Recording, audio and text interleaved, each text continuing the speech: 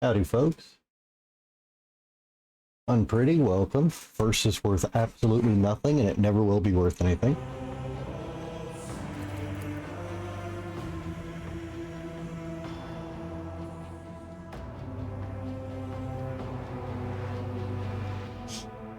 That's right.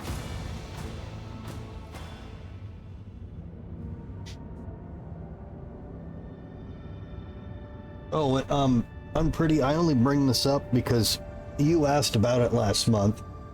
If you are interested in upgrading to a higher tier membership, this is the month to do it because it's September, so they're discounted.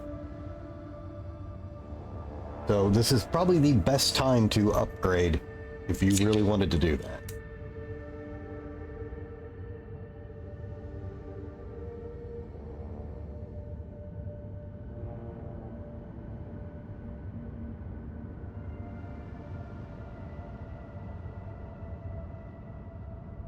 And also don't forget, if you're looking for a game, use my Fanatical link. And actually, you weren't here yesterday when I was pitching this. There is an excellent bundle for sale right now. There is a Capcom All-Stars bundle with a ton of fucking good Capcom games in it. And if you get 2 or more, they become $6.50 or less. Really, really, really good bundle. Capcom's fucking goated.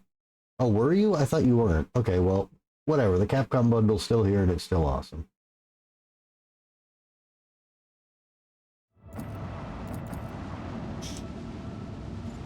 Alright, last night we actually got a whole lot done. We didn't get done anything I wanted to do. But we got a lot done. Yep, just remember to use the link. And then this thing popped up, and I don't remember where we heard about it. So I stopped here. So let's go here. Maybe I'll remember how I learned about this.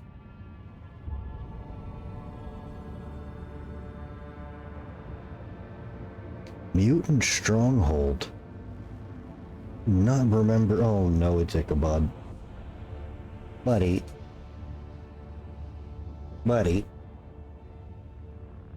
Itchy. Come on.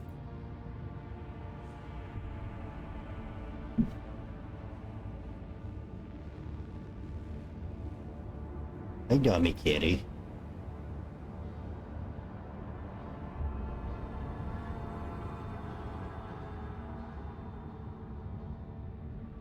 Itchy. Itchy. All right, buddy, you gotta get down.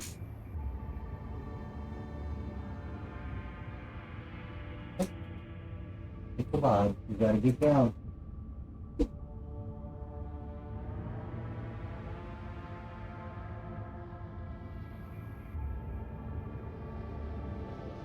Yeah, take it. Oh, God.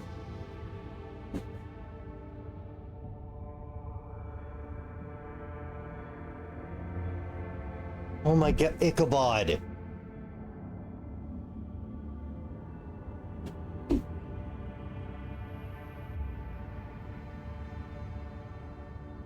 Lord Captain, the ship's cannons are fully primed. The station is well fortified and its inhabitants will probably attempt to fight back. But we are stronger. Do you command we attack this hotbed of genetic aberration?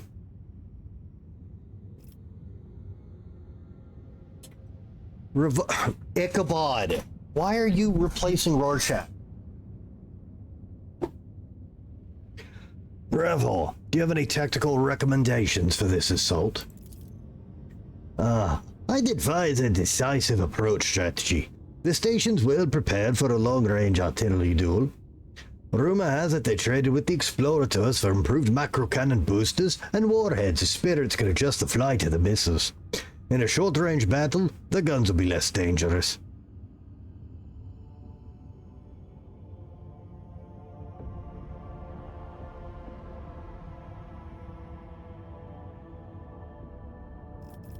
We'll give him a chance.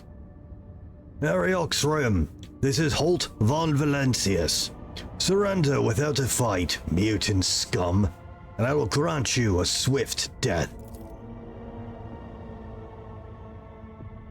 Uh-oh.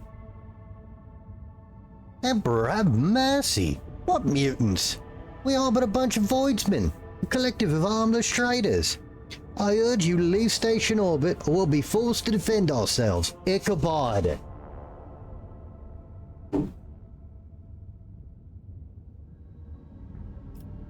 How can you prove your station has not been infested with genetic aberrations? I humbly apologize for my impertinence, but the burden of proof lies on the accuser. Whatever crimes might be attributed to us, they do not include aberrant mutations. And I must warn you, we will not go down without a fight.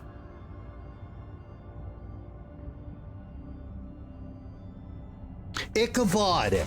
Bad kitty!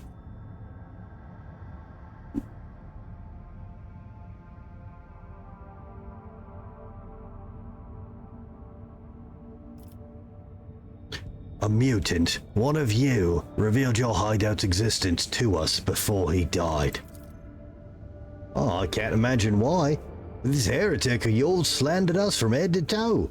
Whatever possessed your lordship to trust the word of a mutant? Their thoughts are as unclean and disgusting as their bodies. NANI?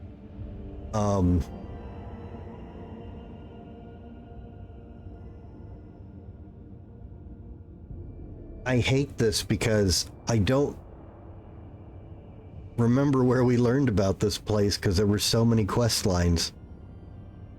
So I don't know if I should trust it. Let me see if I can find this without looking up an answer. Okay, Harriox. What a great way to start the stream. I don't remember what I was doing or what happened. I mean, I didn't remember this yesterday either. It's why I stopped the stream here. Harry...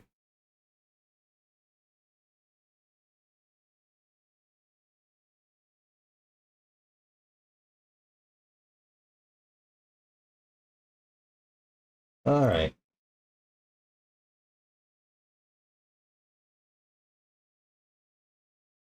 Other than that nearly throwaway line from the Magus and the Void Ship's crypt about them coming aboard from that place 40 years ago, are there any other hints or clues?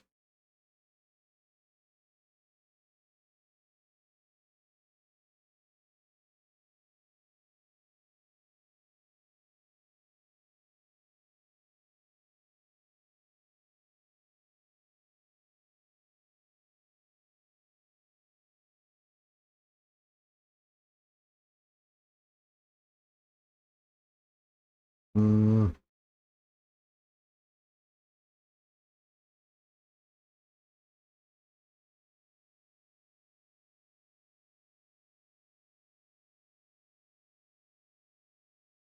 Hmm.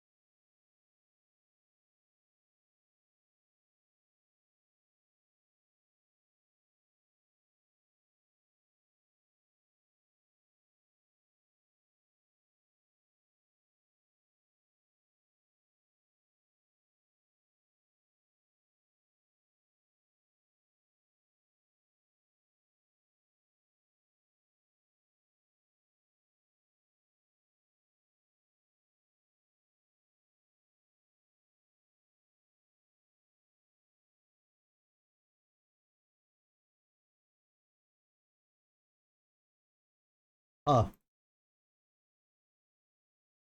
Is that really the only thing where we learned about this? That's like a...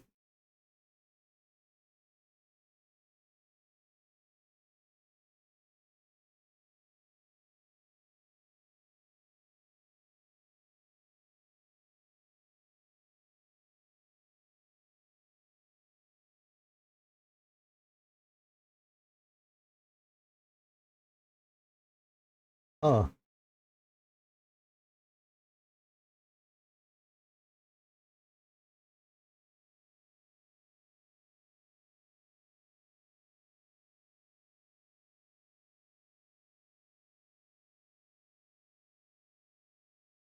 I can't really find any info on it. Um, well, this implies I can come back.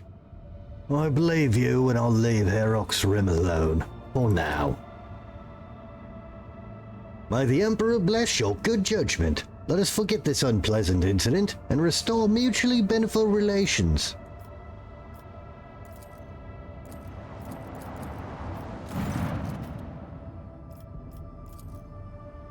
Okay, we can go back there. All right.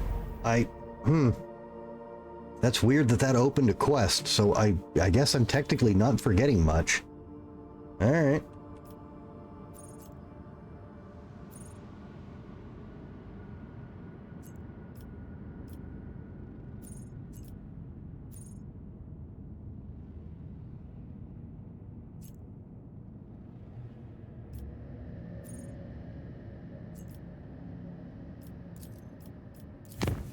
All right, so we can... Oh, God damn it. The scheduled service in the ship's chapel was interrupted in the most profane manner. The images of saints and martyrs depicted on the altarpiece started to move and stepped down from the canvas. The congregation was filled with terror, and dozens perished in the stampede. The illusion disappeared on its own, but it claimed several priests and altar attendants. It is said their frenzied shrieks can still be heard echoing under the vaults of the chapel during prayer. Well, that sucks. Okay, so we'll go back to our capital. We've got a quest to turn in and a quest to pick up. And then if those don't derail us, we'll go to the prison planet to get that done. The duty officer reported an incident in the shuttle repair bay. A security team was dispatched in response to a distress signal, but when they arrived, they discovered that the shuttle repair crew had doubled in number. Somehow, every crew member now had an identical twin, but each assured the enforcers that they were the real one. The enforcers immediately opened fire, killing everyone in the bay. The duty officer awarded the squad a commendation for their vigilance and efficiency. Wow.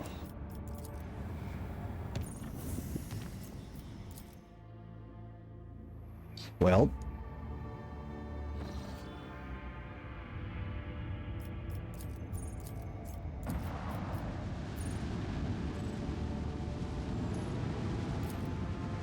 that happened.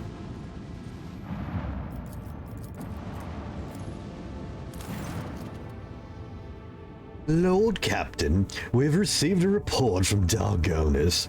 Some common folk from the now ruined Cisalpine 84-249 have succumbed to the heresy of defiance. Forming into gangs known as the Injun Vandals, they now ride around the wastes on wasteland-adapted cleaning Goliaths. They have declared themselves outside the law, raiding the hive's outskirts, only to escape retribution in the toxic wastelands. This is how you guys repay me for helping you? Despite your act of grace, these ungrateful heretics are fleeing the hives, abandoning their workstations and inciting others to do the same. They even dare to spread lies and slander, stating they are being used as slaves. So great are the appetites of yesterday's refugees. Rumor has it that the Foreman clan in charge of debris removal in the ruins of Scipione associates with these vandals.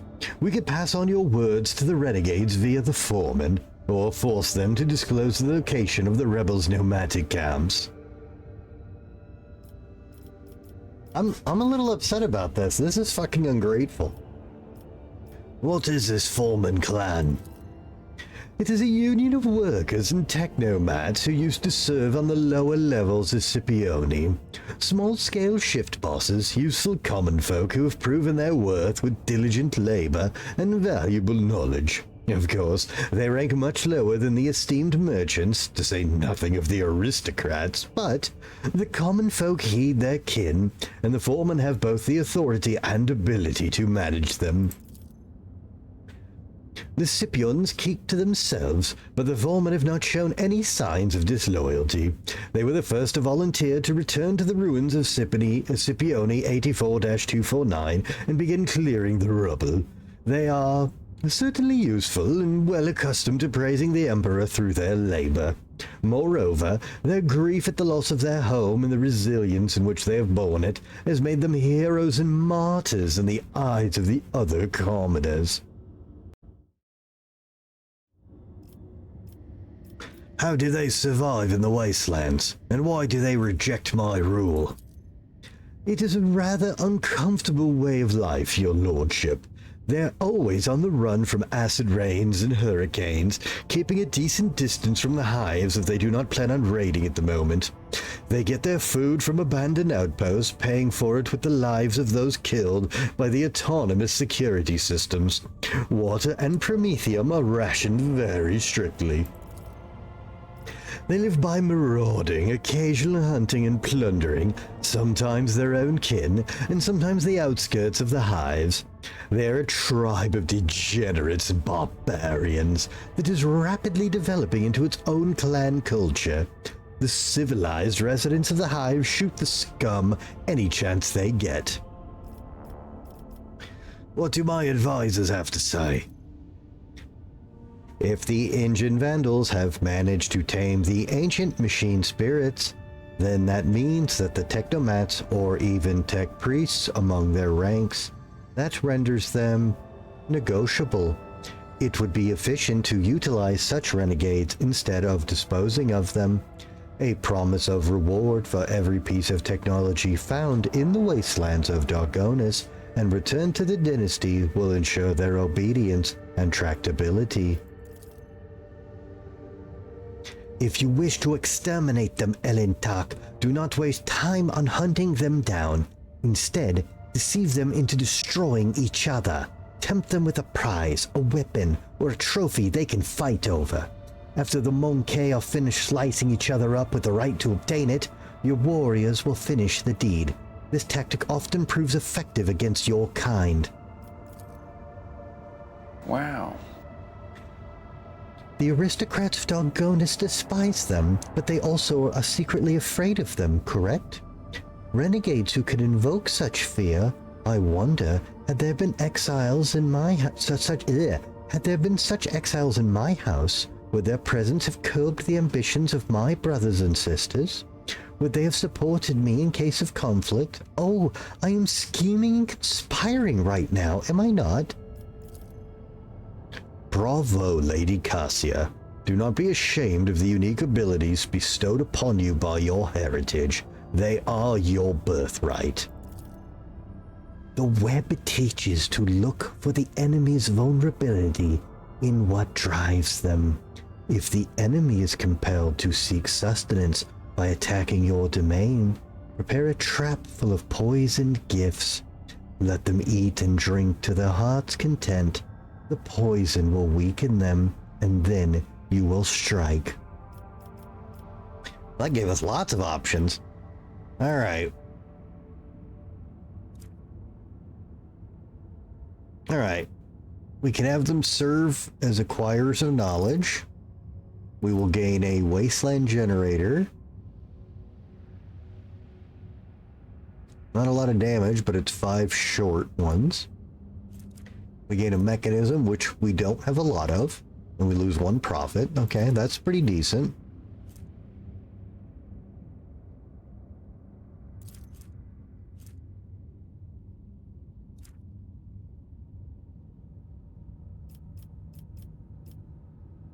We can become the leader of the Engine Vandals.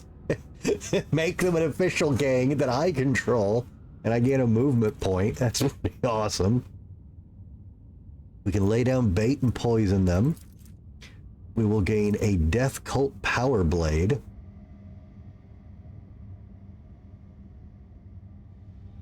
Oh, the damage on that is so low. Wow, that's terrible.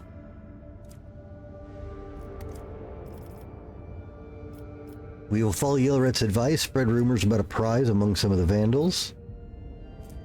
We'll gain the Wasteland Twister Sword, which is also terrible damage.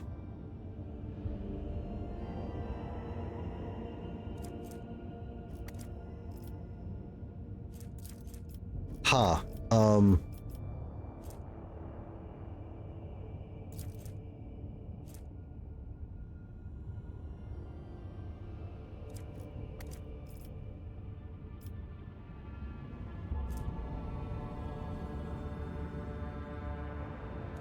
Becoming the leader of the gang is fucking hilarious.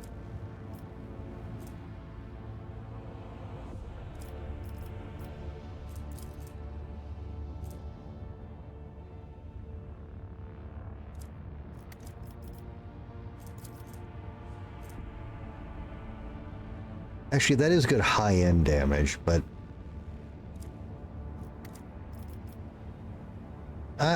I think we'll put him to work. Pascal, draft a message to the Omnissiah Renegades. Let them serve as acquisition of knowledge. May the lost be found yet again. The former servants and serfs of the Omnissiah that are now part of the Engine Vandals were glad to actively collaborate and redeem themselves in the eyes of the Deus Mechanus. The common folk do not dare condemn this pact, fearing the menacing priest clad in scarlet. Hive raids have become a rare occurrence. Expeditions are returning from the wasteland with relics that were once thought lost to the vast plains. The Foreman clan then deliver these relics straight to the dynasty's coffers.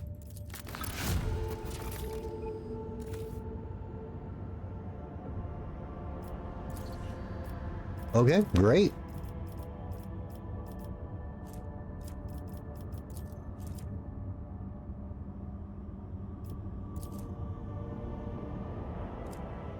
Alright, we can do a Doctrine of Rationality. According to the new doctrine, the disenfranchised will be servantized or disposed of through hazardous work.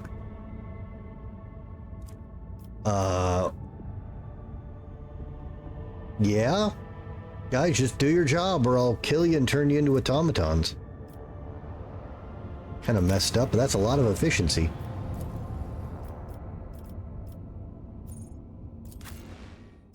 Alright, let's go do some paperwork.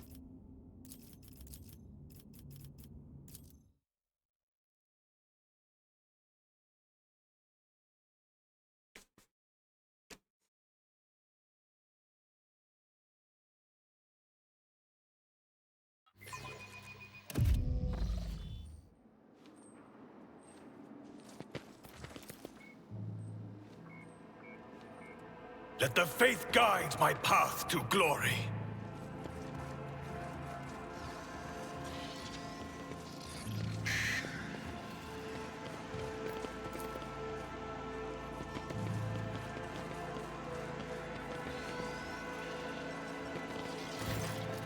Hi, Mortimer. Baby.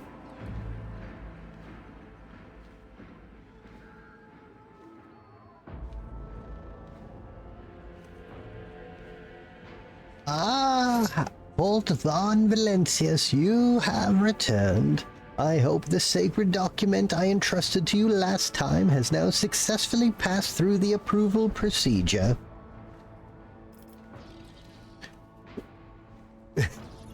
This troller. Remind me, what is it you needed me to do? Oh, it's just repeating the... Oh, okay, these are just the same lines. It's not trolling her. Okay. Here is your paper, complete with seals. The ocular lenses on the old woman's nose emit a subtle hum as she adjusts the magnification. Yes, oh yes, indeed, it is perfect. The seals are authentic, so we may continue with the certification process. Follow me, please.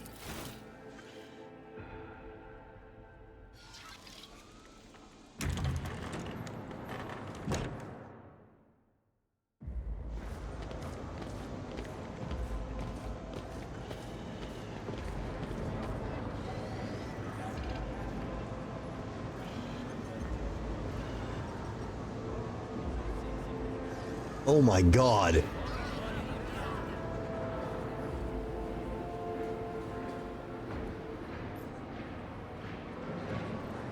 Oh my god, it's the DMV.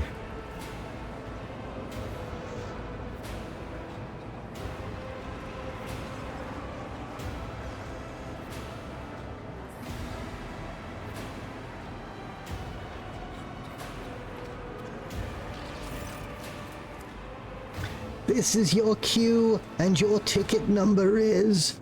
The old woman's ocular lens hums as she zooms in on the paper in her hand. 394.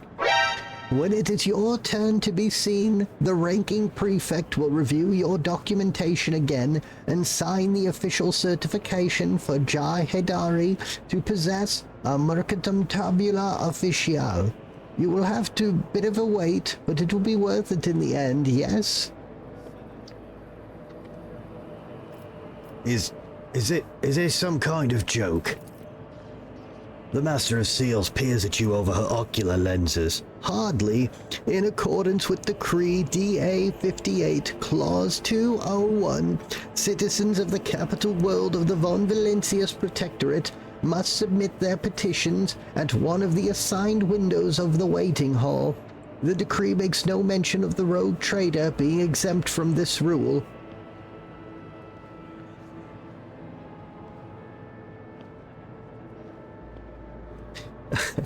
I am the rogue trader and sovereign of this world.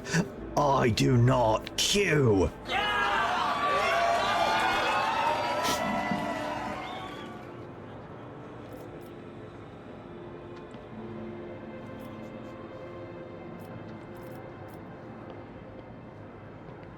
I would probably do this one, but I heard there's an achievement for this, so... Alright. If I must queue, then queue I shall. Then I bid you good day. May the law and the Emperor keep you.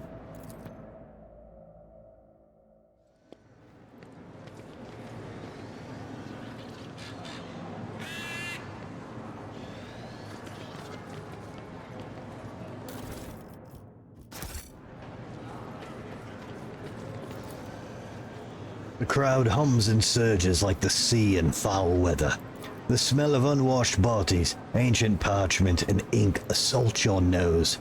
For many petitioners, this is not their first cycle waiting to be seen.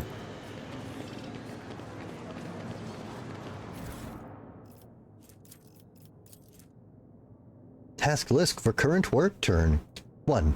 Compose an order for the servitorization of 90% of the population of Asteroid Mining Station, VMK 498, for the purpose of increasing productivity. Number 2. Prepare a set of documents for the reclassification of the world Vibo 6 as a penal colony on the orders of a Lady Theodora von Valencius. Number 3.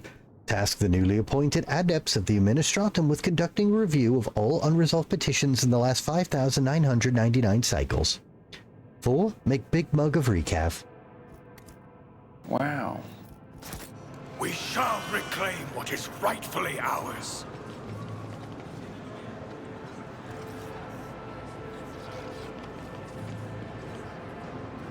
This is what hell looks like.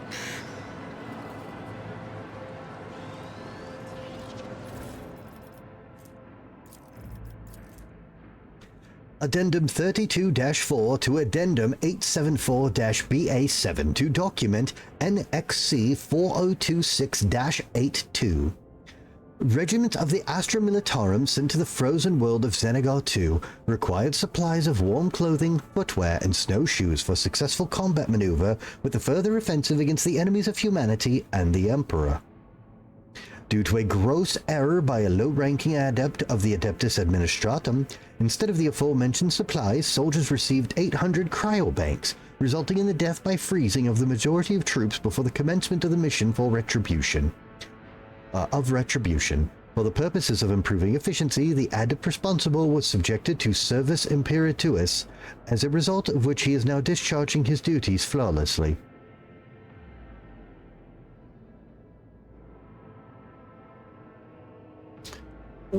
That's a pretty big fuck up. This is out of the ordinary.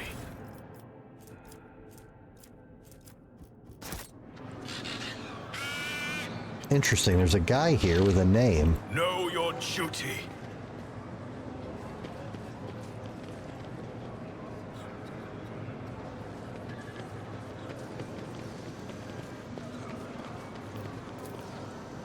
Bundles of wires have been ripped out of the servitor's neck, and a yellow fluid is seeping from damaged joints. How angry would a person have to be to do this? You're about to find out if we're gonna wait in line. Alright, let's take our place in the queue, guys. It's DMV simulator time. Or BMV for all the Ohioans. The queue hums with the thousands of voices. Someone has rolled out bedding and is settling down to sleep. Someone is playing some bizarre musical instrument. Many are praying. Several high-born petitioners are debating who is here on the most important business. You have to admit, the magnificent administrative machinery of the Imperium isn't without its rough edges. Jai smiles sheepishly, eyeing the queue. But what a thrilling adventure this is turning out to be, Shireen. I have never seen anything like it before. And sometimes it is good to take a break from constant traveling and to give all the hot-blooded newcomers a chance to cover themselves in glory without us in the way.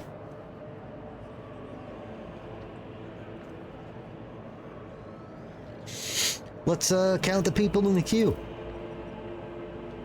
Because this is what I do. The people are constantly moving, coming and going, changing places or simply disappearing from view. On your first attempt, you count 238 petitioners.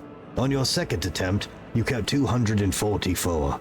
On your third attempt, the next batch of unlucky souls is ushered into the hall, and you lose count. Wow. Bastards. Actually, after catching your eye, Jay purrs surreptitiously as she glances at Kabila. Shireen, if you were to tell your pet assassin to put on a little show in this room right now, I bet the queue would get a lot shorter. To defile one of the blood-spun web sacraments by dedicating it to your avarice? Think again, blasphemer. I yawn. The minutes drag by intolerably slowly. Somewhere in the queue, a child is howling at the top of its lungs. The palace adepts are sedately moving documents from one pile to another, shuffling papers. Several petitioners have gathered in a huddle and are swapping rumors while someone is laid down for a nap on a nearby bench. Yeah, where's that option for me? Narcolepsy powers activate. Form of time travel. Scratch the back of my neck. You have whiled away 30 seconds of your wait. You wonder how long you have left to go. Order your servants to prepare a waiting area befitting a no, we're not gonna do that. I'll wait patiently. Did I say the wrong word? I probably did. Sedatedly. Sorry, I said the wrong word.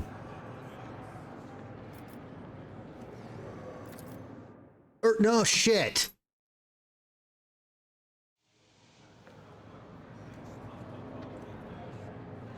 Well, I guess I am going to fling my riches around.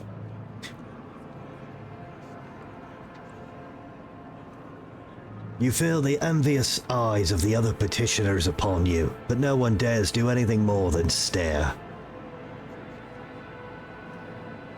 So I just have a nice table and tea now, I guess? I feel bad about doing that. Rule Fleur, welcome. How are you today, man? I wait patiently.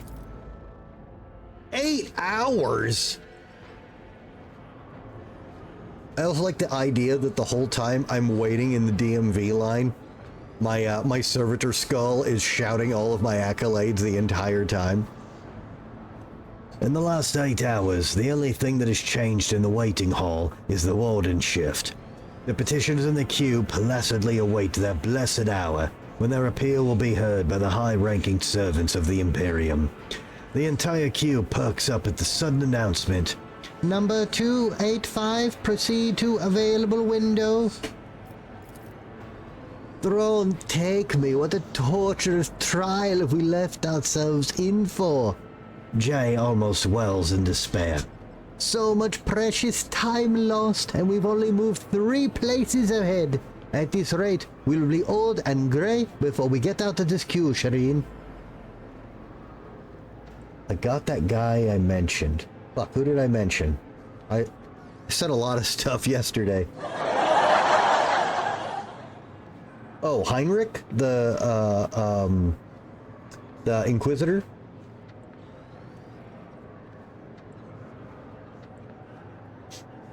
Yeah, if you can tolerate having a member of the Inquisition, although he is one of the nicer ones,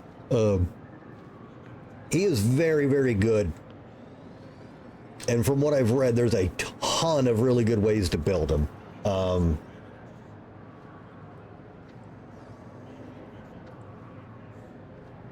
And again, he is the best Inquisitor I've experienced in Warhammer media. Fuck, I hate the Inquisition. Well, whatever you do as a build, whether it's good or not, is...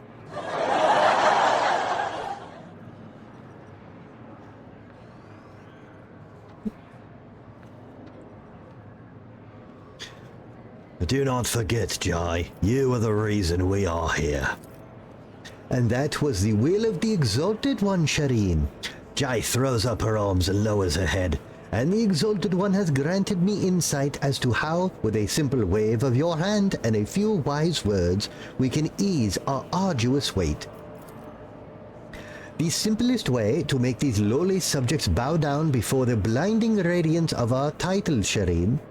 The second option requires a little more patience. I've already found our first a compassionate citizen who is standing 50 places ahead of us in the queue. Simply offer the right words to unlock the heart, and he will gladly swap tickets with you. And also, you have the power to solve the problem of some petitioners, removing their need to visit a coveted window. After all, is there anything an ordinary citizen could want that is beyond the power of a conqueror of the stars to grant?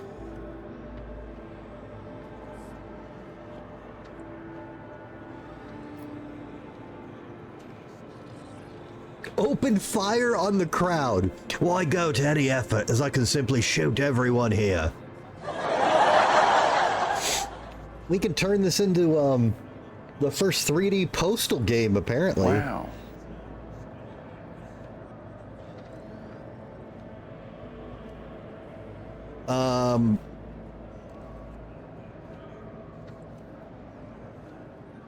So...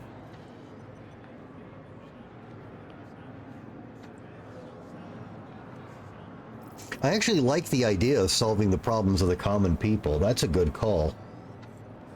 But now that I know there's an achievement for this, we gotta read how to get. They're not read how to get it, but what will ruin it. Waiting.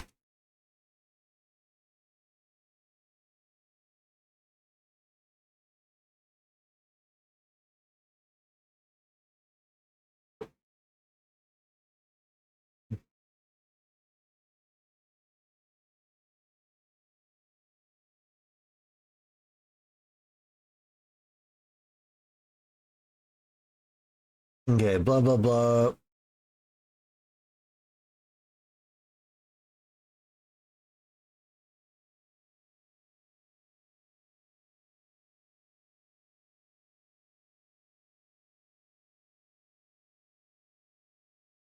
Thank you for waiting, achievement. Here you go.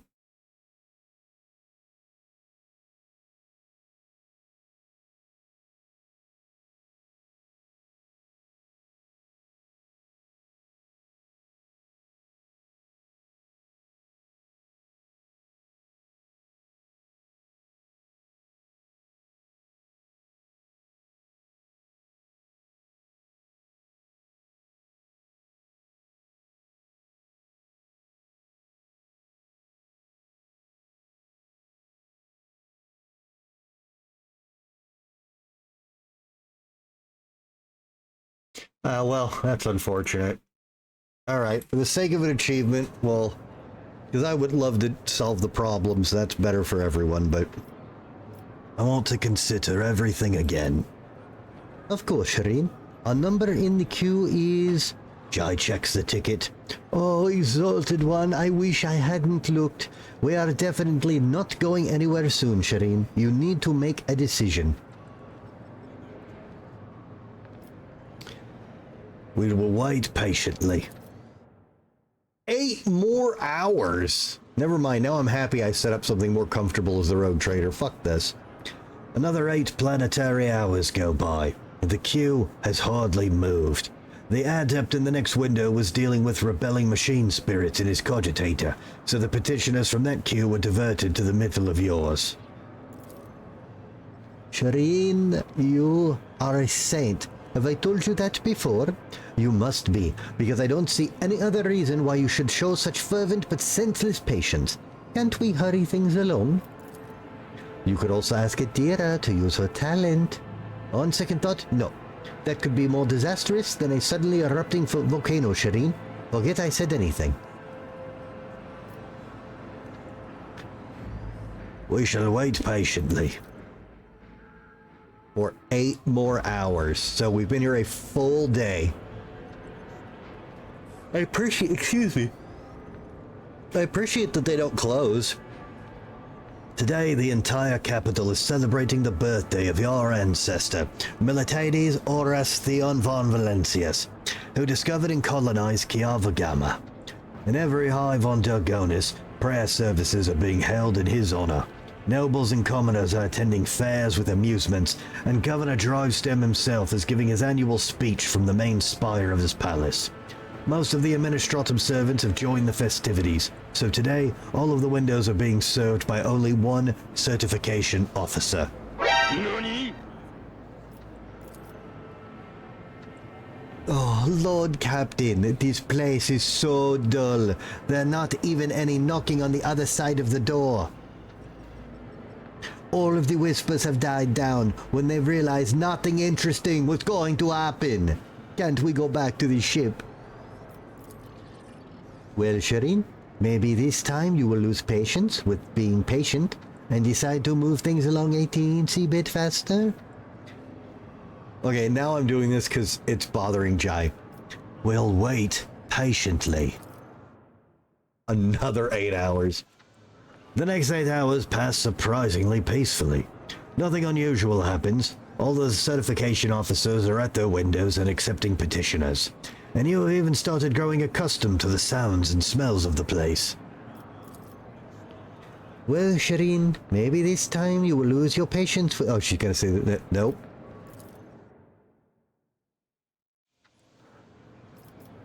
Nope. The hum of activity returns to the queue. Petitioners exchange glances, clutching their paperwork. After a few seconds, you realize that the number being called out by the servo skull for the 3rd time is the one on your ticket. Jai's eyes are sunken from lack of sleep, amasec, and exhaustion. Her hair is disheveled, and her fine clothing is so rumpled one would think she had been brawling. We've really made it. I swear on the throne, patience is the path to madness. I don't know how the saints live through their torments without amasec. What are you waiting for, Shireen? Let's go. We have another couple of hours with the certification officer to get through.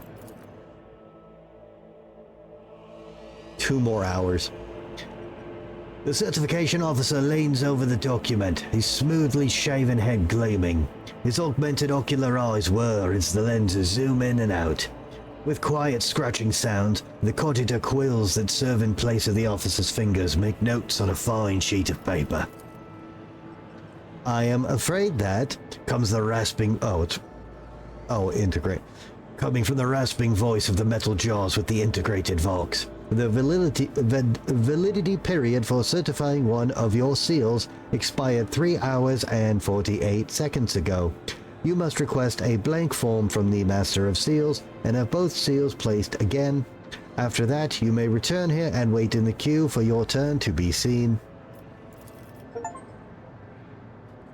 Madness glimmers in Jai's eyes as she stares at the bureaucrat, and a hand reaches for the knife on her belt.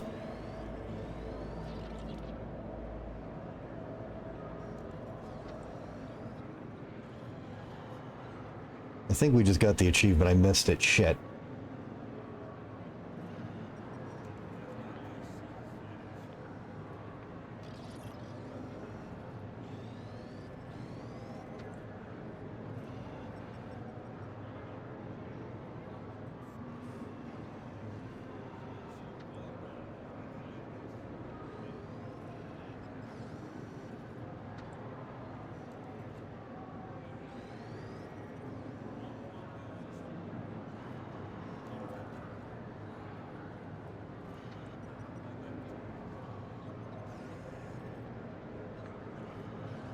Thank you for waiting. You waited patiently with the commoners in Jai's second quest.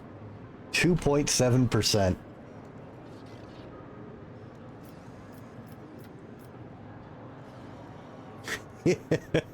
I stood in that damned queue for nearly 3 turns, without sleep or amenities. Either you certify this document, or I swear to the Emperor, I will kill you.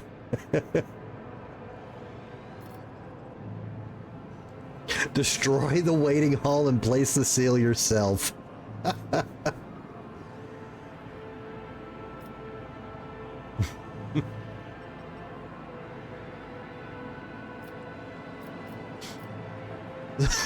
Wait. Oh my god, why is this?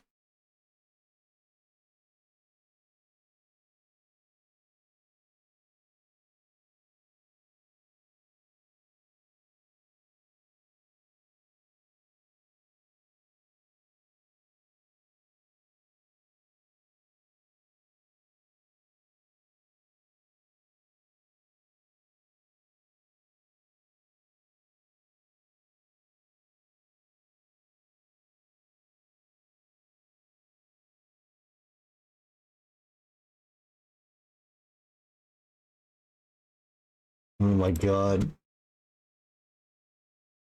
So, here's the thing.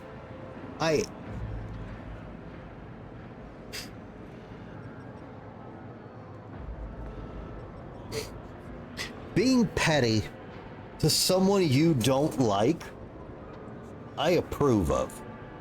However, at a certain point, you do cross a line or you're cutting off your nose to spite your face.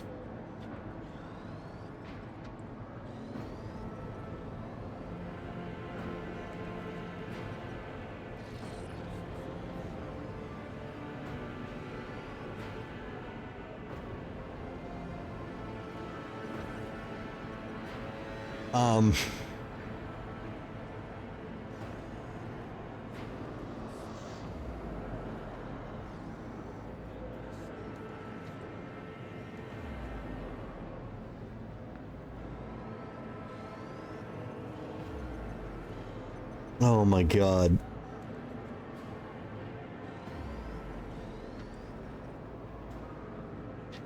How much are 3 hours, 48 seconds of your life worth, servant? The augmented ocular lenses stop moving, and the cogita fingers sharply cease scratching out gnarled letters. 10 times my salary. Wow. You're extorting me?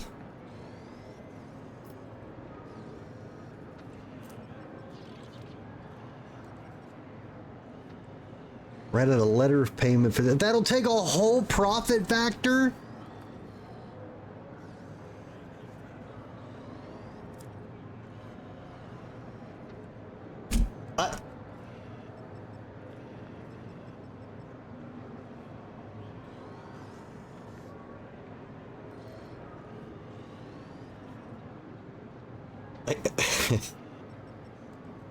I feel I'm within my right to destroy the waiting hall and put the seal on myself.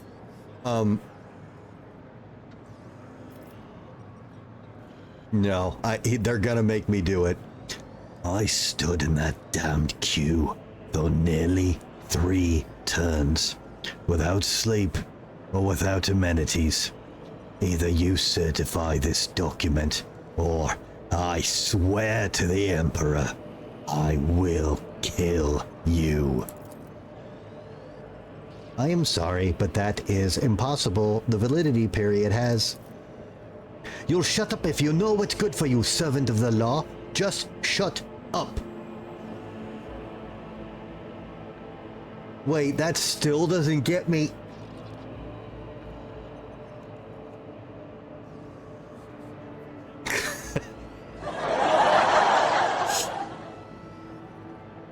Grr, I have a problem. All of the options aren't getting me where I need to be.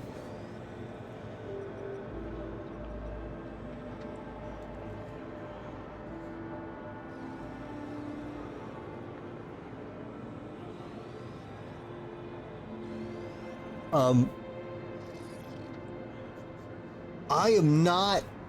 Okay, I can more than afford to do this. I just told him I'm going to kill him, and he's like, but the time to have your paperwork signed has... That didn't work.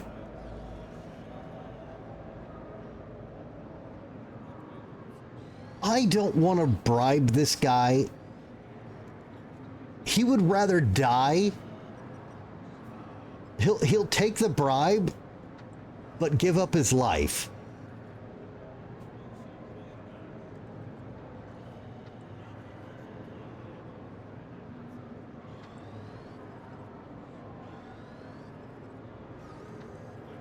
This is... Have you guys... Hang on. We're gonna have a talk. How many of you guys have played the original 3D Postal? Not the original Postal that was like an isometric, really weird shooter. I'm talking the first person one, where you just got to get through a week in the loser's life. No, okay, so obviously the game isn't for everyone. It is a juvenile humor, excessively violent game, okay? That being said, the first 3D one, I actually think is a really good gag game. And I think most people can have fun with it. So here's the thing, when I played that game, I went in with a fun goal. So when I played it, I said, you know what? Let's not play the game they want me to. Let's play the game and not go postal. Okay? I'm just going to do the chores I'm supposed to do, and we'll be patient and we'll wait because I want to see what happens. Okay? So you're still going to end up in some shootouts and stuff because it's a shooter game, but I wasn't going to be the reason they happened. So that was my goal. I was trying to have anti-fun with the game, and I did this on my first playthrough. So I actually believe, first of all, no one's ever played through the game like this, because that's not why you're playing a game called Postal with stupid juvenile humor and excessive violence. But I truly feel that for this game, this is why I like this one the most. I truly believe they made the game intending you to do this until it actually pissed you, the player, off so much you would shoot them like you've always wanted to in real life. Okay? And the whole game is like this. So it's literally like, you know, oh, hey, go get your plates renewed at the DMV. And you wait in line, and you get there, and then they're like, oh, if you're in the wrong line, you've got to go over here. And then you wait in that line, and it's, no, did you bring the paperwork? You need to go home and get your paperwork and come back. And all the quests are set up like that. Okay? Now, I was actually making it through that pretty decent and laughing about it. Until whichever day, I don't remember the order of the weeks, because every level's a day of the week, because you're just doing your daily chores. One of them was cash your paycheck. Okay? Fine. You go to the bank, there's 5 people in line. That's not bad. Not after the DMV quest. There were more people in line at the Quickie Mart. So, all right, 5 people in line. Except we got raided. Young people from all over the globe are joining up to fight for the future. I'm doing my part. I'm doing my part. I'm doing my part. I'm doing my part too. No, I'm not ending. I just started. Their part. Are you? Join the mobile infantry and save the world. Kat, thank you so much for the raid. Raiders, welcome. Artos, welcome. Look at all them dancing kitties. Fuego, you dodged the auto mod again. I'm gonna have to fix it. Welcome. No. I'm in bureaucratic hell right now, and I'm telling people about my first time playing the 3D Postal and how I can relate it to this. So anyways. No. There's 5 people in line in front of me for the cash your paycheck quest in Postal. Okay? So, there's the 5 people in front of you. I go, no big deal. I move my character over, and I stand in line and I wait. They had the people in front of you talking to the tellers. It is the worst group of horrible tropes you've ever heard, written and voice acted to perfection.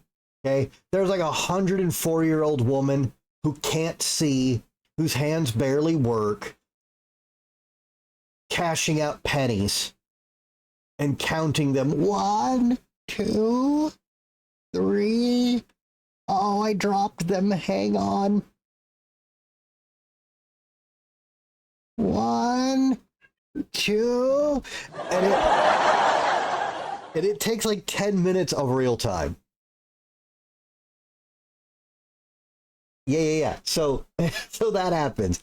And then the next guy. Yeah, I need to deposit this money. All right, well, what's your account number? I don't have my account number with me. Can you just look it up? Yeah, we can, sir. Do you have your identification? Actually, I don't have my ID with me. Can we look up? And this goes on for like 12 minutes. Okay, doing this without actually just shooting everyone and going postal like the game wants. This actually takes almost an hour. Okay, but I sat there. Just nope. We said we're gonna not go postal. We're gonna play the game. So there's now one person in front of me, and they're complaining also. And I went, you know what? This is good. The person in front of me is also bitching at these people. They're not going to be a problem. Right? They're going to get in. Hey, I need to pull out $20. Okay, great. And they're going to leave. So I'm excited because that person's bitching right along with me. This dude comes in. Okay. So like here's the rope for the line, right?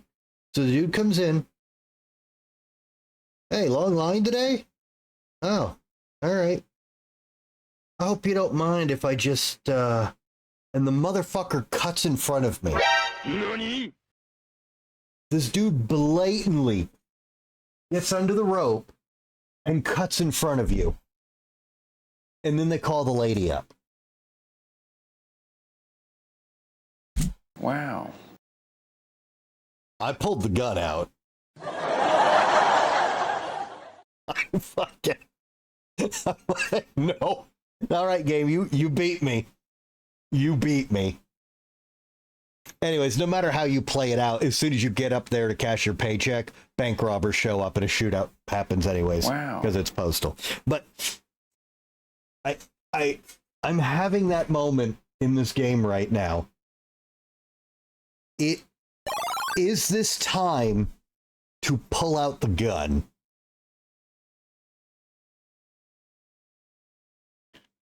Because my options are sit here for another 3.5 days, hope nothing else happens,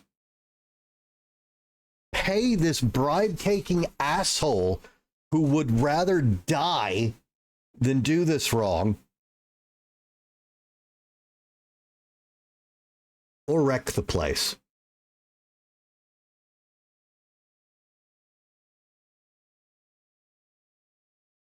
And yes, retail is hell. Yeah, guys, reminder, okay? When you go to any store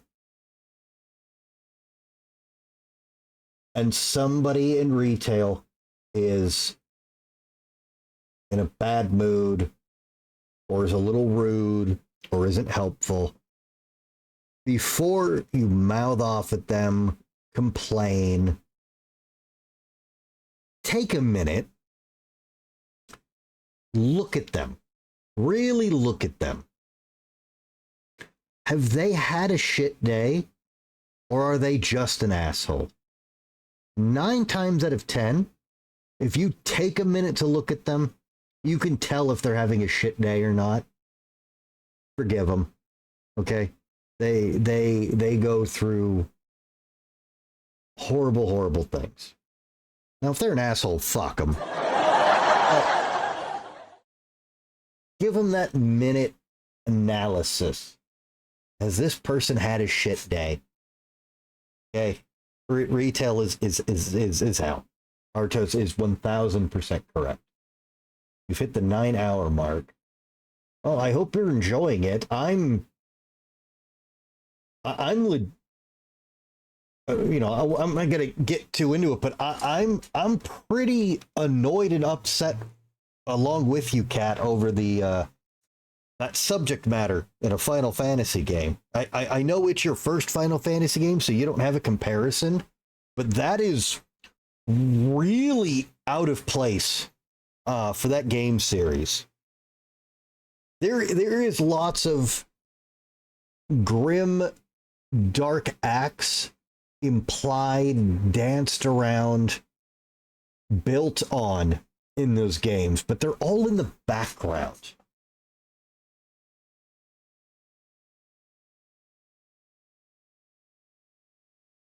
I don't know. That doesn't. Again, I do not like the modern Final Fantasies. I am very biased. I will not hide that or deny it. I don't think most of the modern Final Fantasies have felt like Final Fantasy games. But that is a much bigger divergence of not feeling like a Final Fantasy game. And I don't like it. It's very fucking weird. No one has ever played a Final Fantasy game for that kind of fantasy story. Nobody has picked up Final Fantasy for that. There's plenty of games to play for that. Many of them are good. Many of them are some of my favorite games. Some are on that shelf right behind me. I don't need that when I'm playing Final Fantasy. And I'm saying this as a fan of dark fantasy, and I'm playing a Warhammer 40k game. So I don't know. That I was very happy to see that when that was announced and when the game launched, a lot of people were very upset about it. So I'm glad I'm not alone on that one. But that's not what we play those games for. We have tons of games to play for that stuff. Final Fantasy is not one of them. I'm also ranting about this because I really don't want to make this decision.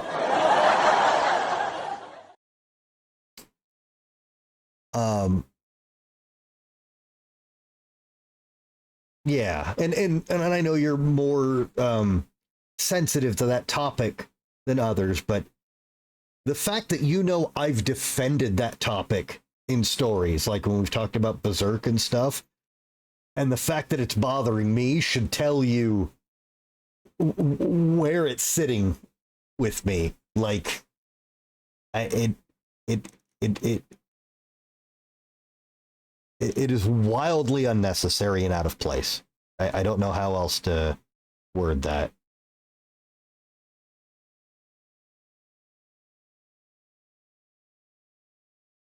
I mean, okay, fine. You know what I mean. I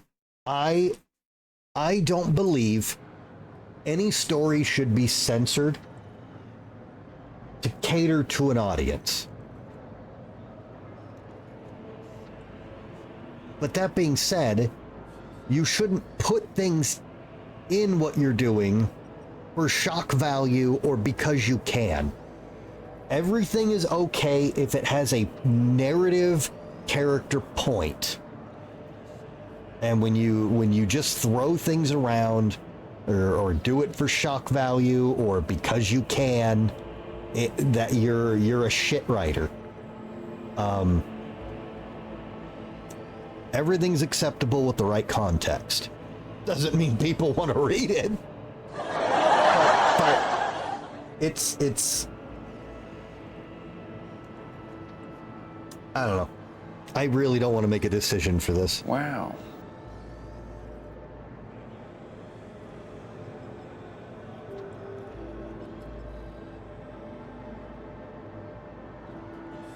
Yeah, the difference between a well-written villain and a mustache-twirling villain. Mustache-twirling villain are for kids' cartoons, which obviously also won't go into those topics.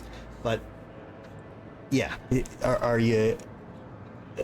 And most people agree. I'm also a big fan of the sympathetic villain, where you're like, this guy's evil, he's committing war crimes, we've got to stop him, and then you find out why he's doing it, and you're like, you kind of have a point, but bro, you might have gone a little too wide scope, maybe. You know, I like when I like focused evil.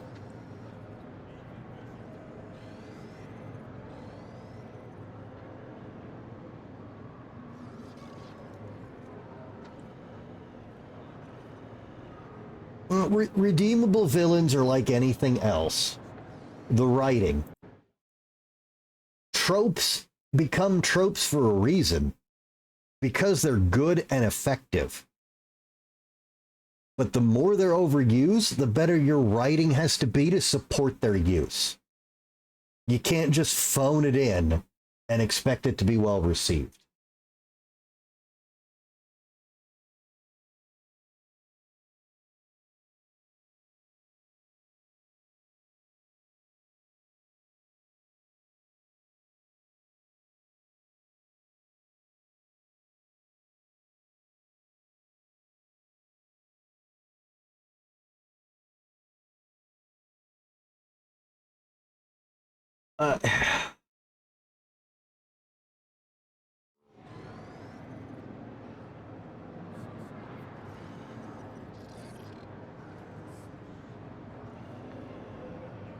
Yeah, I like redeemable villains, but it's gotta too many of them, I think, softball the redemption. I'm actually gonna bring up a movie I'm not a huge fan of. Not that it's bad, it's just not my thing. Star Wars and Vader. I thought Vader's redemption was done very well. I know that's a very generic thing to bring up, but it's an example I think everyone can relate to. You get how it got Vader, and also the Emperor was just such a cocksucker. Like, his works. That works for him.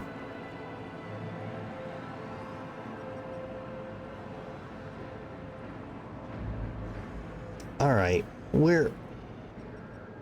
Grr, how much longer do you think I can delay? Wow. Doing this?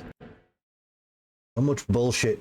Do I have enough bullshit in me to get through this? I think all of the Raiders left, Cat. That makes me sad. Wow. Godless son, he mentally broken toward the church, now he thinks he's Messiah and the Son of God, ended up making the old demonic God, now in the world's good genocide because he thinks the voices in his head are the prayers of the people, asking them their suffering. Okay, well, okay, that there's also a difference between redeemable and completely batshit insane. I mean, that's a bit... I think we're going into a completely different villain talk there. You're getting into Kefka levels there. Well, yeah, but that's a bringing insanity into an unredeemable villain is kind of a sub case.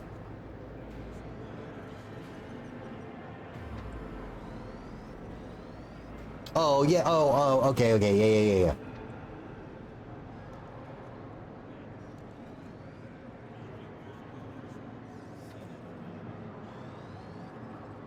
Night's Game Room, welcome. Sorry, I'm ranting and wasting as much time as I can to not make a decision here.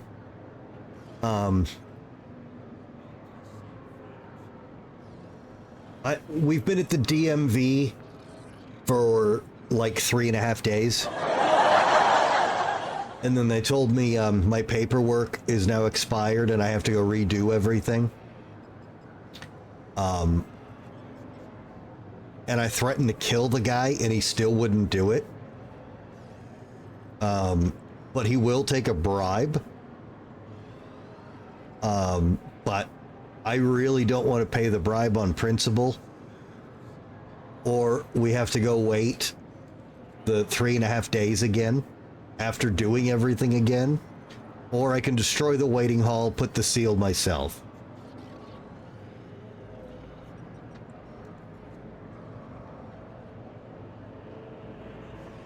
Kat, if you would have been around for me dealing with the California DMV, trying to get my dad's car in my name after he passed away, I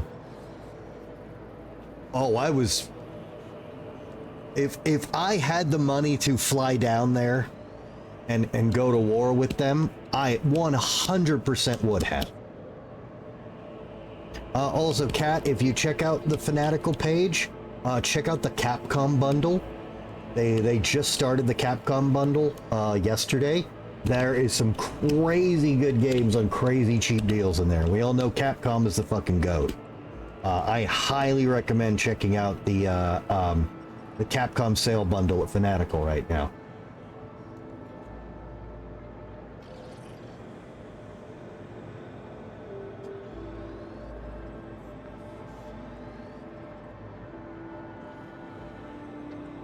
Oh, it's good for a month, but no, I understand. You should still look at the link and let people know about it, though, because that Capcom deal's fucking baller. But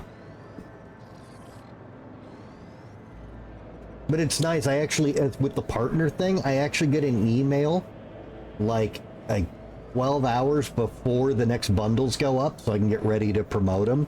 I slept that whole day because my narcolepsy took me out. But when I got up and saw the email and that it was early, and then I saw that Capcom bundle, I'm like, ooh, so good.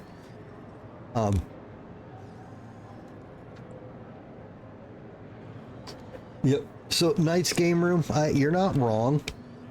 That's one of the very few things that's nice about me living in a podunk, incredibly small town. We have an incredibly tiny, small DMV, or BMV. I'm sorry, Ohio has to be different. I think the longest I've ever had to wait there was like 40 minutes. I'm usually in and out of there in 10 minutes because there's not enough people here to make it busy. I mean, Kat, you don't have to, but I would tell people about that deal regardless. I've been telling people for years to buy stuff off Fanatical. Just, now I can get paid for it. Wow.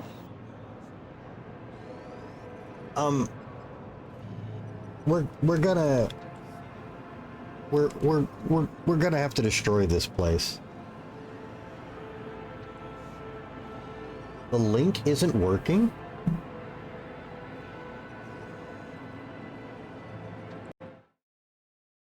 It's working on my end.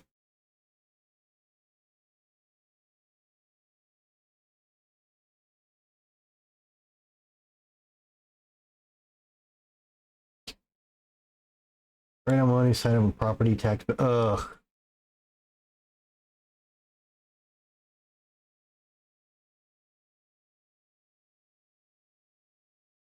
Oh yeah, dude, no, yeah, guys, if I'm promoting something, okay, don't do anything. always take care of you first. Always. Don't. I just want to let people know there's cool stuff.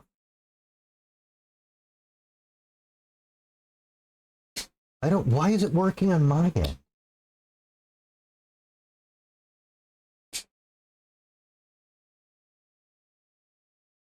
Sardanisms, can you click the link?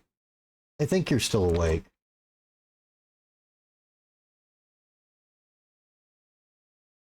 Sardanism, can you click that link and see if it's working? Because it's working on my end.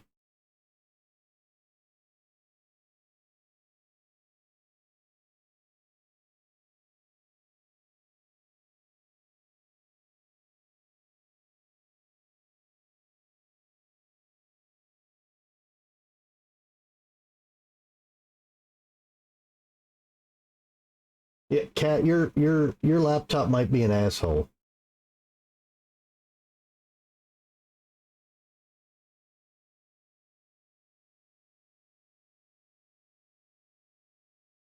Okay, we're gonna chalk that up to Kat's laptop being a piece of shit. Yep. Okay. That tracks.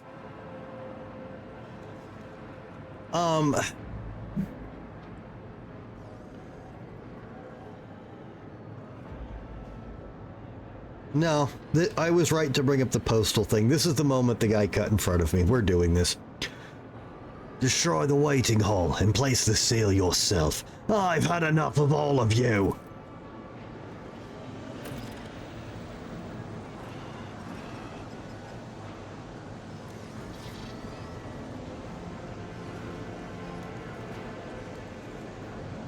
We are bound by the blood of martyrs. We're gonna be bound by the blood of me destroying this place.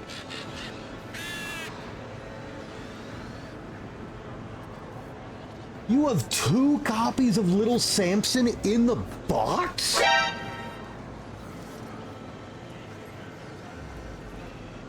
Oh my god. Fuck, if I had the money, I would buy it off you. That is one of those tragic games that is so rare and so expensive, step, but it's also I forge such my a good destiny game. among the stars. So, like, if you just want it to play it, it's completely unfeasible. I'm an original. I mean, I'll emulate when I have to, but I'm an original hardware kind of guy. But Little Samson's such a good game.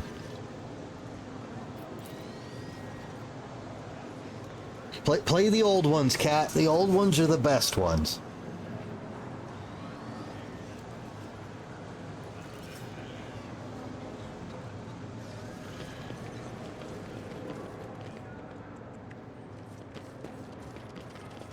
Yes, Let the Mortimer. faith guides my path to glory.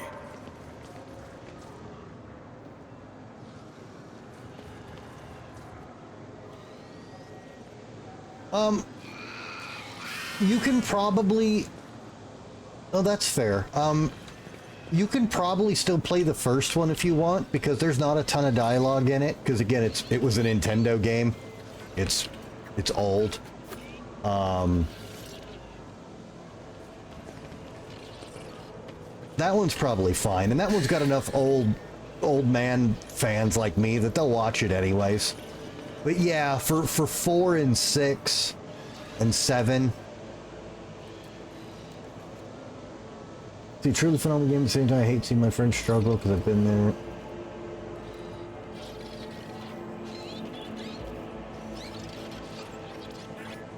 Oh, I'm assuming the Flintstone game you're mentioning is the one almost every collector doesn't have because it was like one of the last NES games made. I'm assuming you're referring to that one.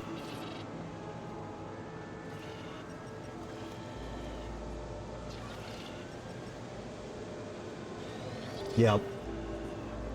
That's funny you brought up the exclusive to Blockbuster thing. I taught Kat about the existence of Hagane a couple months back and the wild story behind that awesome game.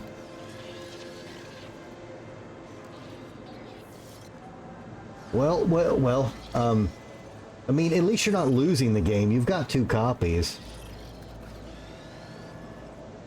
I mean, forget that cheap. You'll never find it again in person, period.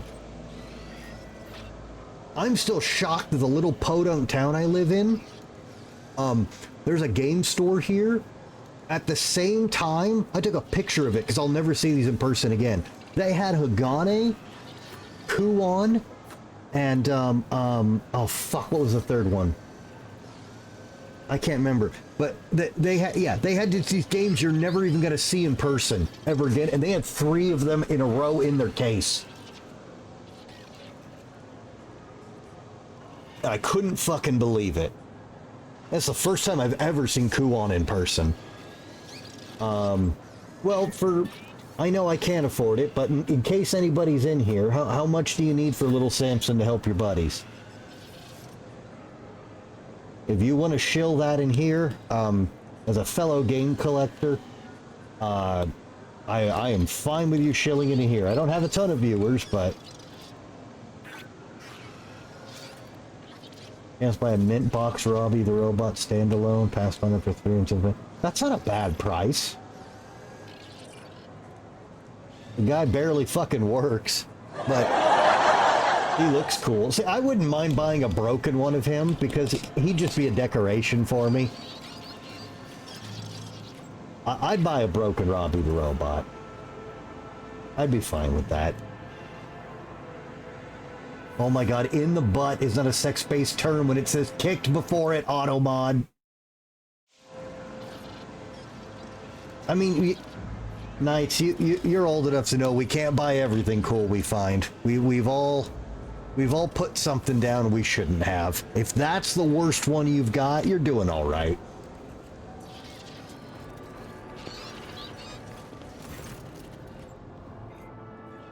The Temple of Law and Order greets you, Holt von Valencius. You have returned with all the necessary paperwork, I presume. Here, all of the seals placed by a certification officer. And by certification officer, I mean myself.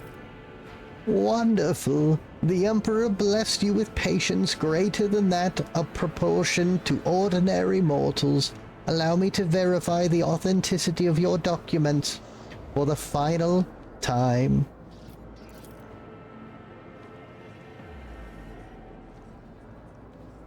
Now, it's funny you had to bring that up. One of my things I kicked myself for, well, I was a kid. I didn't have control over it, but I didn't fight hard enough for it, was Virtual Boy. Virtual Boy is not a good system, and it doesn't have a lot of good games. The good games it has, though, I really, really, really like playing. And there were so many years where Virtual Boys you could grab for $60, and the games were like $10. I just wanted one, and Tellero Boxer, and the one that's technically in the Shin Megami Tensei universe, the Jack, the Hollow Jack one or whatever it is. I can't remember the other game I like. It was like 3 or 4 games I wanted. And now, yeah, I can't believe those things are fucking $700. Like, literally nobody wants them. Why are they so much? Same with the N-Gage, too, damn it. I want to play the Rifts game. The old woman holds the documents close so that they are almost touching her nose. Her mechanical ocular lenses click incessantly. Yes, yes. Confirmed. Everything is in order. And this one. Ah, the seal is smudged slightly. Jai's smile evaporates, revealing her true emotions. Void Scorpion, scratch out my eyes! Now what? Adira stares at Jay in surprise and lets out a whistle. Well, that came out of nowhere. Just one strike. Not in his name. Not by his will. Merely for myself. Would it be a grave trespass, I wonder? No, I must banish such thoughts. Cabela's ready to murder this old woman and accept the punishment.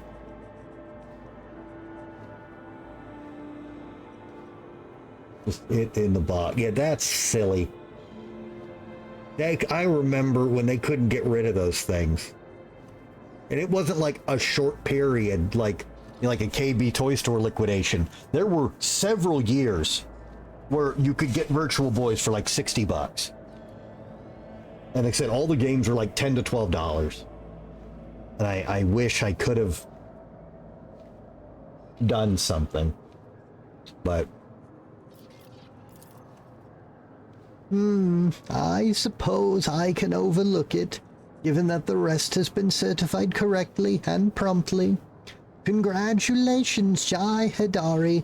You are now the holder of a Mercatum Tabula Officiale. Do not forget to repeat the certification process every 100 Terran years. Uphold the law of the Imperium proudly and honorably in the worlds of the Coronis Expanse. And one more thing. Loss of the certificate is a grievous transgression, Mistress Hidari. Lose the original document, and you will be unable to regain your status as an official trade representative, not even with the Rogue Traitor's endorsement.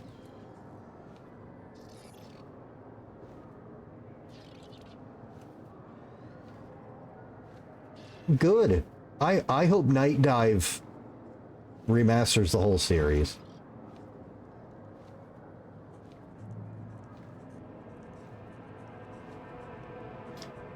Well, Knights, I can explain that one. There is still the amount of units. Virtual Boy had one pressing. A good chunk were made, but it only had one pressing. 32X was, and things that can work officially in other countries like a 32X, had 4 or more releases. There are thousands and thousands of 32Xs out there. They are worthless by numbers alone. Comparatively, there are very few Virtual Boys. And nearly everyone who bought a Virtual Boy back when they were on shelves did not take care of them because they didn't like it and they didn't care, and most are in disrepair or not working. That's why there's that huge price difference. There are so many 32Xs out there. And then again, there's all the weird hybrid spin-off systems Sega did. You ever seen a CDX? Knights?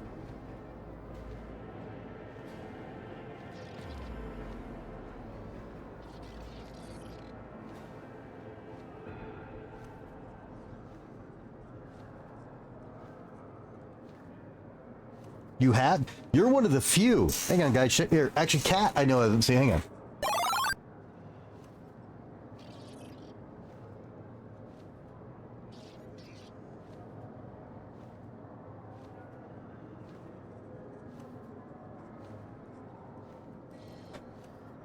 I want to talk about some of the weird. You want to talk about some of the weird shit Sega made that didn't get official release, that had, but they didn't get shown or advertised.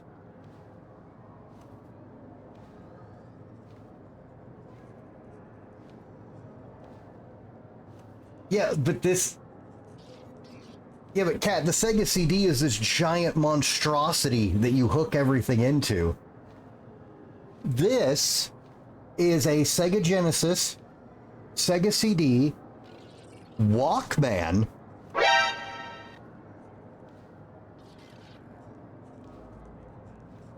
and yeah, this is you can't tell that this is a portable music player because it is, and it was advertised like that.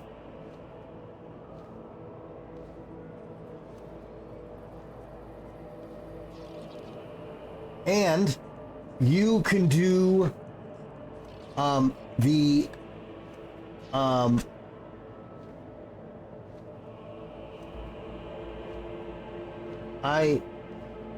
No, everyone would just ask what it is. Uh-oh. Uh-oh. Oh, that's really bad.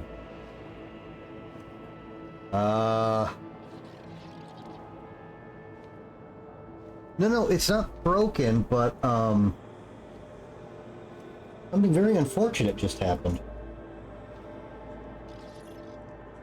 I'm not sure. I think one of the springs just gave way. The door isn't closing anymore. Or it won't pop back out.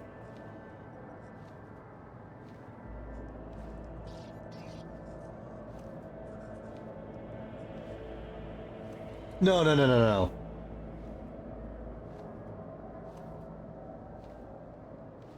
No, it's fine, but I don't like that being exposed. Sierra, welcome. Why did a spring break? No, if a spring broke, gravity would make it pop back up. What happened?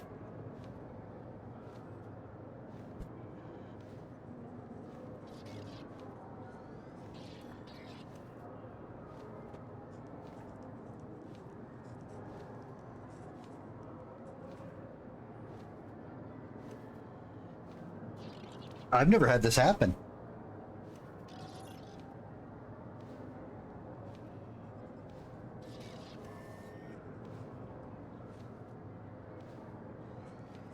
Huh. Well, that sucks. I was hoping putting a game in and popping it out would... What the fuck is it stuck on? There's nothing in there.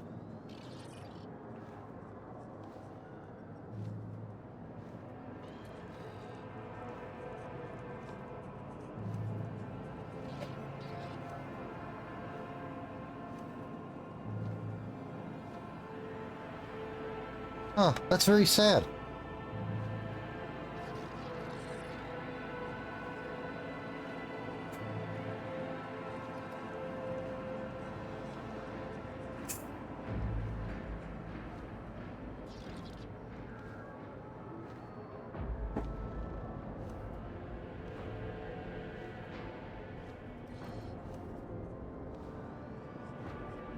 Anyways,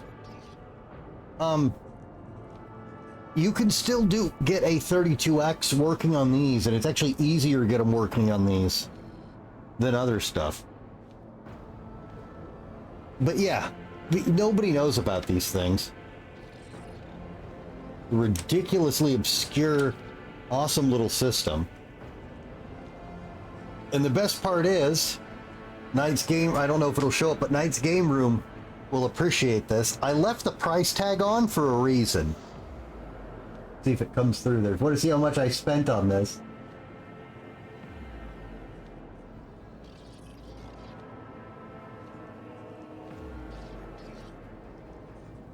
Because they didn't know what it was either. Yeah. Bookmans didn't know what it was either. So 40 bucks. They put a Genesis game in it and it worked, and they went, okay, it's a Genesis. And sold it for a Genesis price. And my buddy called me and said, hey, there's this weird thing there. I don't know what it is. And I said, send me a picture of it. And he sends me this, and I'm like, grab it right fucking now. I'm really bummed out the door isn't closing now, though.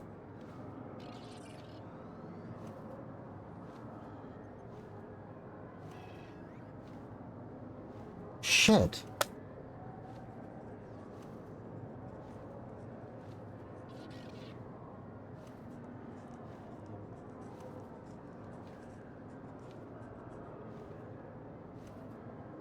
All the springs are working. It's still... like, I can still feel it.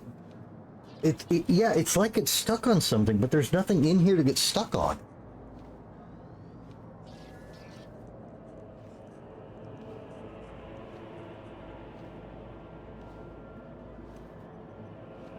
Oh. Of course, I should have just slapped it.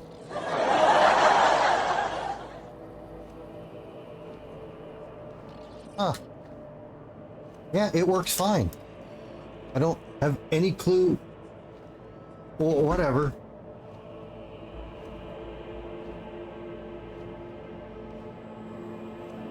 Yeah, Sierra. Yeah, especially with this stuff. Always look at what the last 5 sold for. People, same thing with Amazon's actually even worse. People will be like, yeah, I've got a copy of Contra here, with the sticker ripped off. I can't test it, but it's from the original NES. $900 your best offer. Fuck you, it's Contra. Like, what?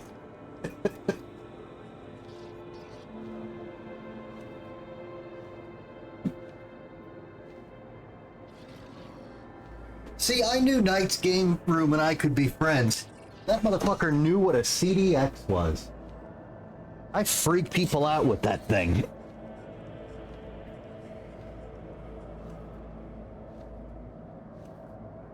Exactly. And if you spend enough time looking, you can find a Contra for 30. If you're willing to have patience. But yeah, some of those Amazon sellers are...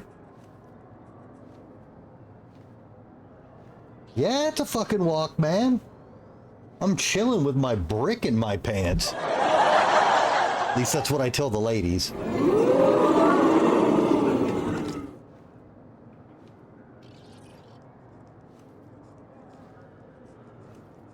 But yeah, what? Get out of here, Banjo.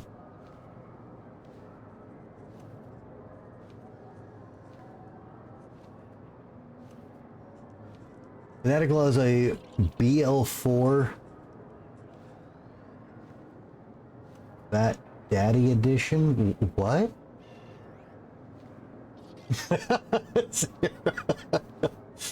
Also, Sarah, I now, thanks to you warning me it was in the game. Oh, they did put it on sale? Nice. Yeah, and I already told you about the Capcom pack yesterday, Gerton. So Sierra, thank you for warning me about that achievement. I've officially waited in line at the DMV in Rogue Trader. And I agonized a long time over what to do when they told me my paperwork was expired. I destroyed the place and stamped it myself.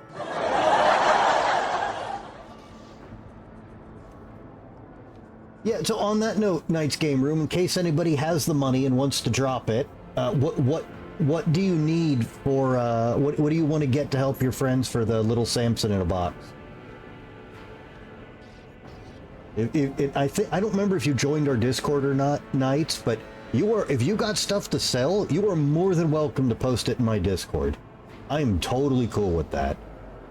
If I had money, I'd probably be one of your best customers.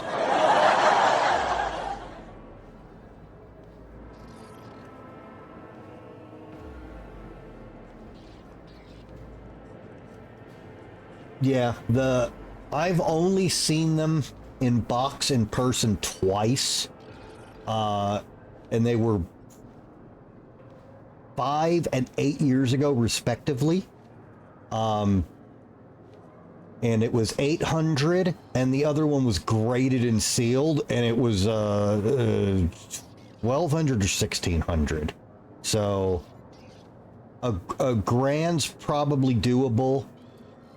And you know, if you could put like, or cash 900 or something, you'll probably move it pretty quick.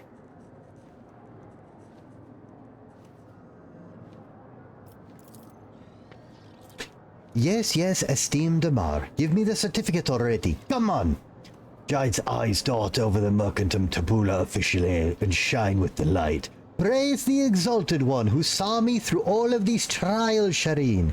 This is something to tell the grandchildren about. How a humble mortal became a trade representative of the Imperium. Let's not bother Didamar any longer, Shireen. Why don't we discuss our next steps on the ship?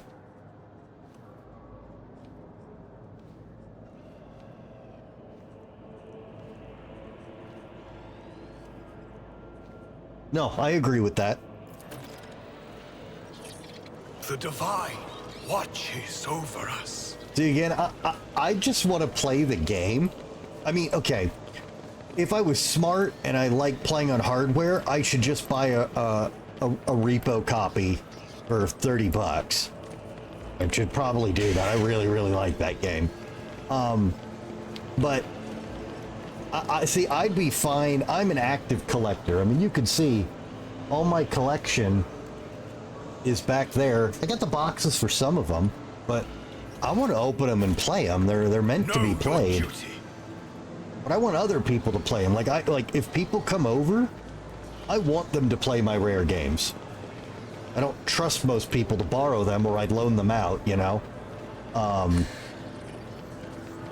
But like the one I've loaned out to people I trust a lot, because I'm sad so many people missed it, and now it's worth a ton of money for some reason, is Eternal... Well, I know why, it's not some reason, but Eternal Darkness. Anytime I find somebody with a GameCube and they're like, oh, there's a bunch of kids' games on it, I'm like, have you played Eternal Darkness? Like, it's really good, dude. You want to come over and play that? Yeah, it's such a good game.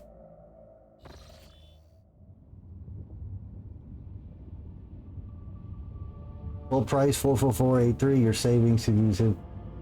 Yeah, I told you, Gerton. I love Fanatical. Again, it's why I'm so excited that I was able to get on that program, be on their partner program as a streamer, because I love them.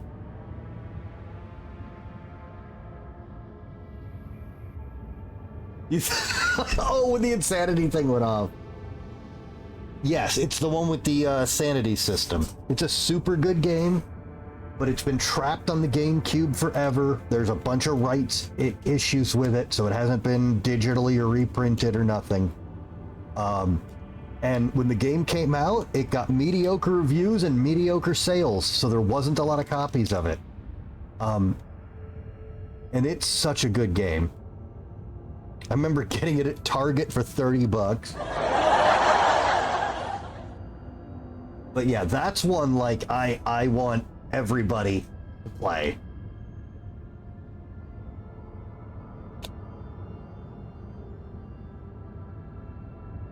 I mean, Knights, to be fair, the Resident Evil remake was a launch title for the GameCube. I mean, they weren't trying to not have adult games. They opened up with a banger. Actually, hang on, guys. You want to see, since we're talking about weird games, and I like testing how much knowledge Knights has. Let me grab something.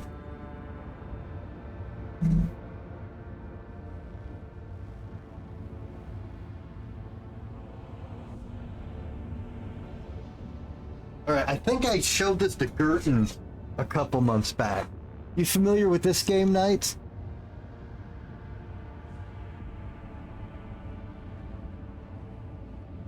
Yeah, I definitely talked to Gerton about this.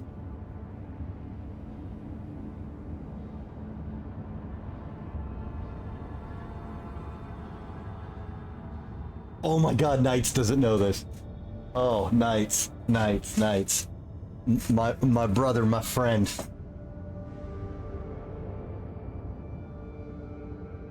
What's look at this. You ever seen the GameCube microphone? NANI? Yeah, the GameCube microphone.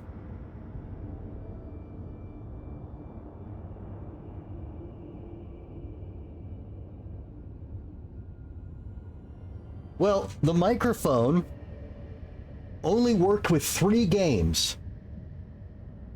2 in Japan and 1 in the US. The 2 in Japan never came to the US, and the one in the US was not released in Japan. So this is the only US game that uses the GameCube microphone.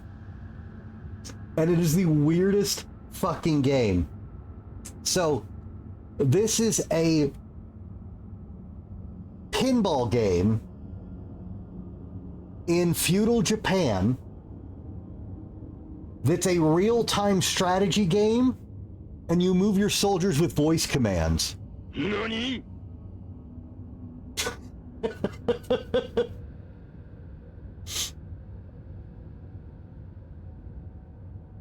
Now here's what's crazy. The voice commands work.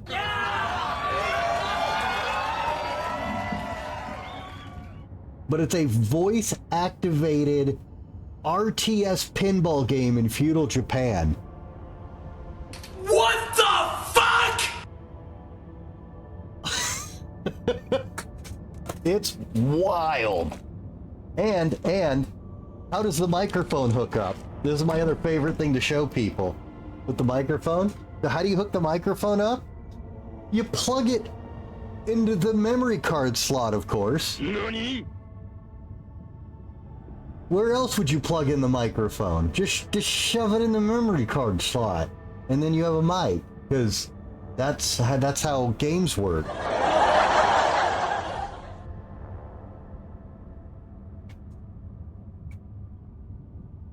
Yeah, Knights, if you could find a copy of this, it's findable. And by the way, this game is rare. It's not worth a super ton, so do not overpay for this. But if you can find a copy of this with the microphone, so preferably in the box, I highly recommend you get a copy of this, man. Oh, yes, yes, yes.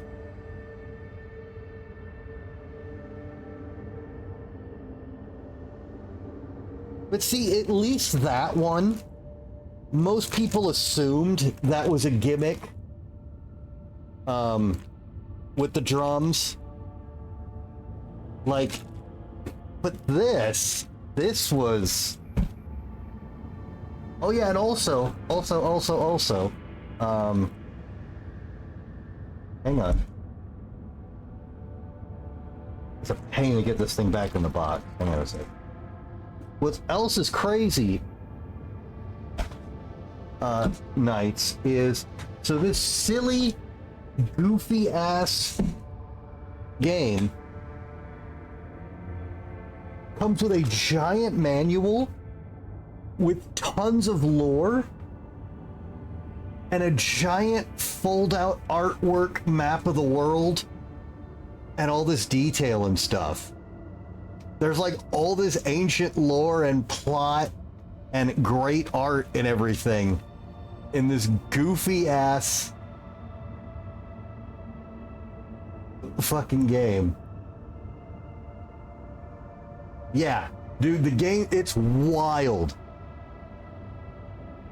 So yeah, you definitely want this complete because the manual is something special and you need the microphone to play it.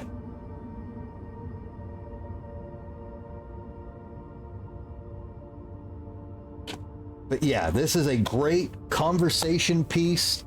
It's a really fun game. Oh, by the way, the game's also fucking ball-bustingly hard and you will never, ever, ever beat it. I'm not sure anyone's ever beaten the game. If someone tells me they have, I'm going to call them a liar. But it does work. Which is more than I expected when I heard there was a voice-activated RTS on GameCube.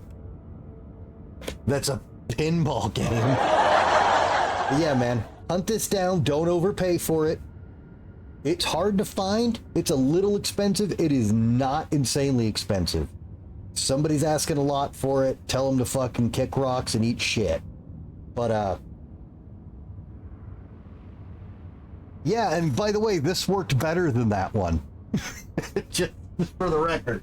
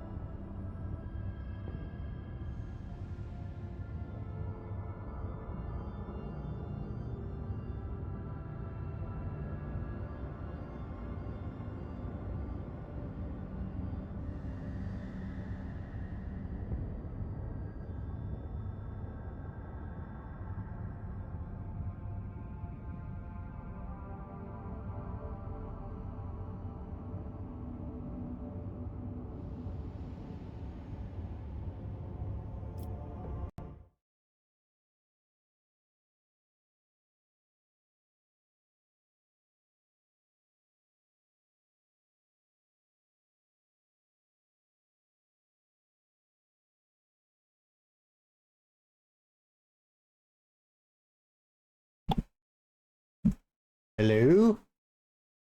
Hello? There we go. What the fuck? Alright. Strange.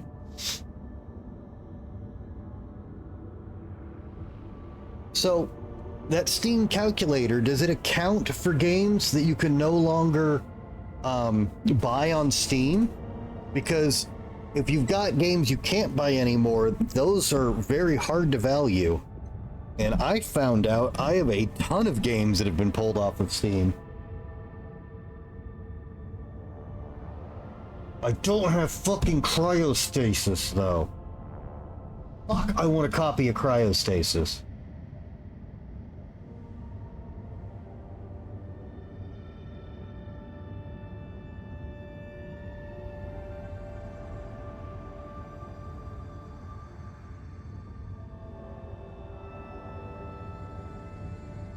Have I sailed the seven sea? Very rarely. And that game's really hard to get working, so it might even be harder to pirate, honestly. Yeah, give me the link, Gerton. Where's my Steam calculator? Since clearly I'm not getting any gaming done today. We just waited in line at the DMV and talked a bunch of bullshit about rare fucking electronics.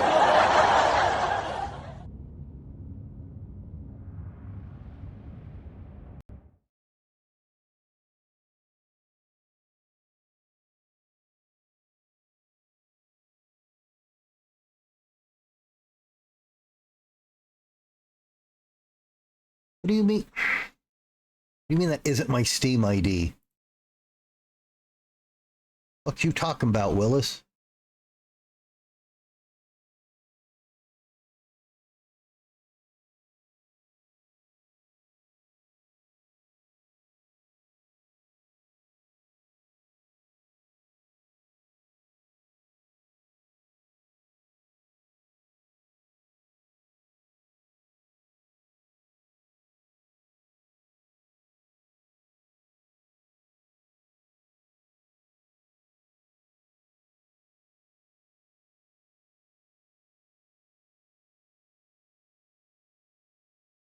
Fuck off.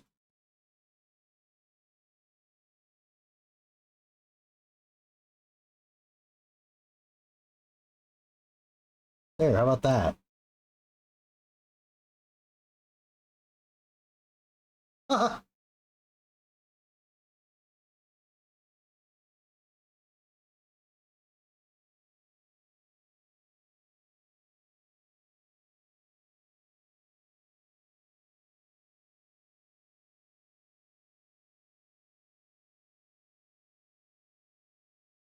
Why is this depressing you guys? All I'm seeing is... I gotta pump those numbers up. Those are rookie numbers in this racket. That's all I'm seeing.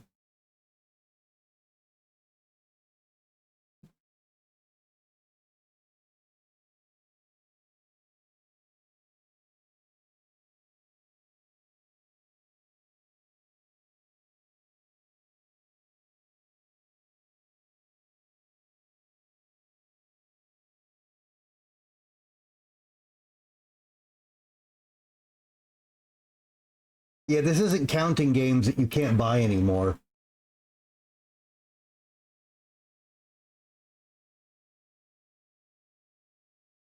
Also, my Steam account's so old, it's not registering a lot of games I've played because my Steam account is back when Steam was only used for playing Half-Life multiplayer. I told you guys I'm old.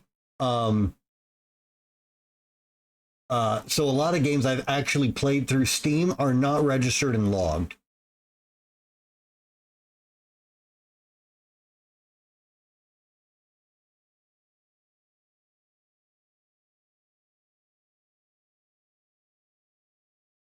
Hey Hank, welcome.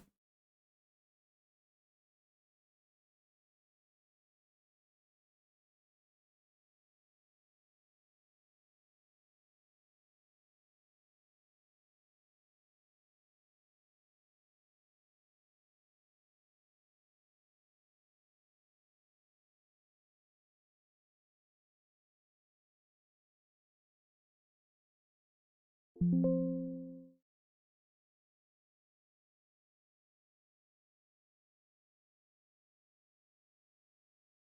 are you guys? Am I blind?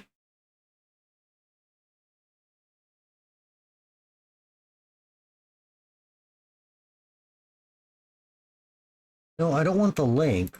Where's...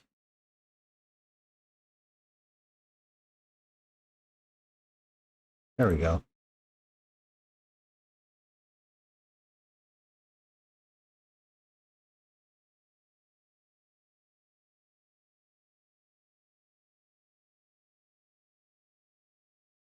No? Am I dumb? Why is this not working? Top of page, copy markdown. I did that.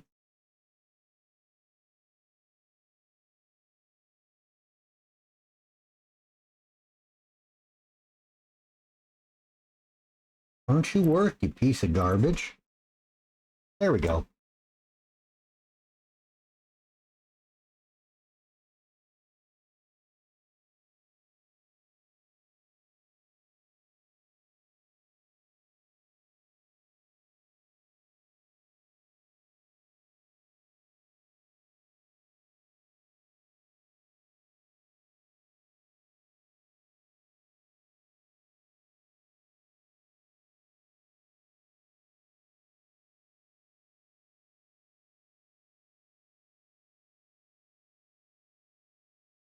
But see,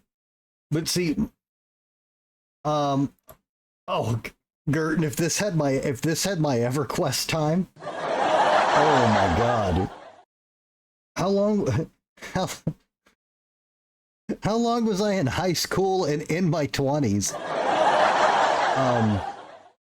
But yeah, but keep in mind, my numbers are not right because of how old my Steam profile is. It's much worse than that.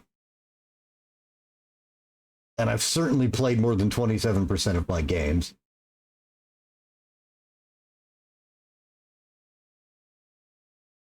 Hey, you guys don't even have 5 digits played. What is this shit? Wow. You're not cheap, you're efficient, Sierra.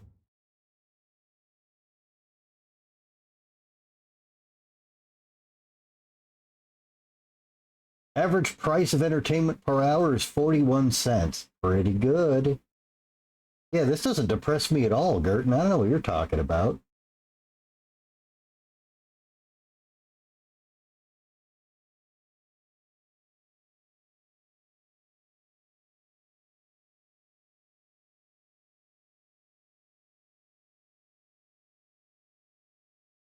Darkest Dungeon price per hour, 2 cents. Wow. Really good.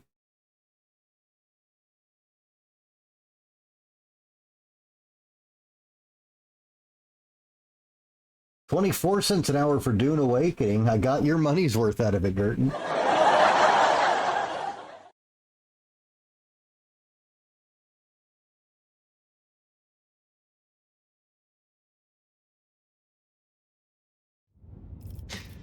All right, we were playing a game, I think. I can't prove it, though.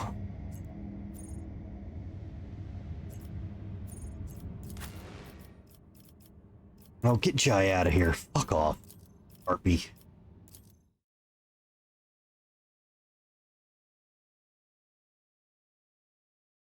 Yeah, I can't see the value I get out of DDO because DDO's technically free to play. So I don't have any value for that.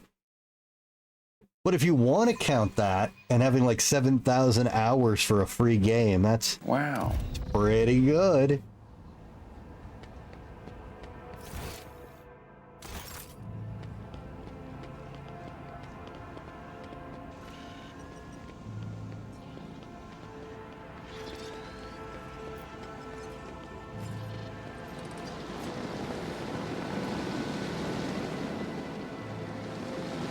Okay, it said meeting those guys was here. Where the fuck are they?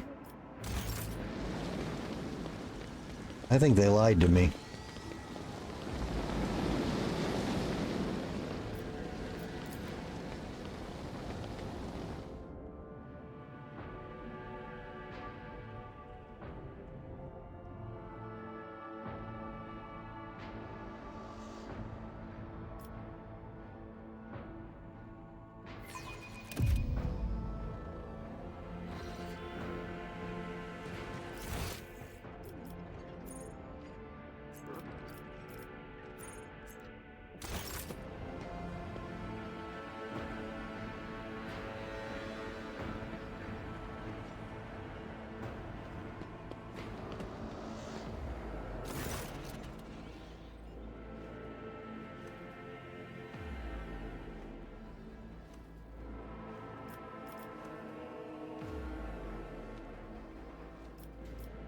What about a meeting with the navigators of House Orselio?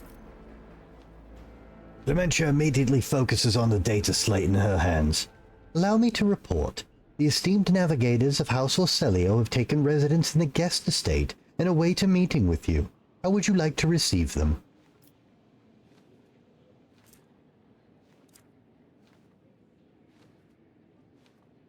Oh.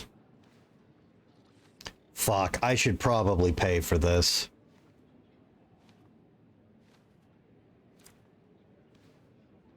I don't like to get old noble hoity-toity, but they think I kidnapped their daughter. And I didn't.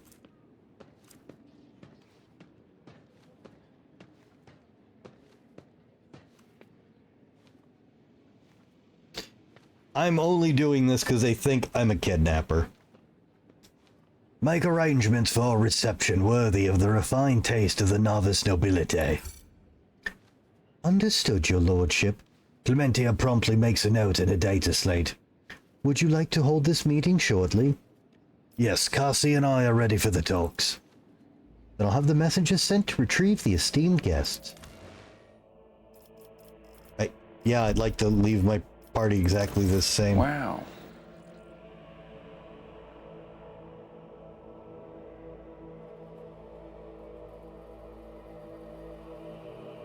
No, I'm not, Perforos. I'm Mortimer. Look at them fancy cloaks they got. I like how their house symbol on them looks kind of like a hologram on the cloaks. That's really cool.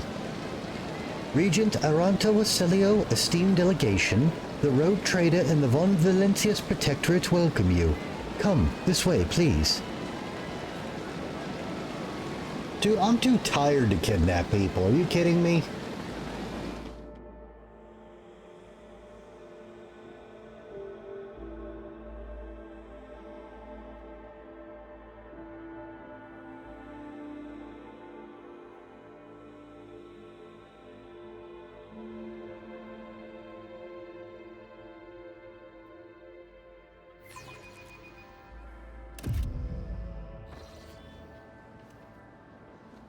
Why am I not in my chair? The esteemed representatives of the novice nobility have arrived at the Rogue Traitors Court. The regent of the great House Orselio, Aranto Orselio. Why am I standing in front of the throne with my back to the guests? His companions, Lady Glyceria Orselio, Navigator Liso Simon Orselio, and his intended bride, Lady Navigator Alexandra Orselio, Lady Navigator Elena Hatiera Orselio, and those names are so fucking long I couldn't finish reading it.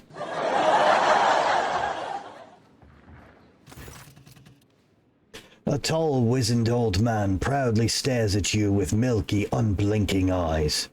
Loose skin sways with every move, as if the navigator's flesh has detached from his bones.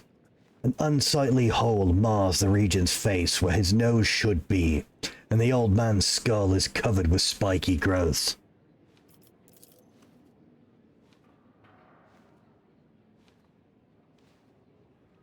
I mean, yeah.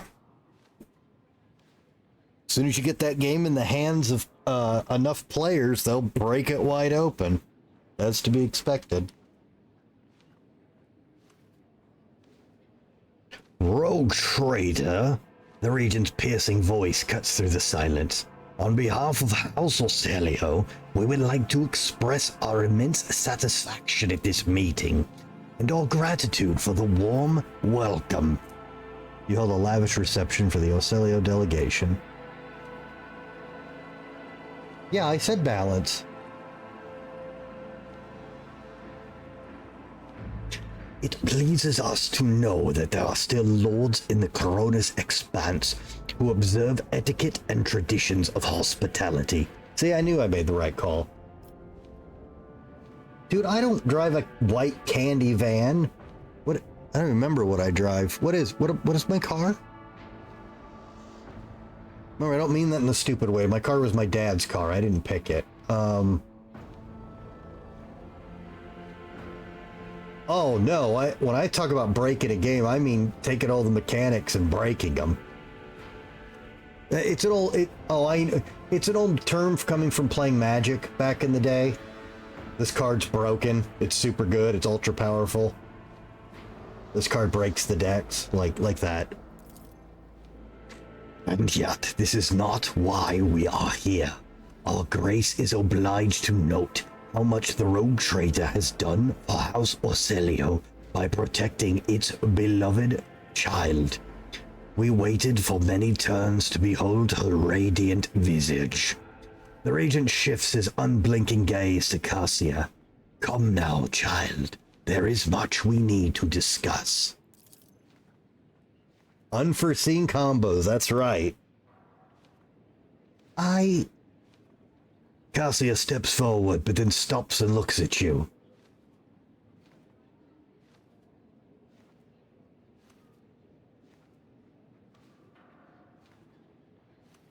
No, I'm not going to speak on her behalf. That's fine.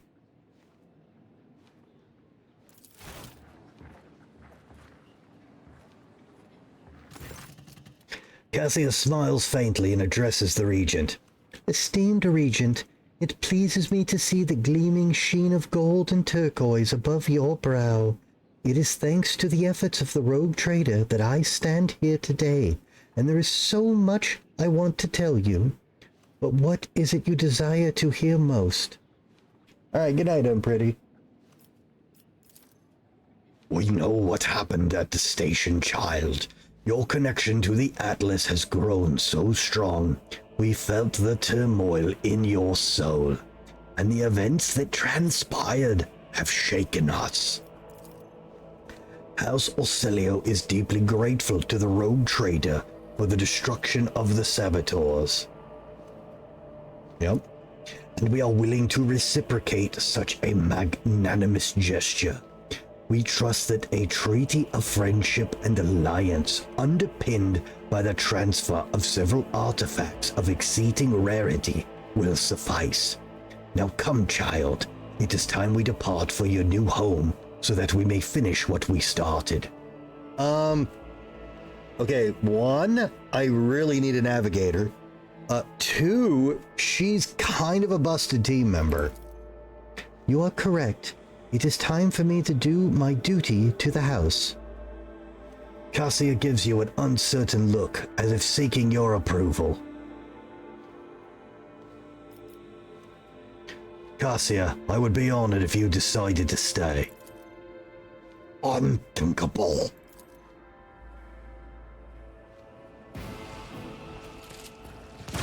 Whoa, whoa! Don't just stand there. Help the rogue trader defend the child in the palace.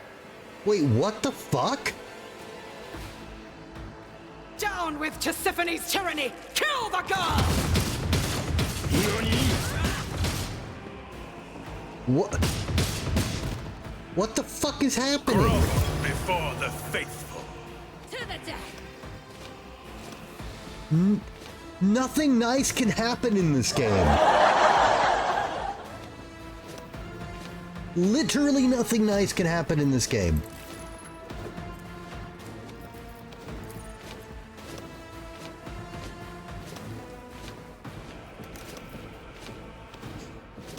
Okay.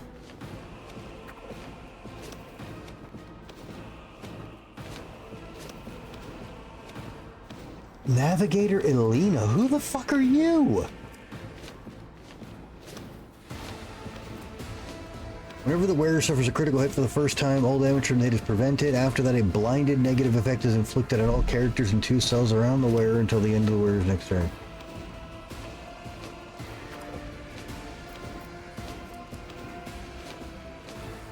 Warp Curse Unleashed.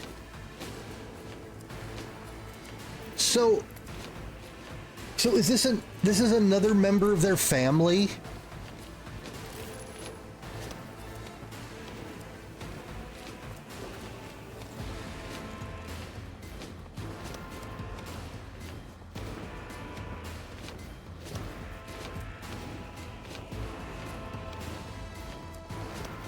That sucks. She has Eye of Oblivion too.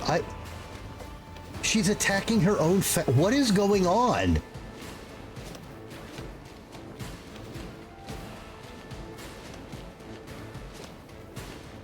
Oh, whatever, you're all gonna fucking die. Hey, Blob.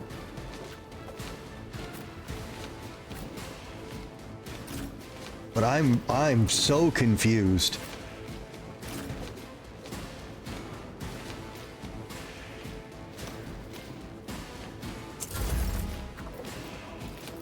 Isn't this a job for the serfs? I'm not accustomed to being ordered around. Anything else?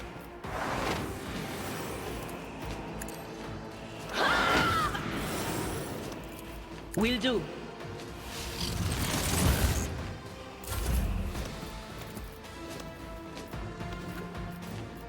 So guys, since we haven't seen each other in a while, Isn't this a job for the serfs? Moving out.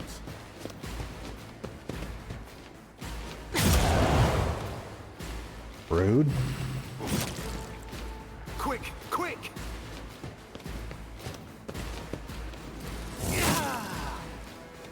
The Navigator has a chainsword? That seems a strange armament for them, but alright. Strengthens me. Sick 'em, Skippy. Nice. Stay vigilant.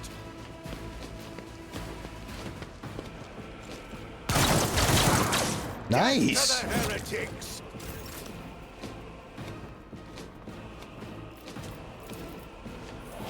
I cannot serve you in this way. As the tenants demand.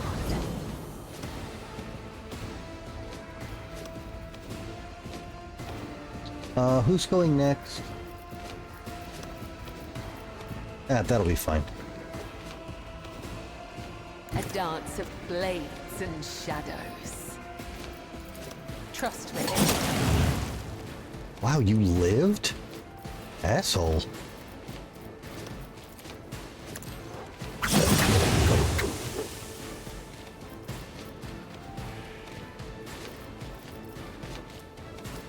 I shall not fail is a blessing.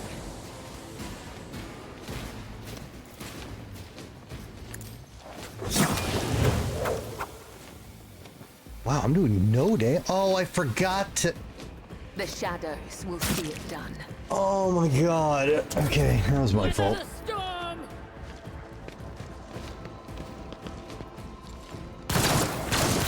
Nice. Follow my lead. Wow, even the Regent has a chainsword. What weird armaments for navigators. Yeah, Mortimer, it's weird.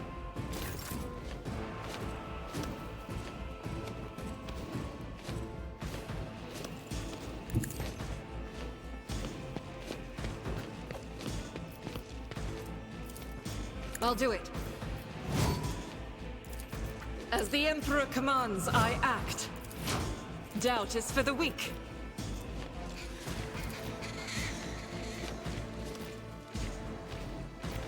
Faith without deeds is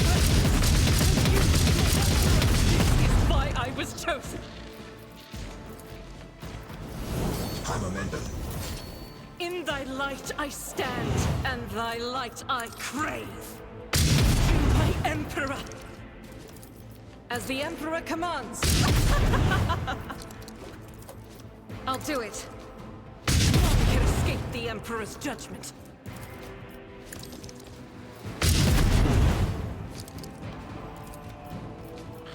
That is not the Emperor's will. Oh, this stupid whatever. As the Emperor commands, I act. Doubt is for the weak. That's why I was chosen. I'll do it. Look at Faith all this without blood deeds is worthless. in my fucking throne room. As the Emperor commands, eradicated.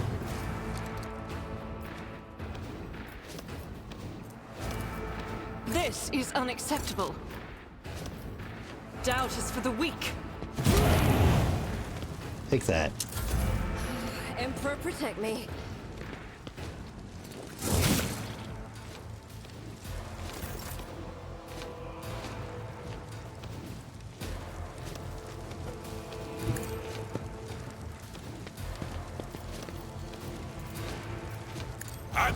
will speak louder than words.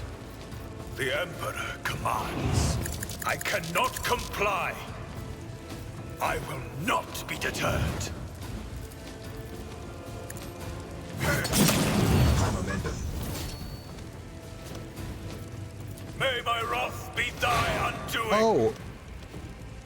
Confirmed clearly.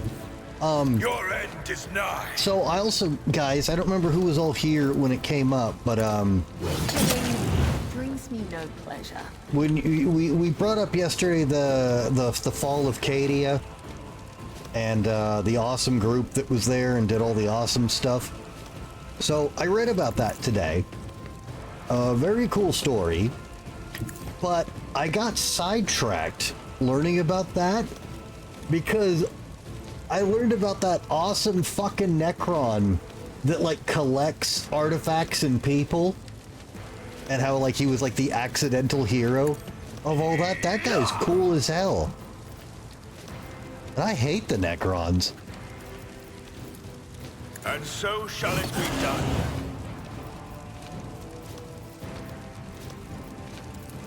Actions will Oh, was that your free crit and so absorb? shall it be done. Fuck you. I will not be deterred. What? Why am I moving?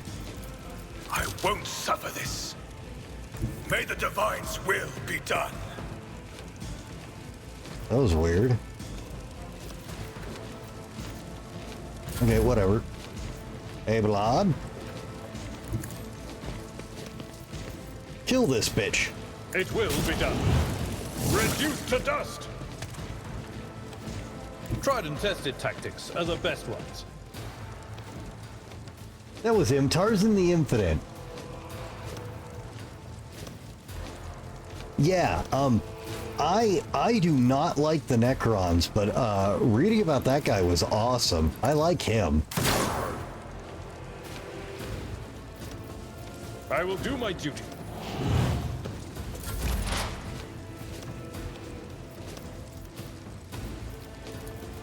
Not this Scryer's job. The Infinite and the Divine. Two old man Necrons sniping at each other from... Yeah, I got the vibe that all the other Necrons do not like him. He's very much his own guy, is the vibe I got. Let's see what you can do.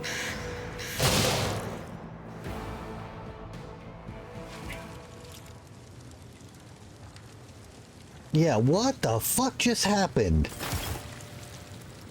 Listen to Alina. Oh, are you not dead? Mercy!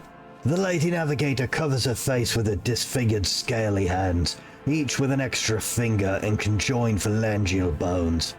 Her clothes are covered in blood, mostly that of your servants, and several unexploded bolts are sticking out of her chest plate.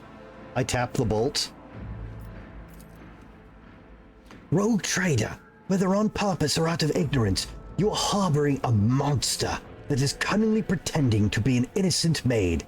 Spare me, and I, Alina Hateria Orselio, will swear to tell you the whole truth about the madness that is devouring House Orselio like a malignant tumor.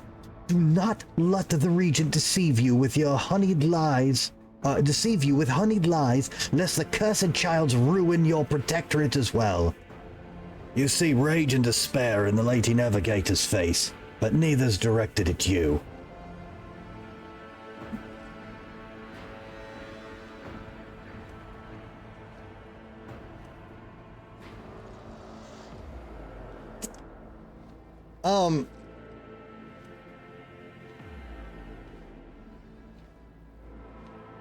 Was that compelling enough for me to not execute her where she kneels?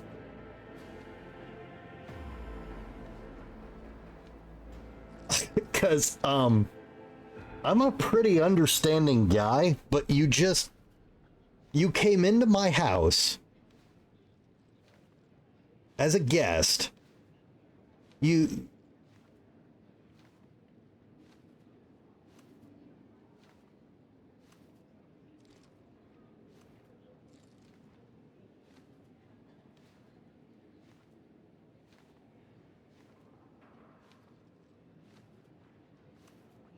Like, surface the leak on the rug. Yeah, one of them's all green.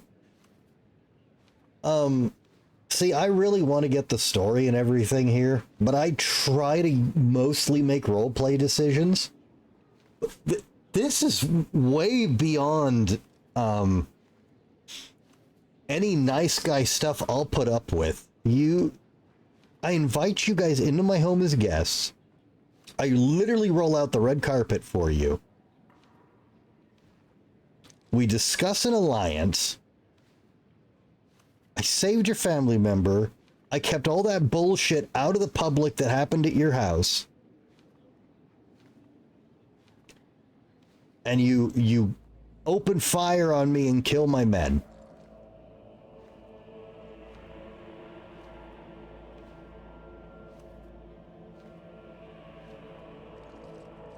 Yeah, if you would have caught me any other day, Lady Navigator Elena, maybe I'd be willing to listen to you. But you strike me as a woman who has not spent 3.5 days waiting to get a fucking stomp.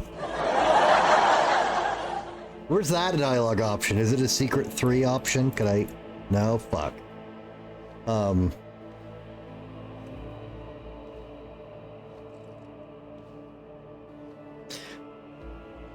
I don't like this mention of a trial. That takes time.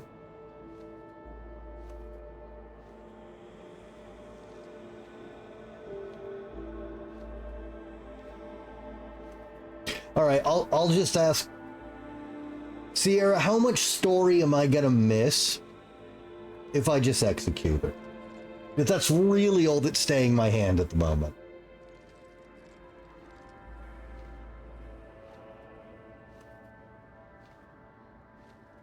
This is a completely, utterly unacceptable crime. You could have pulled me aside and said, I need to talk to you. And I would have been like, all right. Like, you didn't even try. You could have slipped me a note.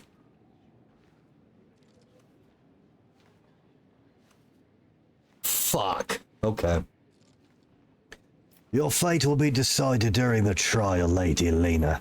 I will hear what you wish to tell me.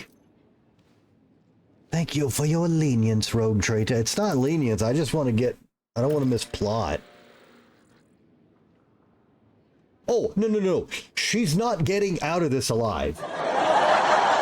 There is nothing she can tell me that's going to keep me from executing her. Literally nothing. I just don't want to miss plot and story, you know? Oh shit, I can't. Well, fuck, I missed what that guy was saying. Sorry. The unnaturally bulbous eyes of the Navigator constantly shift between you and Cassia. Black secretions run down her cheeks instead of tears, leaving unsightly streaks. I, Elena Hateria of House Orselio, swear to tell the Rogue Trader nothing but the truth. May the God Emperor be my witness. Pathetic. Silence! With all due respect, House Orselio has hardly covered itself in glory thus far today. It is time its representative answered before the Rogue Trader. You fucking tell him, Abelard.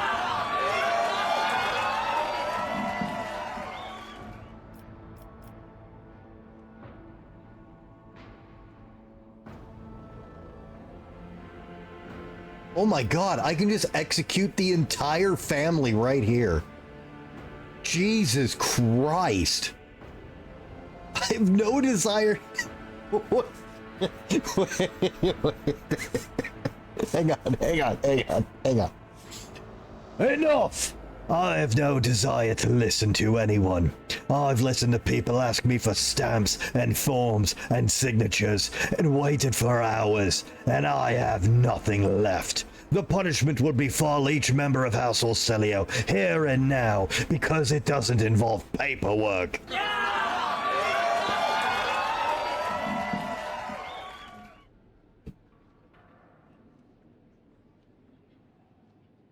Regent Arenato, representatives of your house made an attempt on Lady Cassia's life and have attacked a rogue traitor. What say you?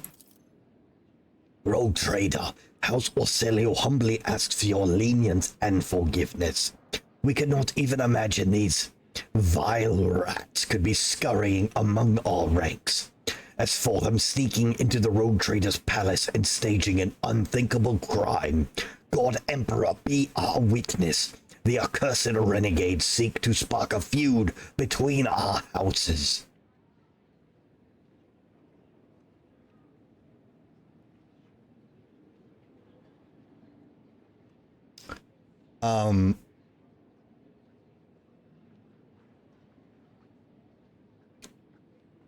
No, I'm sorry, dude. Be that as it may, you are responsible for the actions of your people. Give me one good reason to not execute you on the spot. You do not want a war with a novice nobility house rogue trader. We could achieve much more as allies. House Orselio is an injured party in this, just as you are. The renegades infiltrated our ranks, weakened us, implicated us before the rogue trader, and almost killed the most precious thing we have, our noble child. Do you think we wish death upon the one who is destined to lead our house to greatness? We are ready to tell you everything we know so that this misunderstanding can be remedied as quickly as possible.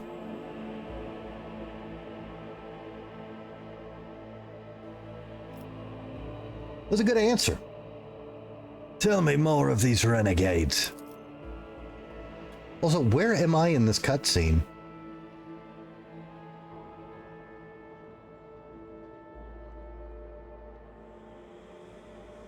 If that's not me.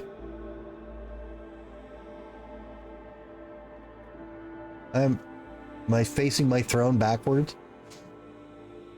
They are madmen who seek to destroy the centuries-old traditions of our great house, so carefully nurtured by the previous Novator, Tisiphone Orselio. They deem the century of her rule a tyranny, our most sacred relic a curse that must be destroyed. Fools! If the Atlas were to be destroyed, the whole of House Orselio would follow it into oblivion.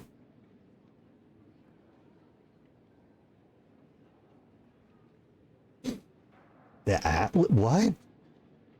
Why do the renegades seek to destroy the house's relic? They dread its power, but only a Novator can fully grasp the mysteries and harness the power of the Starway Atlas. What the renegades call a leash, we call a guiding star. Why are the people trying to kill Lady Cassia? Everyone in the house knows the child is the keeper of the one true Starway Atlas, which once belonged to our great Novator, Tisiphone Orselio. The ungrateful wretches secretly hated her grace, and when Tisiphone abdicated her responsibilities, and set off for parts unknown, they staged a revolt to destroy her successor. What is Tisiphone's Atlas? Does Cassia really carry Tisiphone's Atlas? We believe it with all our heart. The Novator spent many cycles on the world where the child was born. It is said that everyone who witnessed the miracle of her birth simultaneously departed for a destination known only to the Novator. Tisiphone gave the order and followed them soon after, leaving her precious gift, the Atlas, to Cassia, and therefore marking her as her successor. It seems House Orselio has fallen on hard times. The regent stays silent and then replies, "To call your statements false would be a lie. For many years we've managed to maintain the fragile balance within our house, but then the Novator's departure shook the faith of many. The treasury is empty. The navigators are scattered. The warp routes are scrambled, and many of our allies cannot be reached, which is why it is so important to complete the child's education. It is Cassia's duty to take Tisiphone's place and lead our house to prosperity. Such is her great destiny. And what do you know of Cassia's unbridled powers? Special gift for a special child. She was born with it and grew up under its influence.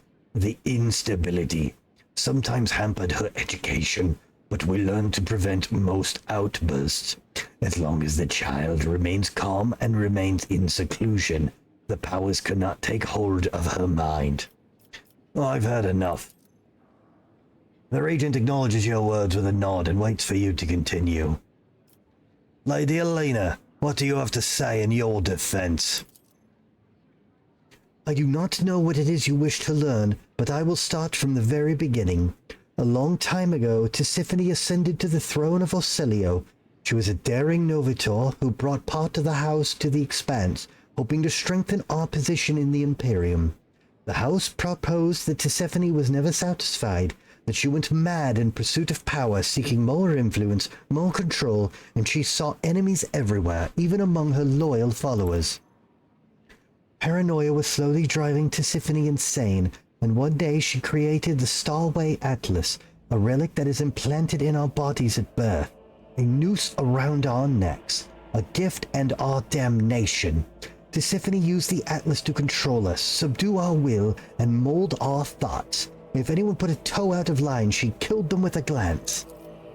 At first, many branches of House Orsilio tried to resist her tyranny, and Tisiphone cut them down with extreme brutality.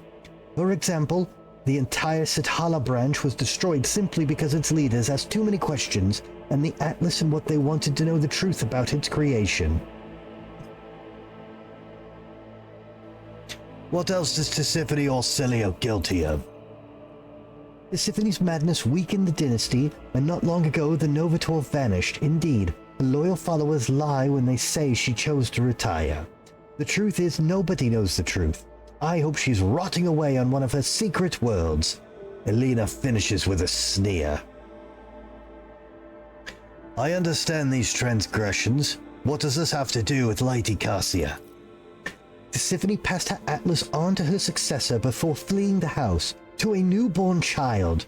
We cannot surrender the throne to the tyrant creature. Tisiphone was cunning and treacherous. She must have hatched the entire plan beforehand. Her disappearance, the child, the transfer of the leash. We feared that one day she would be reborn in Cassia's body, and we would not let that happen. Okay, so you have actually no proof whatsoever, and you're just coming in here guns blasting. This is a very poor excuse. And also, what is the fucking Atlas? Is this a lore thing I'm supposed to know, guys? What Navigator Atlases are? I gotta get a new drink. My throat's killing me. I'll be right back.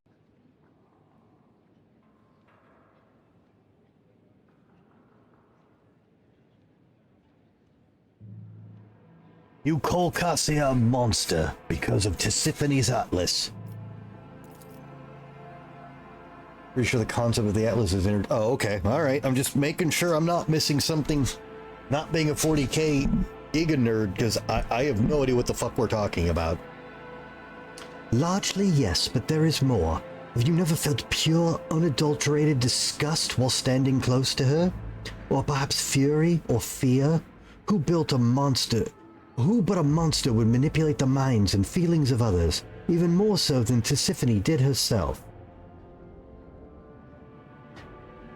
Okay.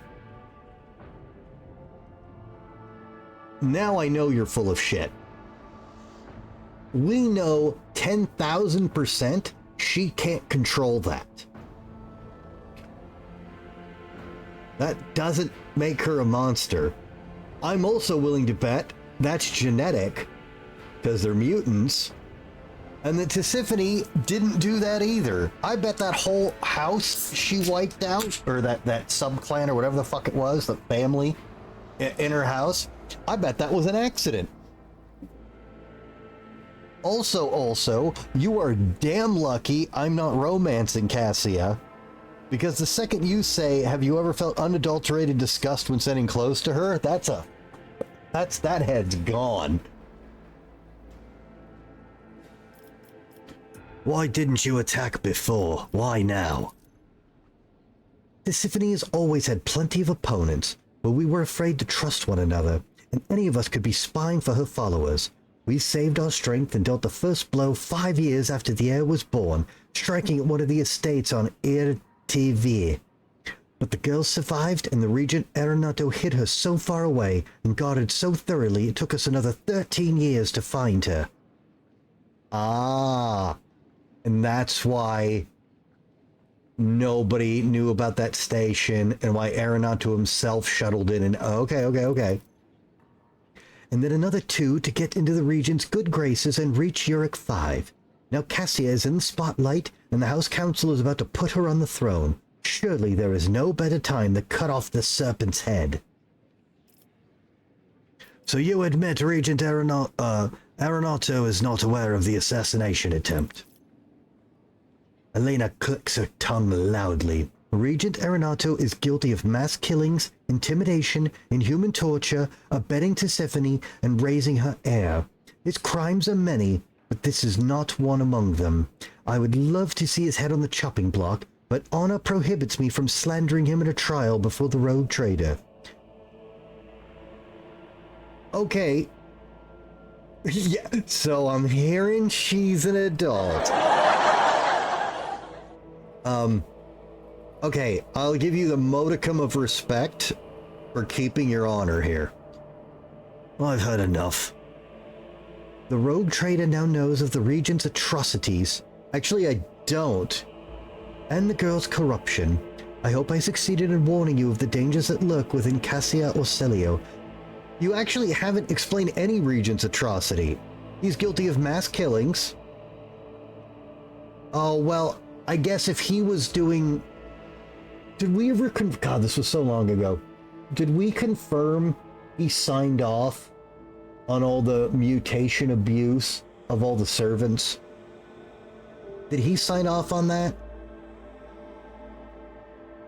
Intimidation, no proof. Inhuman torture, if he signed off on what I just talked about, yes. Abetting Tisiphone, that's not a crime. Because that's literally helping the head of your house. And raising a child is not a crime.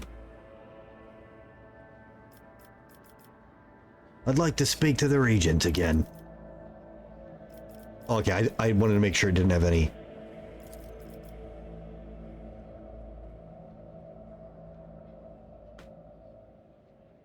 Lady Elena, answer my questions. Okay, okay, so you can just go back and compare the notes. Okay. Lady Cassia, you two are an injured party in this. What would you do in my place? I think I am ill-prepared to make judgments of this kind. Cassia lowers her eyelashes and continues in a barely perceptible whisper. I am sure the rogue trader knows what to do better than I.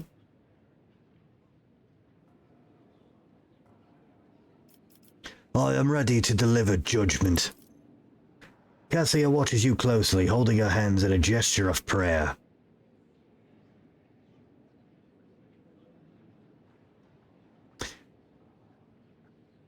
Yeah, you did this. There's nothing else to discuss.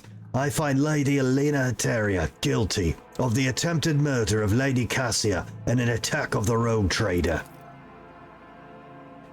You call this a fair trial? Ridiculous. Everyone here is rotten to the core. All of you are heretics and madmen. Curse you! Curse you! Wow. Calling a rogue trader a heretic in his castle, huh? That's a smart fucking move.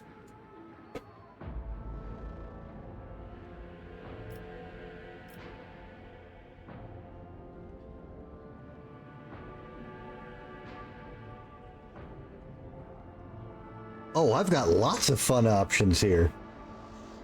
I have lots of fun options. 2,000 years imprisonment in a dungeon. Do these mutants even live 2,000 years? Lady Alina will be the first navigator transformed into a servitor.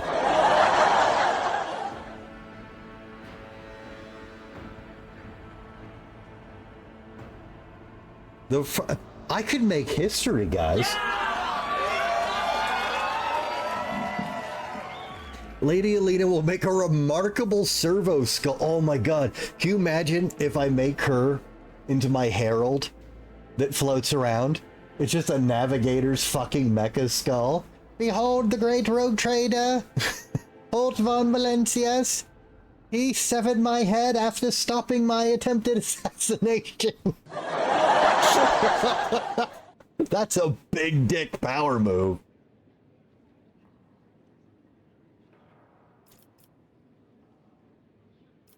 And then personally, publicly execute her.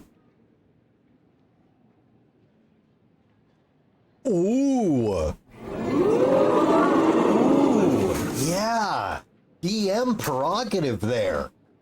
Sarah, I will let you run our Rogue Trader tabletop RPG game. All right. Or, okay, well, any advice Perforos gives strikes me as a very bad idea. Lady Cassie, I ask you to do your duty as the custodian of the Atlas of House Orselio.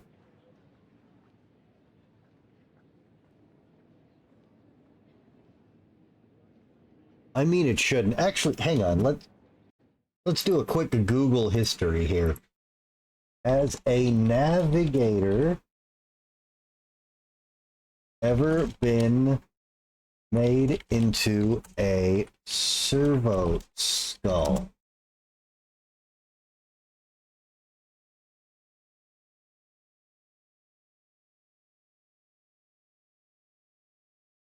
While a navigator's entire consciousness has not been documented to be made into a standard servo skull, the process of creating servo skulls allows for a large range of complexity, with some retaining hints of original personality and memories, even achieving a level of self-awareness.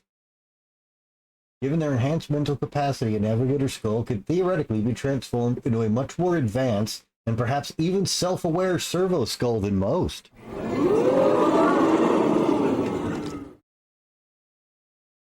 Oh.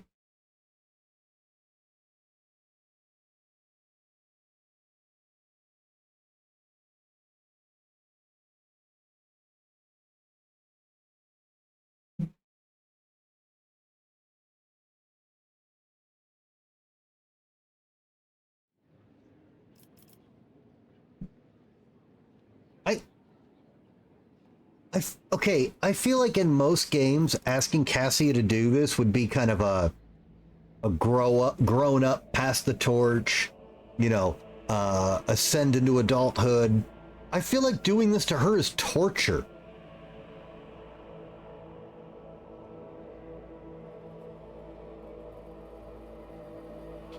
Like, she's very fragile. Not like game stats. She's actually the toughest character on the team. But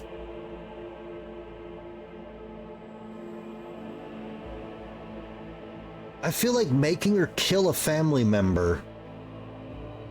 Also, that seems dangerous. Won't she lose control with her emotions? Getting so anxious and concerned about killing a family member that... Oh, now I really think Perforos is trying to trick me.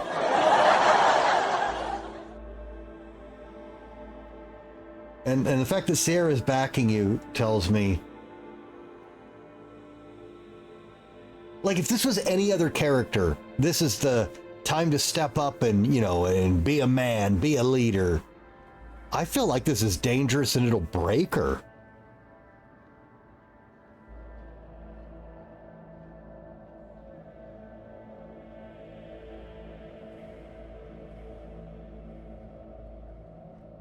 I thought you said you did play this and you didn't like it.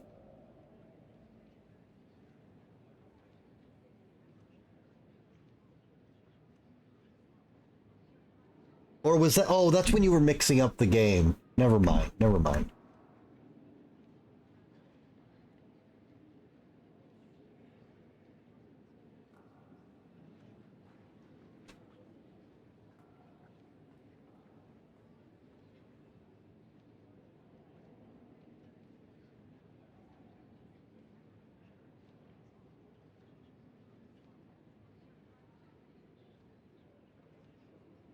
Yeah, okay. Just, yeah, I'll mix it up.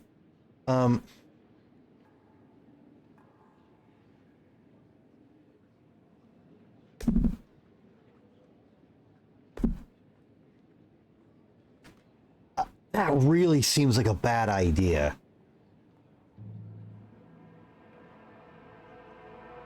The only thing I really like about that is this chick who thinks she's an abomination getting executed by the abomination is pretty fucking funny.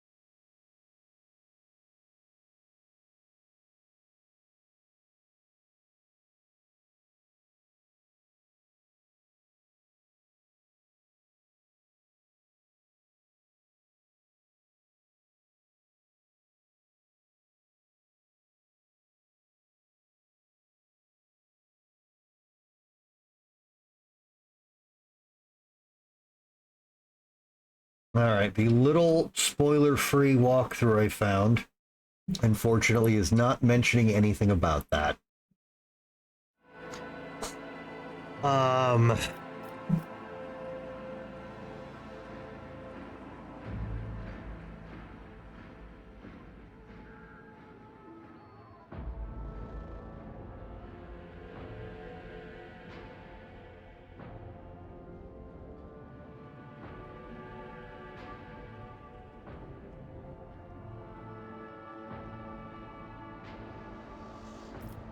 It...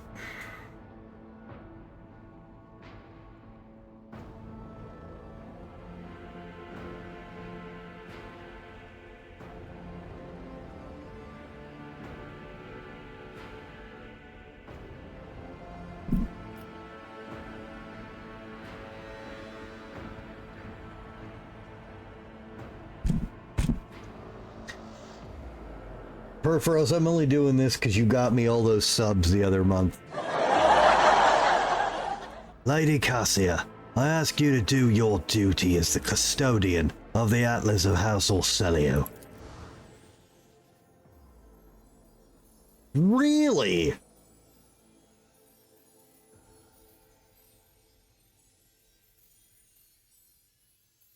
Not what I expected. An unkindly light glints in Cassia's eyes. Very well. Considering the circumstances, I will use the power. Oh my god! NANI? Oh, Jesus fuck, what did she do to her? Rogue Trader, allow me to ask what fate awaits the esteemed regent and the other members of my house.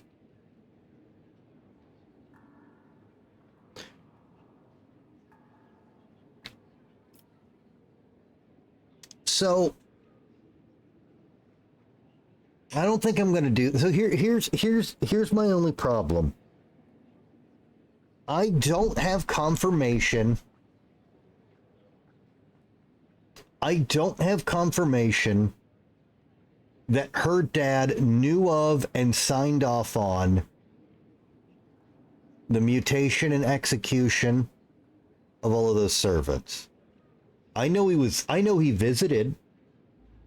I know the mad scientist was totally into it. I mean, maybe he did report to him. I don't remember. But also, everything else she said sounds like bullshit.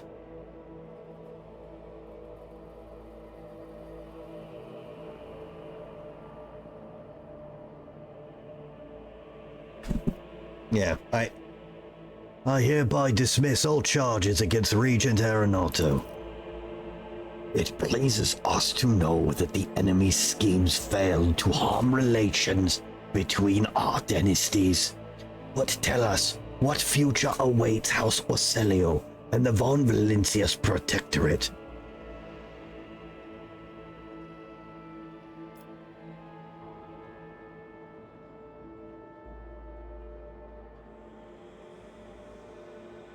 First, I did the biggest thing you wanted, man.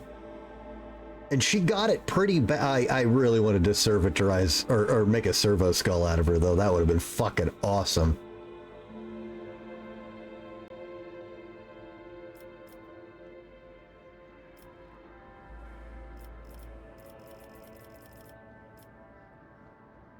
Can I do all of these? Is this like a chain of...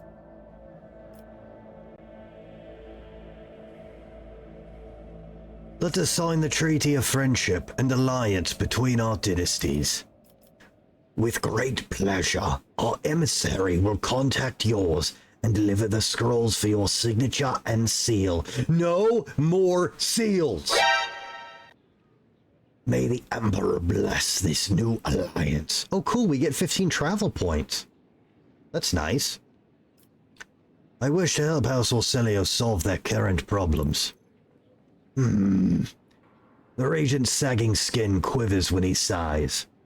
It would be highly disrespectful of us to refuse the aid of a rogue trader. We, Aranto Orselio, do hereby accept your offer. If you will allow, we shall discuss the details later. What about an exchange of culture and technology? Theodora von Valencias was a very open-minded woman, but sagacious Tisiphone did not support many of her endeavors, and neither should we. We are afraid House Orselio will have to refuse the rogue trader's offer.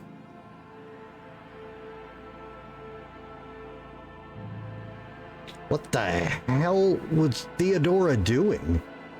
I didn't want to do nothing weird. Alright. I would like to discuss the Lady Navigator's future now. As we said earlier, the child must return to the fold of her house. We hope you will be gracious enough to acquiesce. I was actually thinking of this earlier before all hell broke loose. I'm sorry, after all hell broke loose. Like, isn't she gonna be safer with me? Under the Expanse Law, the payment for rescuing Lady Navigator was a contract obliging her to serve my ship.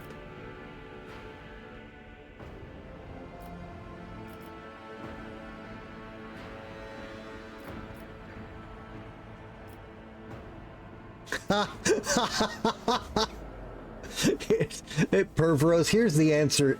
Here's why we keep them alive, because this is the answer you want. I will personally decide when the Lady Navigator leaves my crew. If you object, we will settle the dispute with a duel. Come on, fish boy, let's dance!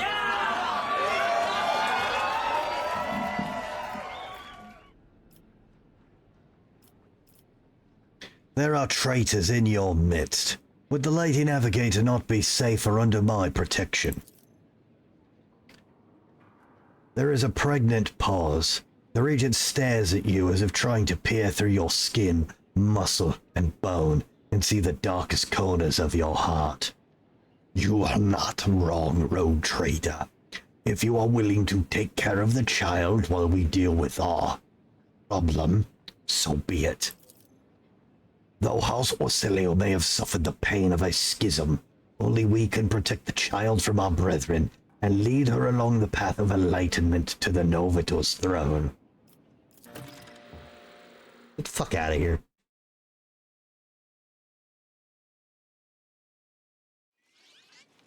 Wait, where's her body? No, I want to loot her. That wasn't part of our deal.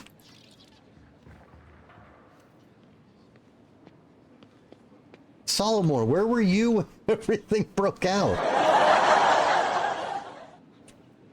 I wasn't created yet, Rogue Trader. Oh man, did I miss loot from her? I bet I missed loot.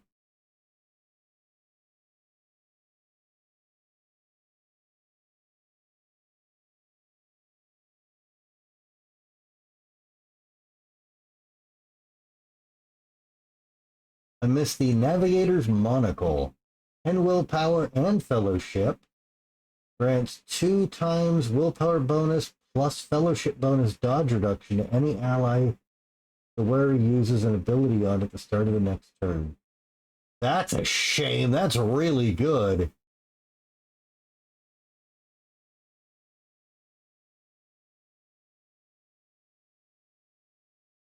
Oh well.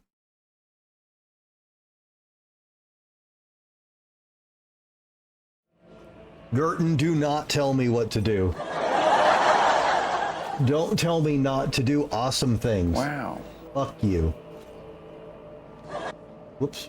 Alright, have a nice night, Gerton. Alright, well, we missed a really cool fucking monocle, unfortunately.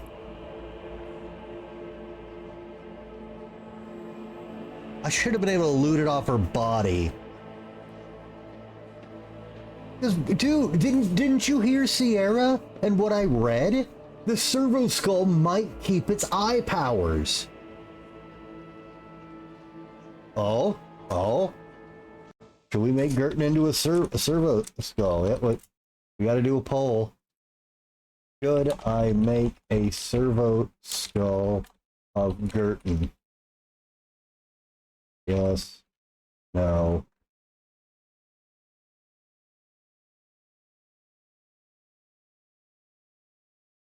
Alright, polls up to decide the fate of Gerton. They're telling me not to do awesome, cool stuff.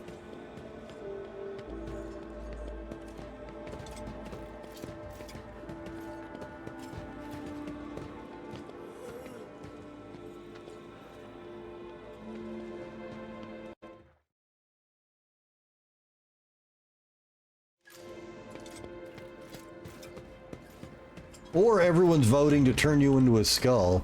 That could be... That's not guaranteed to be pumped up votes. I like that you stayed around to see what your sentencing's going to be.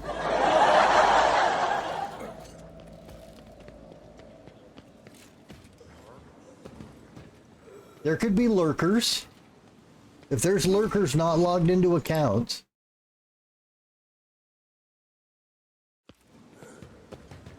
Also, I don't see any votes for no or what, which means you're not even voting on your own fate. Oh, did he?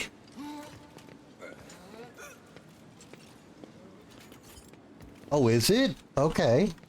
Actually, I guess that makes sense from what I know of them.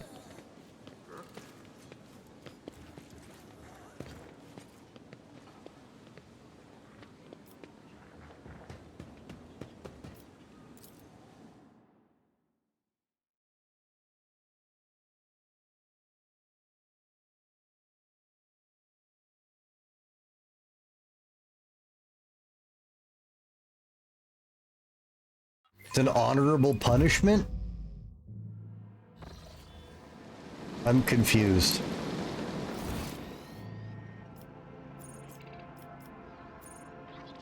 Oh, I guess I could have, oh well.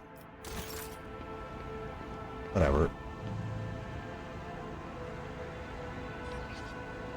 Alright, with a crushing vote of 12-0, Gerton, I'm sorry, you are now going to be a servo skull. You're going to become my herald. See this? This is going to be you, right here. You're going to tell everyone how fucking cool I am for turning you into a servo skull. Both contributed 1,600 channel points. Oh, you're right, he did. Well, those are his internet attention points. He can do what he wants with them. And he wants the internet to pay attention to you getting turned into a servo skull.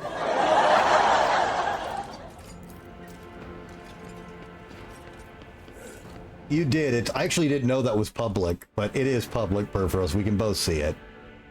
I wouldn't have outed you.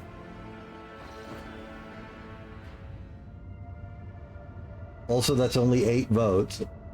Yeah.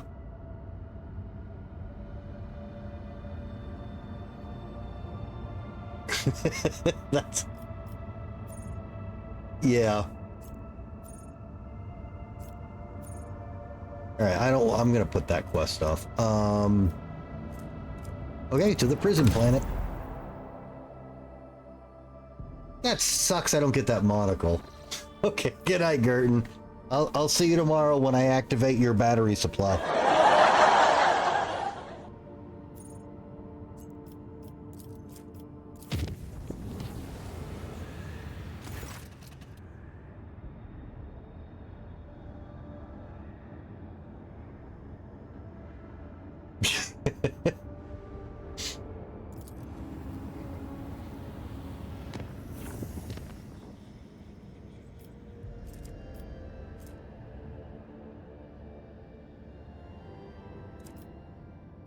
We want to do this first.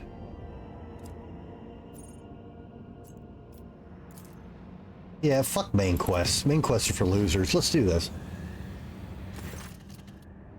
The command bridge received an alarming Vox message from the quartermaster.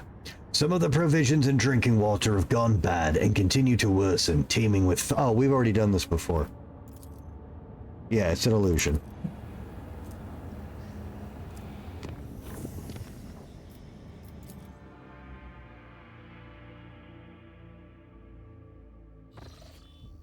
Oh my god, oh my god! What the fuck?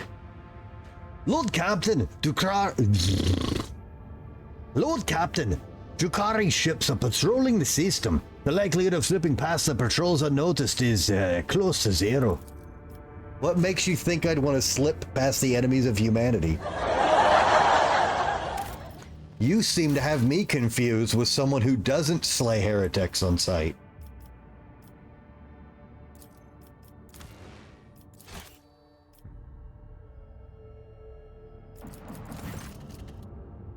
You failed to get past the enemy ships unnoticed. The nearest Drukhari ship attacks at once. Get ready, others will soon join it. Okay.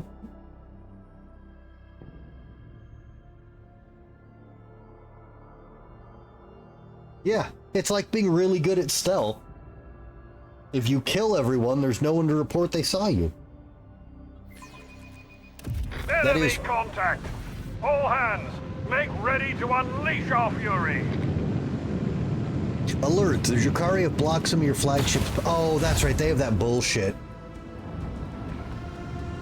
Oh, that's right, we have an escort! I forgot! No, don't shoot my little buddy.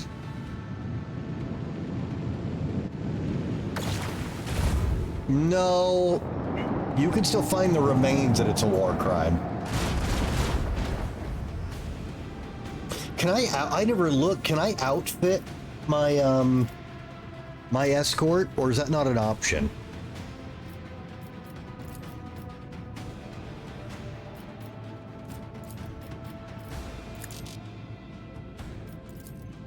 Lock on and lock.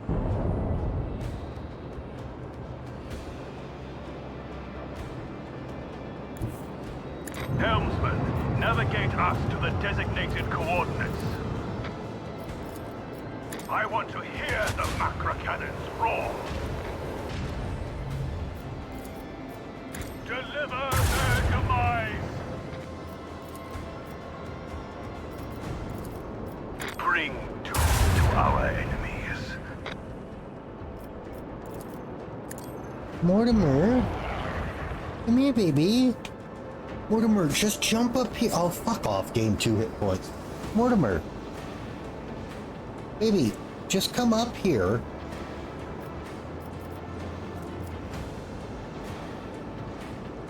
We have a destination to reach. Show them the fury of our macro cannons. Full speed ahead.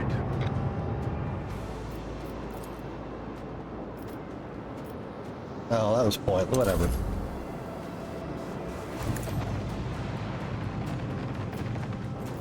Pew pew pew.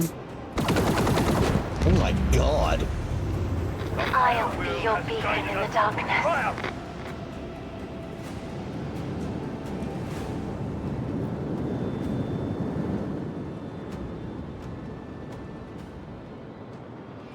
Hi, Kitty.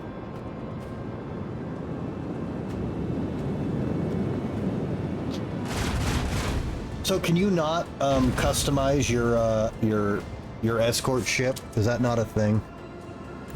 Set course with all haste.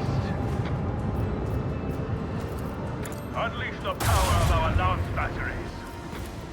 Deliver their demise. Fall ahead. Really?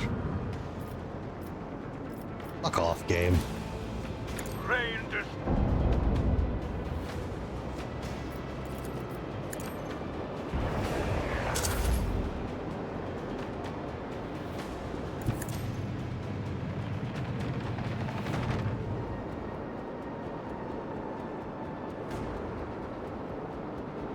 Oh, alright. Yeah, I assumed I couldn't control them and they were idiots, but I wish I could set up their layout.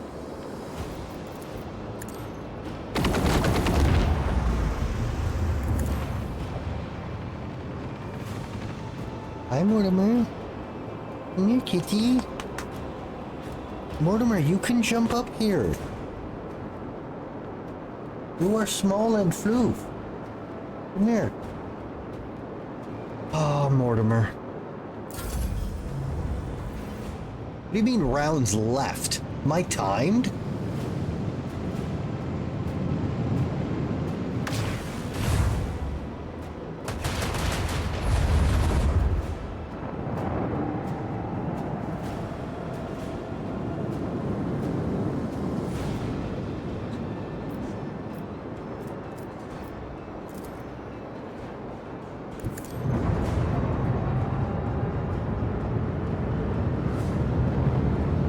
I mean, they've already sent reinforcements, though. Like, when I killed those guys, more came out. bring doom to our enemies. Oh, that was a terrible hit.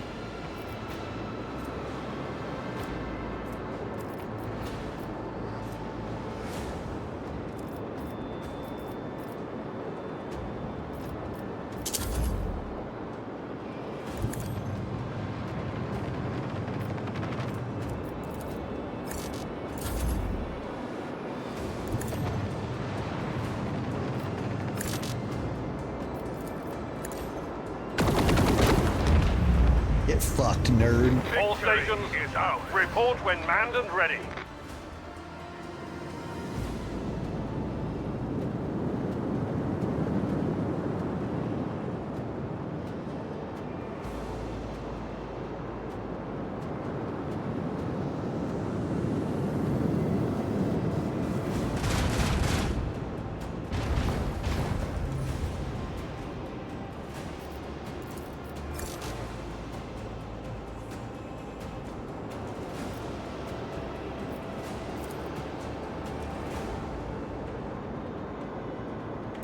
Helmsman, navigate us to the designated coordinates. I want to hear the macro cannons roar. Unleash a barrage of destruction. For fuck's sake. Unleash the power of our lance batteries. Oh my god.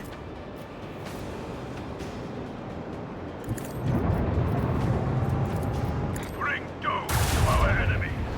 Holy shit.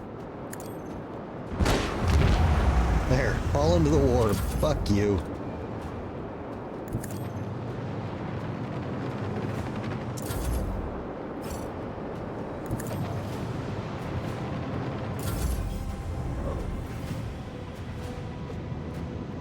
Ugh.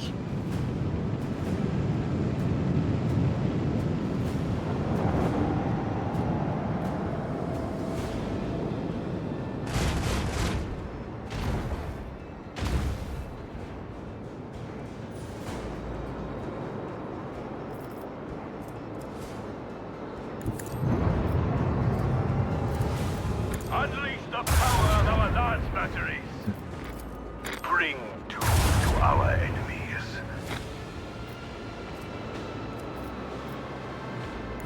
Set course with all haste. I want to hear the macro cannons roar. Oh my god. Let the macro cannons sing their deadly litany. Fuck me, why are these so hard to hit? We have a destination to reach.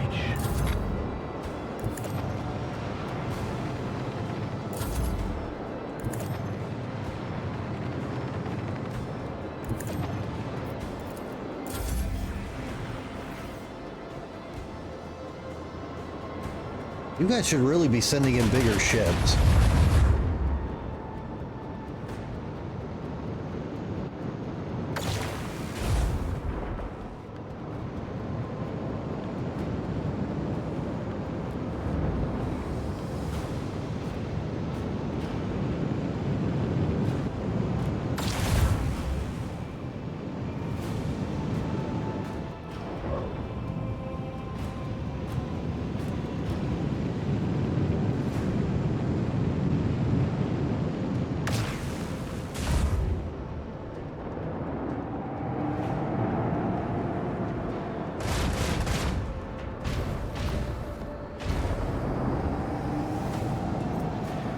What is this bullshit?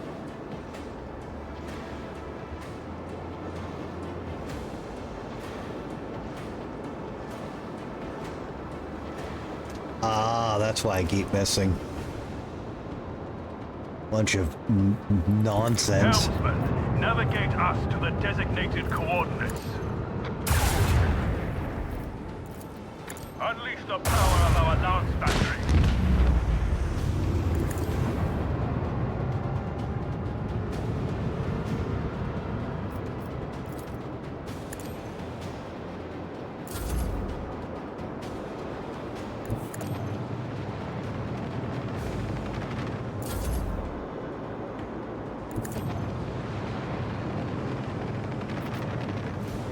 Aww. Wow, Mortimer, come here.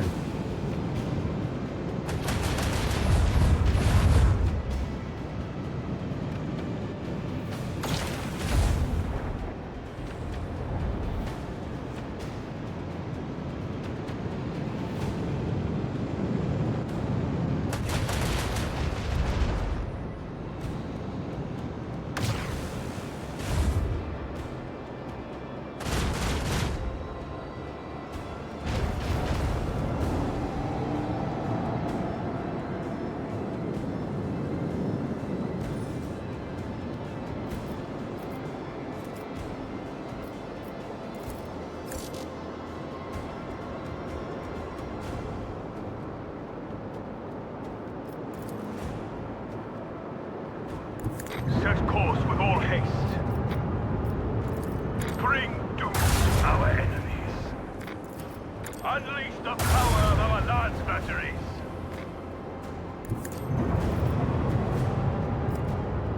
Helmsman, navigate us to the designated coordinates. There we go. Set course with all haste.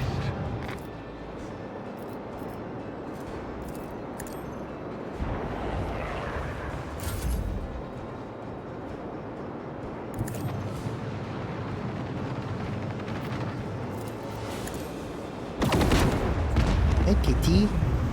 My premonitions never fail me. Mortimer. Mortimer, come up here. Mortimer. Kitty, kitty, kitty, kitty, kitty, kitty, kitty, kitty. Oh, this poor cat. God's Bane Lance Weapon. 52 to 60. Yes, please.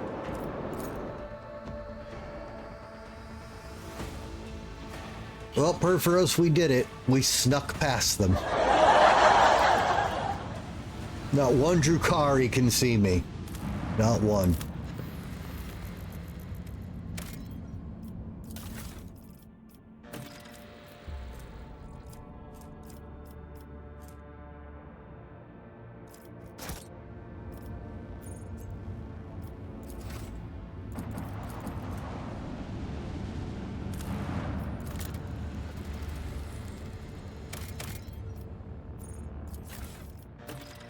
Oh, that's 4 of them. I think that's the whole thing.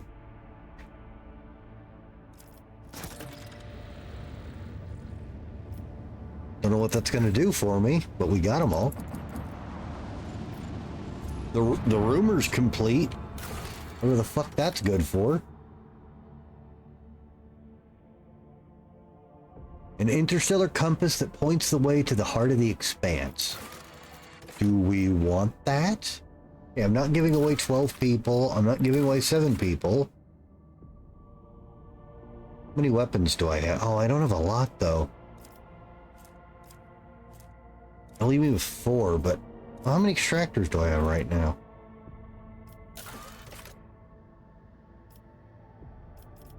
We're actually okay on extractors, aren't we?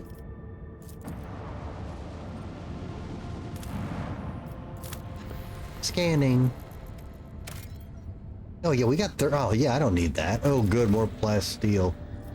Fucking wonderful. Wow.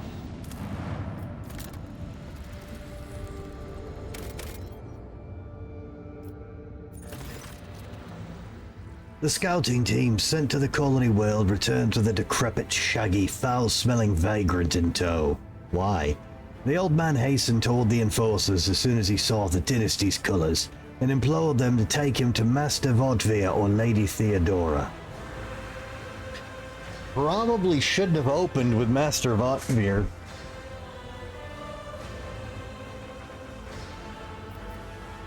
Yet check him for evidence of treason.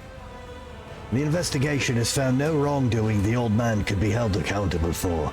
His body bears no signs of worshipping the archenemy. He has confessed to no crime and seems quite shocked at the news of Lady Theodora's death and Vortvir's treachery. The harsh interrogation techniques have taken an almost fatal toll on his failing health, yet forced no admission of guilt from him. Alright. We'll question him.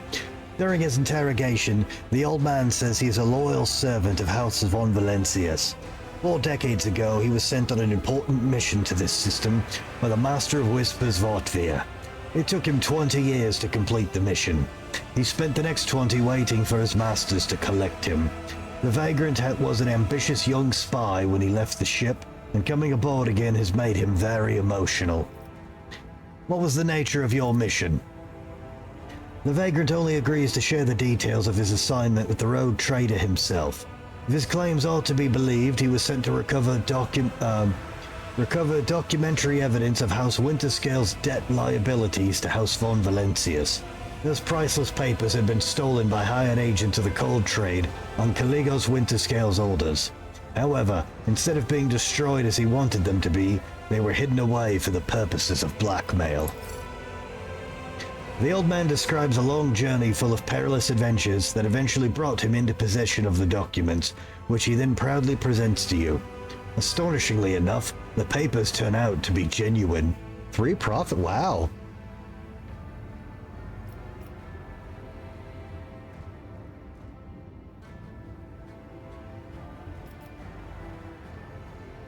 Terminate the trader's agent just to be sure? Leave him on the planet. Can you imagine?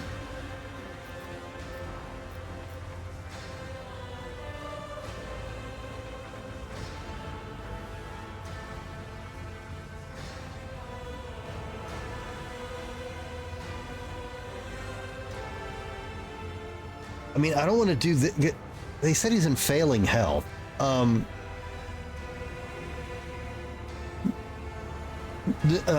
This guy lost 40 no. Lavish riches upon the faithful servant, and bestow an unchallenging yet honorable duty upon him. The sobbing old man swears to pray daily for the good health of the new Lord Captain. The story of his amazing adventure and selfless service is immediately spread throughout the ship.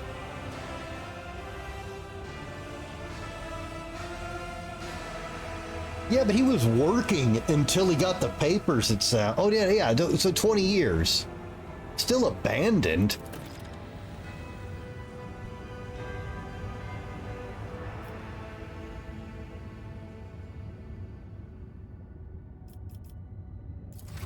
Poor guy. All right, well, he's He's going to get a bunch of cred and respect, and he'll live out however long he's got in luxury. The Ogre crew picks up a heavily damaged Xenos void ship among the countless rock masses of the asteroid belt, an Alderi vessel beyond a doubt. According to the Von Valentius archives, about 100 standard years ago, the Imperial Navy set up a barrier in this system against pirates and the enemies of humanity. Countless primed mines are still scattered among the wreckage. The Voxmaster manages to tune the ship's systems to an unconventional frequency, and the bridge suddenly fills with the chime of Xenos-like voices. Drawn out and mournful, they sing in an unknown tongue, but every officer on the bridge can sense that this is a dirge. Answering the call, Yurette jumps to the cogitators, startling the officers on the bridge with her sudden jolt. In the hopes of understanding the Monkey technology and figuring out how to help her kin, the Alderi runs in circles around blinking vid screens, but the mysteries of the machine god elude the Xenos. Then, she turns to the Lord Captain, powerless. Yurette is asking the Elentok to help her kin who have found themselves trapped in the snare of fate. The Alderi are enervated and weak, and their song is a cry of despair, a cry that is fading. Okay, the last time we helped them, though, we got them all killed. I mean, it was their fault, but...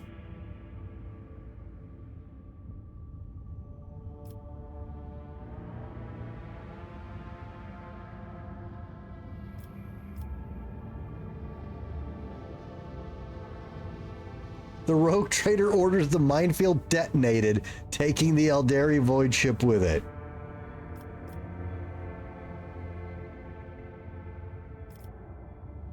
The rogue trader orders his officers to establish communications with the Alderi vessel. However, the Xenos do not respond to the incoming signals. After several attempts, the frequency tuned by the Voxmaster gets lost, and the mournful song fades away. I inquire about the state of the vessel. The Alderi vessel's hull and engines have presumably been damaged in a collision with a small celestial body. However, it is impossible to prove or disprove this hypothesis at such a distance. The Xenos vessel differs too much from those of the Imperium. 70% is pretty good. Logistics officers led by Master Helmsman Rava are ordered to plot a course for the rescue shuttle, and from the Dynasty's flagship to the Xenos ship and back. All right. Now all of the crew can do is hope that their calculations are correct, and that the veteran officer's experience has not let them down. But yeah, last time they started a big fight and then everyone jettisoned them.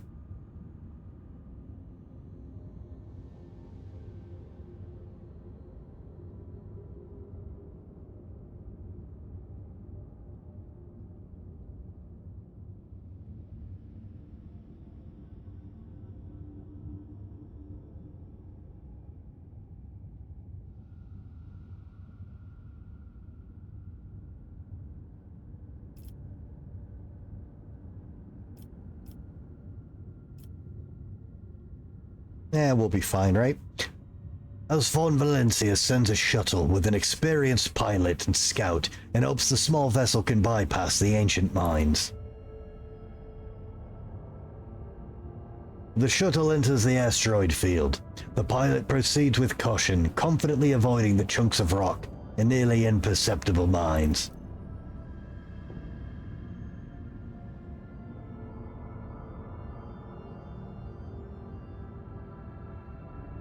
However, when the shuttle reaches the Xenos ship, the rescue team's report catches the bridge crew off guard. The vessel's starboard side has been breached by the macro weapons of an unknown Imperial void ship. There are no survivors. Wait, what?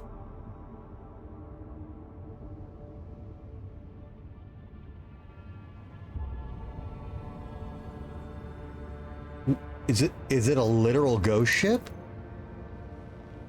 Shielding her eyes, Yelred closes them and clutches the spirit stone to her breast. Coming to, the Aldari does not speak for a time. With notes of sadness in her voice, carefully picking a word, she concedes that the Elentok did all they could to save her kin. And yet it is the Monkey who is responsible for the loss of the Alteri Void ship. Saddened by the pain and hatred the humans have wrought upon her kind, the Elred quietly leaves the bridge. Alright, we get some garbage. Wow, that does a lot of damage. Sometimes it's simply impossible to outrun fate.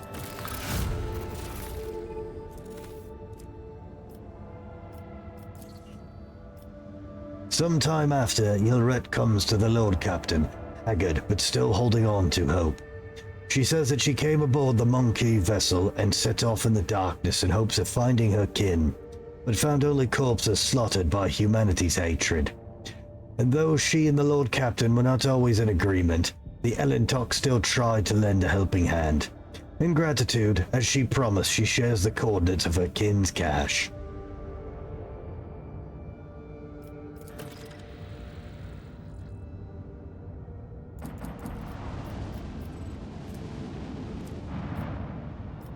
Okay.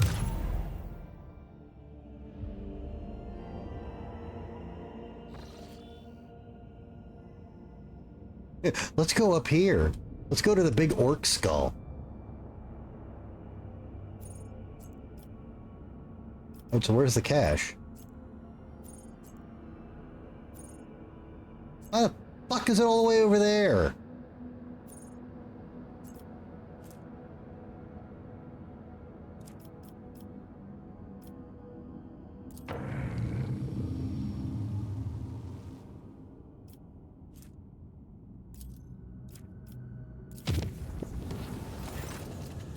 The tech priest reported a brief malfunction in the Gellerfield generator that left the vessel exposed to the wharf for a brief second. According to the Enforcer report, something did manage to get into the ship and is now prowling the dark corridors of Loading Bay 5. Yeah, just do this.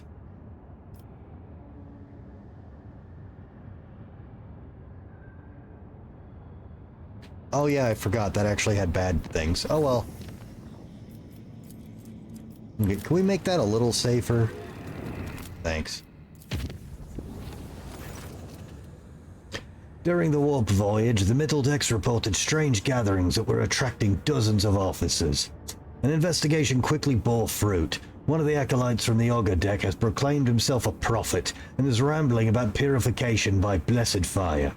Only the perilous influence of the warp could explain the strange convictions and uncanny zeal of this person.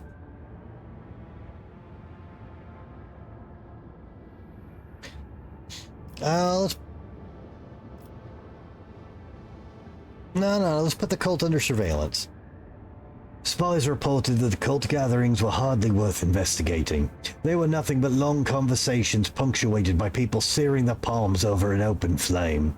The surveillance was maintained until the end of the warp journey, after which the newly born prophet simply forgot about his calling, stopped giving sermons, and dismissed his congregation. Enjoy your permanent hand scars, dummies. Well, that was exciting, wasn't it?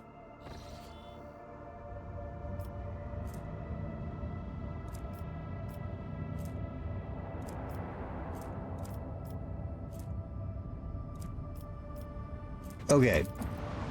We've got melt charges now, so we can go here without losing the loot.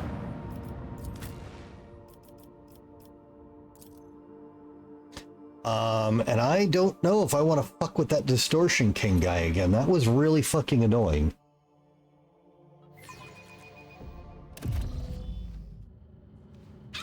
Alright, let's do this for the third fucking time.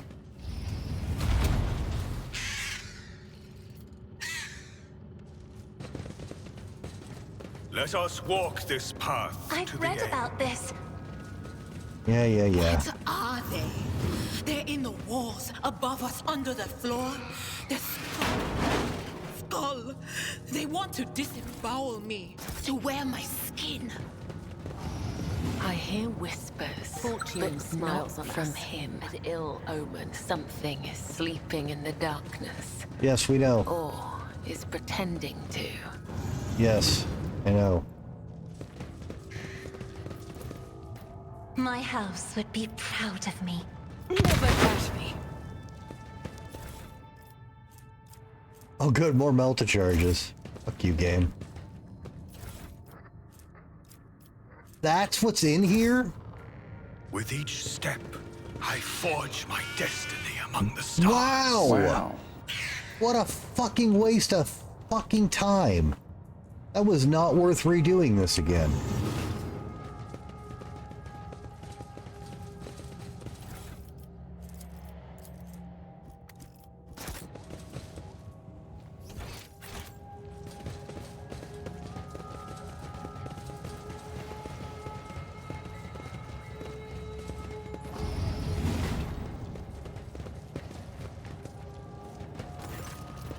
Yeah.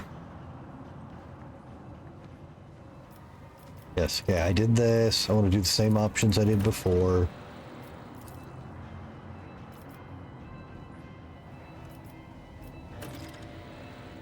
Oh, there's new dialogue now. Hang on.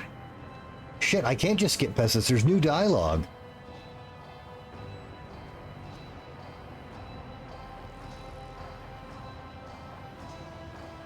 His features are strikingly similar to the mutant scum you destroyed in the dynastic crypt. The being's nature has strayed too far from mankind's blessed genome. The Creed sees no humanity in deviations like these, and so it commands that such creatures be exterminated without prey. Abominations that looked exactly like you tried to take over my ship. I killed them all. The man does not look surprised. Though I had not known them before, the Emperor Progenitor brought me the echo of their deaths, and an image, your image. But their deaths matter not, for you have answered the call. I am elated.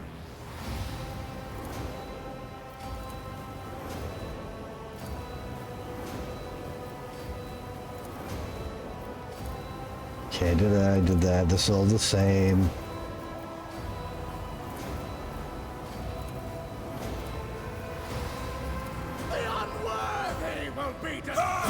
Sit down, son.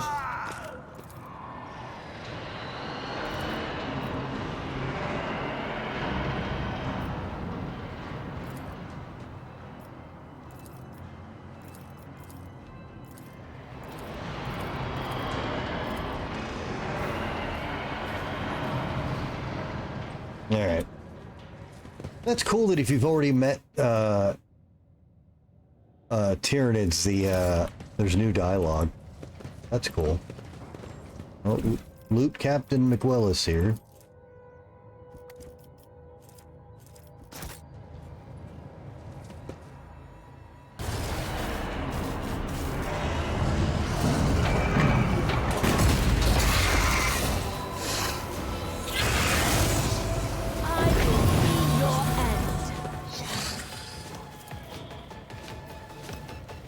I am a navigator, not a servitor.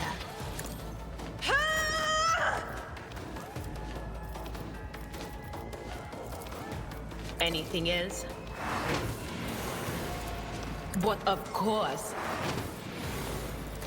Anything else?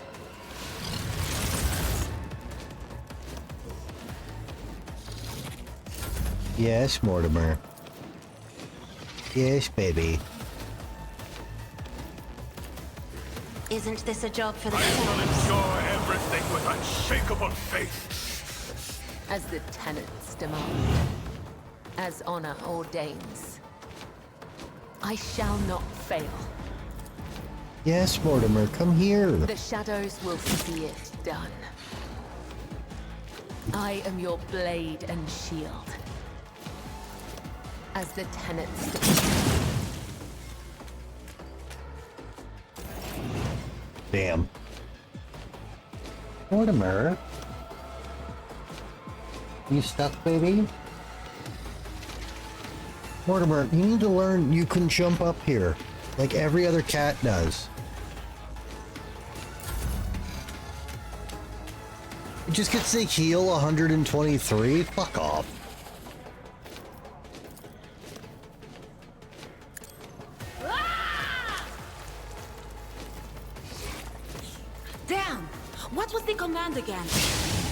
Right.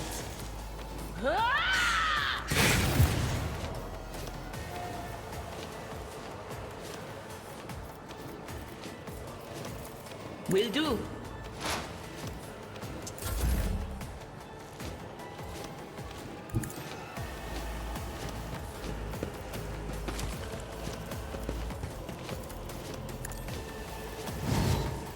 I'll do it.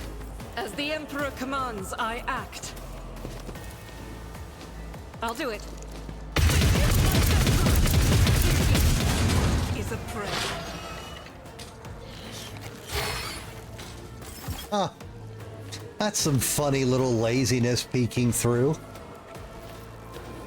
It had the death icon as that one died, which meant this is quite literally a copy-paste of this, just with a location change. Better crippled in body than corrupt in mind. I am the chosen weapon that will crush the heathens. Rejoice in service. This is beyond me. And so it shall be done. Rejoice in service. I can't allow myself to do this. I won't suffer this. My enemies shall be crushed like dust beneath my feet. I will Dumb not as hell. be deterred. Whatever. The Emperor commands.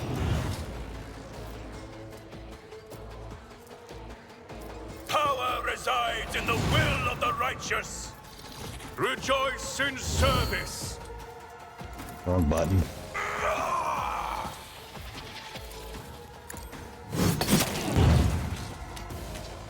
Ah. Back here, you fucking annoying bastard. And so shall your corrupt way have failed you.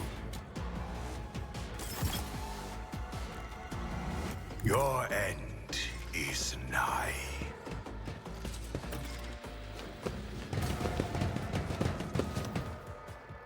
I wasn't at the door. Oh my god, I hate that. Whatever, I don't care. I'm not doing that for a fourth time. And I'm pretty sure we looted everything there. We got the chest. Yeah, that was everything. Whatever. Fuck you.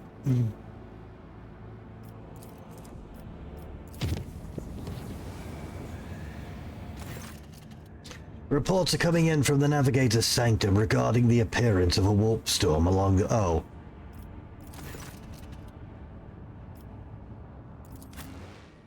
Fine. Baby. Mortimer. Mortimer, just let me pick you up, baby.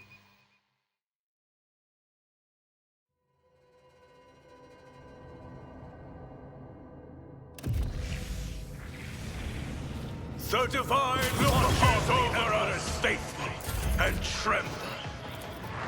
Me? Oh, whoop, well. If you insist, Lord Captain.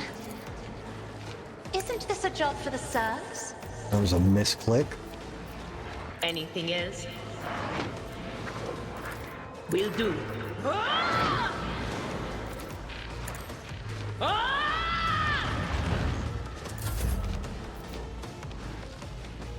Step aside.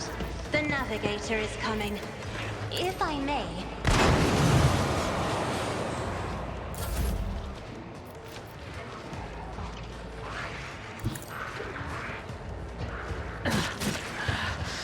I feel nothing. Fear nothing. Trust me.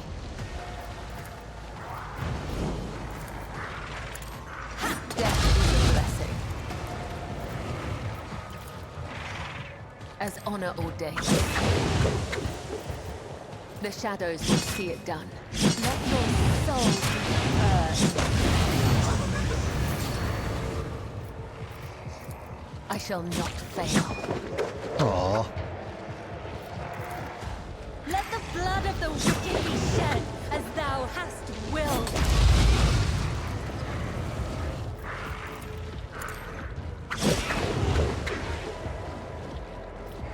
Trust me. Killing brings me This appears to be a fair and balanced class. I'm sure you'd all agree. Aim for the heart next time. No.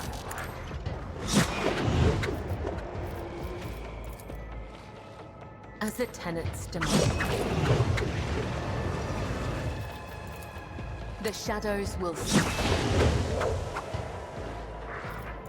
As honor ordained.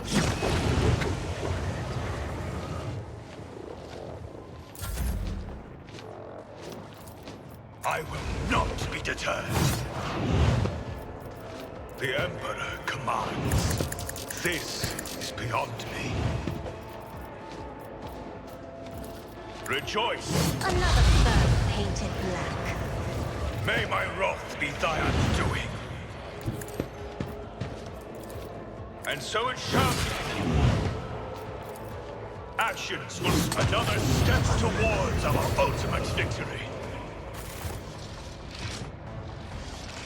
The faith guide may not duty go hand in hand. Help me, Lord Captain.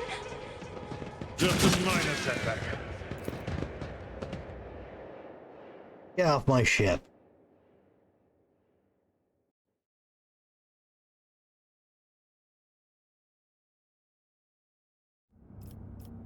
Okay, just remember I'm supposed to go talk to Cassia. Whoops. Mortimer! Baby, what do you need? What's wrong, Kiki? Come here. Mortimer.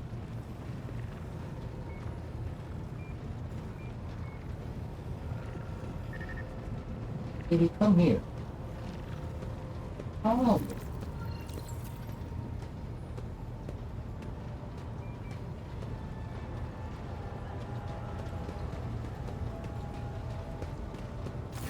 Greetings.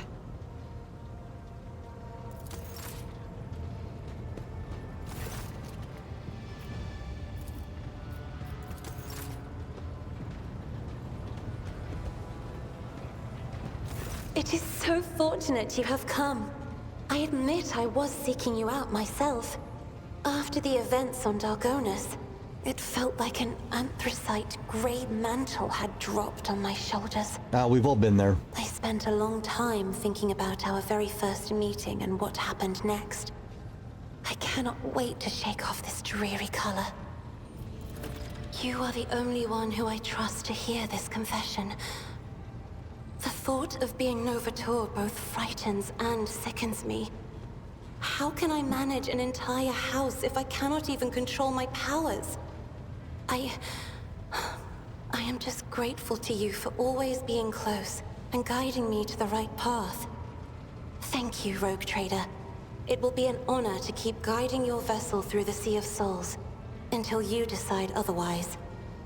I hope you're feeling a little safer now that Elena Orsilio has been executed. On the contrary, Lord Captain. The mere thought of what happened tightens a gray-blue slip noose around my throat. To realize, again and again, how fervently your subjects hate you. I am sorry, Lord Captain. I should not have darkened your colors with my own struggles. You feel a suffocating lump in your throat. Alarmed, Cassia passes a palm over your shoulder, as if shaking off some ash that settled there. You feel some relief. You did not mention the Starway Atlas when we met.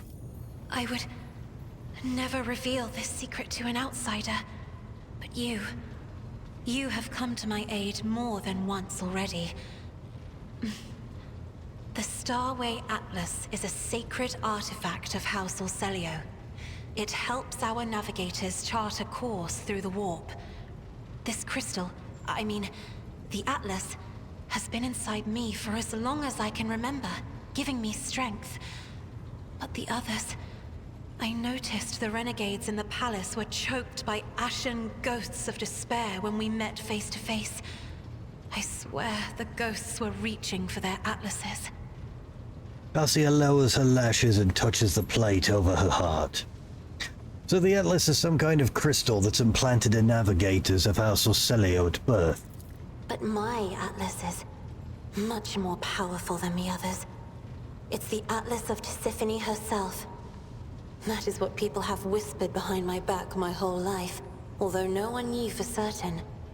But I always suspected. I simply did not wish to admit it to myself. Certain navigators in your house fear the Atlas's power. Certain navigators in my house have tried to kill me more than once. But the tales of Tisiphone's brutality, I am beginning to wonder. What if they are all true? What if I will be a new tormentor to those who serve me? Her silver brows furrow in fury, then she lets out a discontented sigh. You said you wouldn't share your secret with just anyone. Does that mean I'm someone to you? I didn't. I only meant that... I am at ease in your company. Your heart stutters. A searing heat envelops your shoulders, throat, and chest, and your brain grows foggy. The by now familiar influence of Cassia's powers is intoxicating your mind more than usual. Cassia looks away, a subtle blush blooming on her pale cheeks. Thank you for telling me. Thank you for listening. Giving you a slight smile, Cassia nods and thanks as Ichabod's giant head rams into the microphone. Ichabod, come on. Come on. Baby, come on. You have to get down. I cannot have kitties on the desk. Especially not fat, clumsy kitties.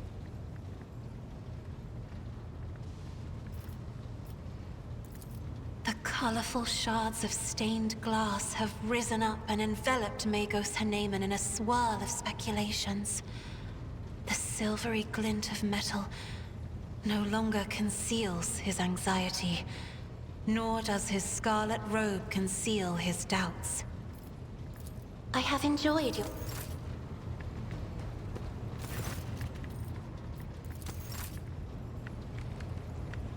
Rogue trader, you know where to find me.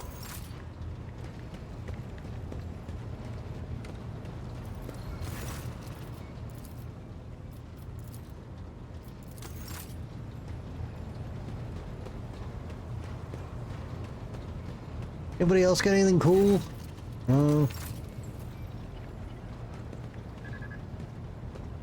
Hey, Vlad? Lord Captain. Lord Captain. Rex? Shepard. Shepard. Rex? To what do I owe this visit?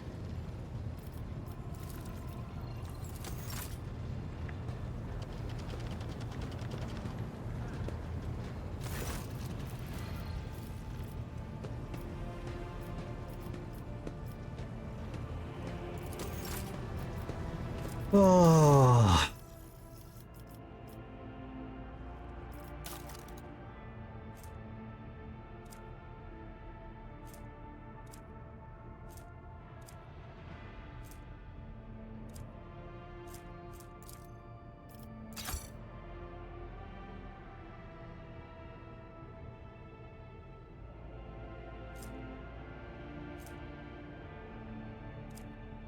Sure felt like I picked up more goodies than this. There we go.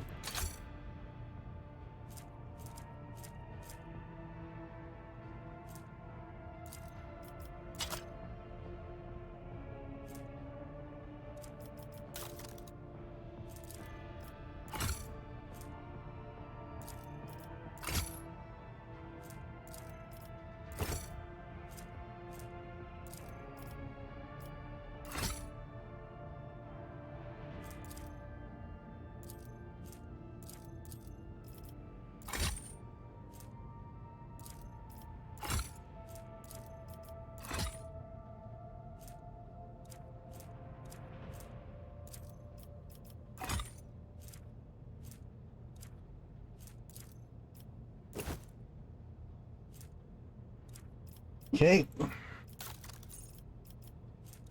Alright. What do you guys want?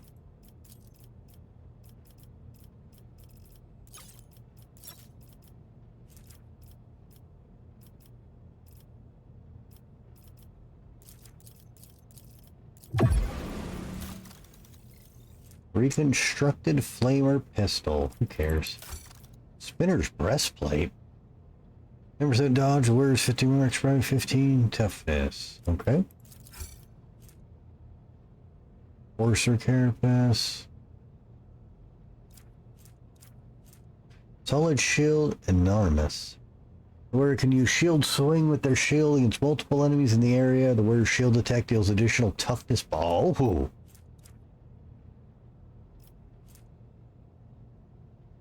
He's going to wear 15% dodge reduction for attacks with melee. Ow.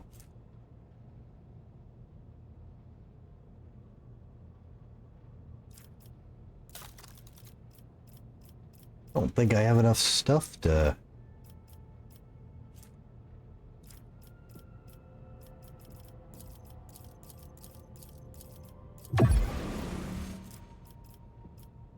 Yeah, definitely don't, because we need those if we're going to deal with the extortion guy. Triumph of Retribution. Why is its damage so low?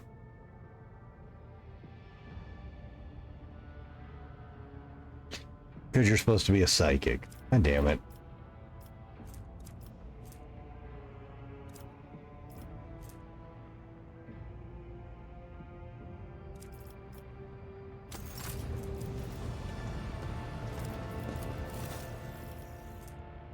A hex rifle. It's a filthy Drakari weapon.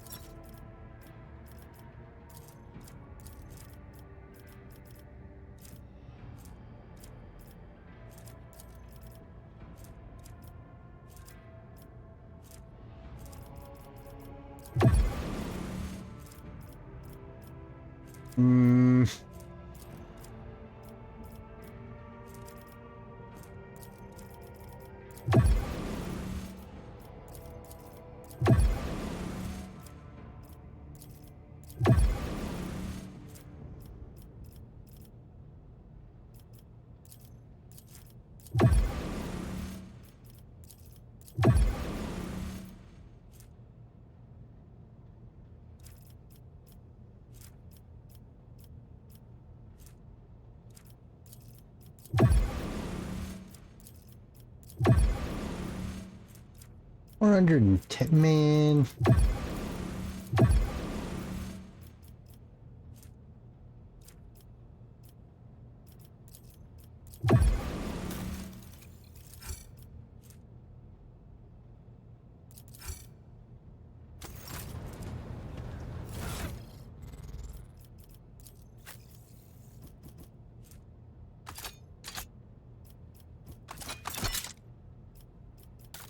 Alright, where's that fucking flamer?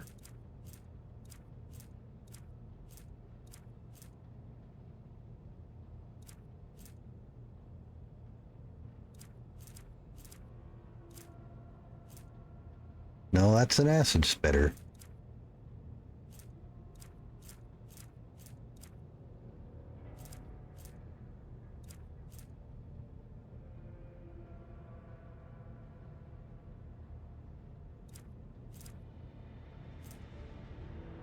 There it is. Yeah, that'll work. Alright. We got a thing. Alright, it's 10% more, let's see. Agility bonus, percent dodge, 2% dodge, force agility's 50 or more.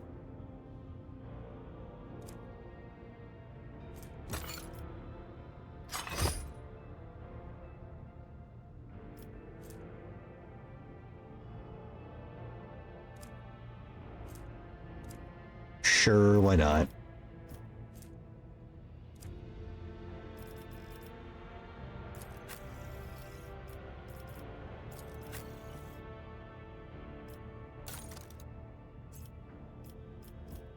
They're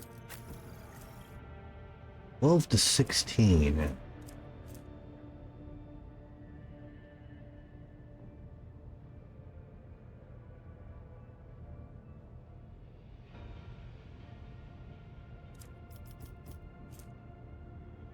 and parry, ancient weapon skill. That's got the armor shred on it. That's what we kept that.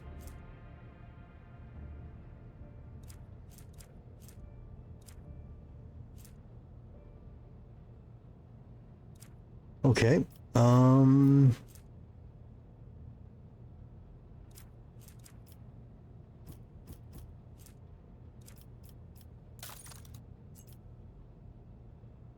No, I keep forgetting I have them. I need to try one on my main characters, what I need to do. And I'm supposed to use one on Heinrich for the build. The only realistic person to replace Heinrich in the group is Abelard. And that would probably be better. But I really don't want to go anywhere without Abelard. So I kind of screwed myself. Ichabod, you have to get down, buddy. Come on. Oh.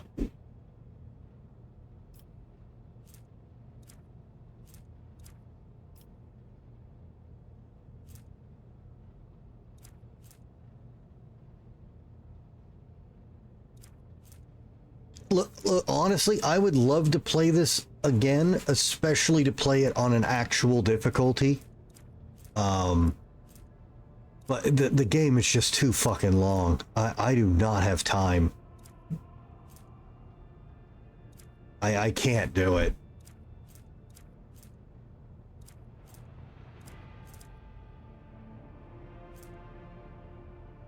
Oh.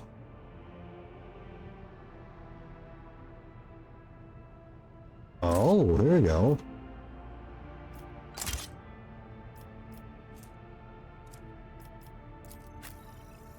And I definitely leave Adira in the fucking dirt.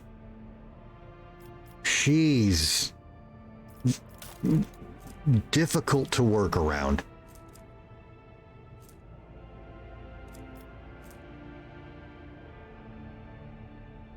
Formed by a Death Cult assassin, when the wearer gains a stack of Blood Blessed, they gain 10 toughness. This is... Oh, hang on, what's my necklace?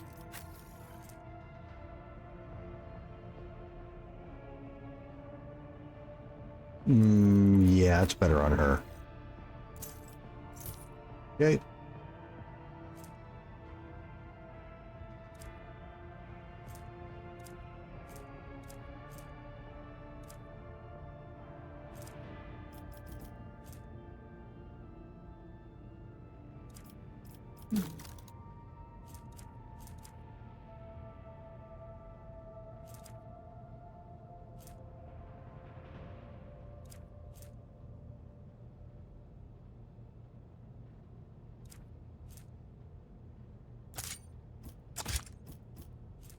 Why does she have a...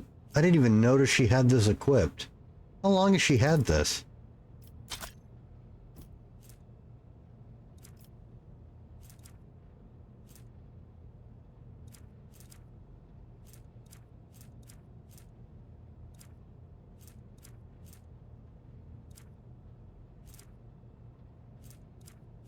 I don't even know where that came from.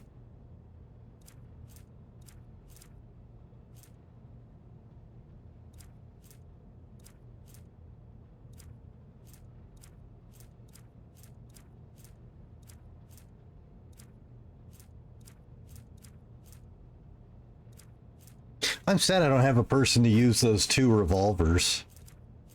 That's a really cool mean combination.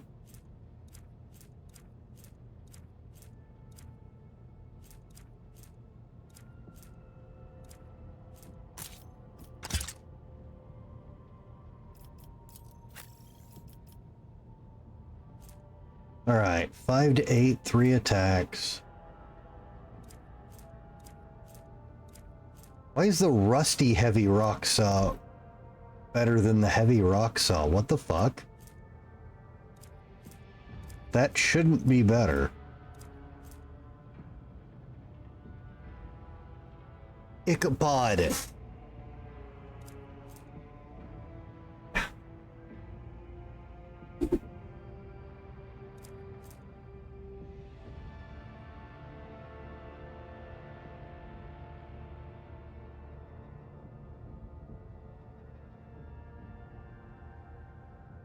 So the only downside about this is I won't have bleeding built-in base.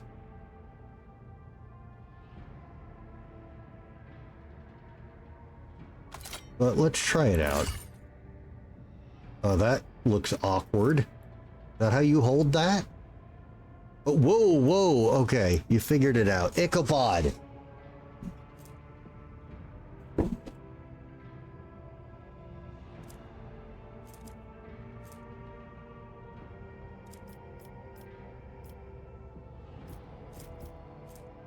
And I need a real pistol too. The shotgun, every time I do need to shoot, the range is too short. I can use a two-hander though.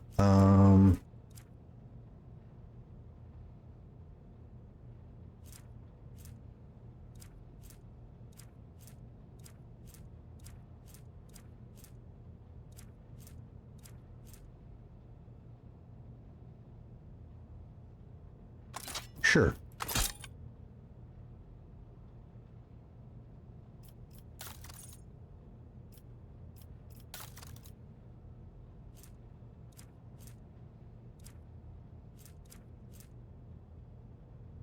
Oh, whoops, I was supposed to put this on you forever ago.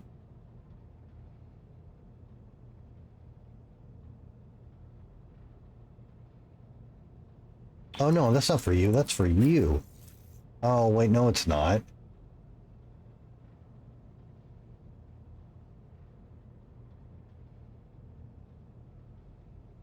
Fuck.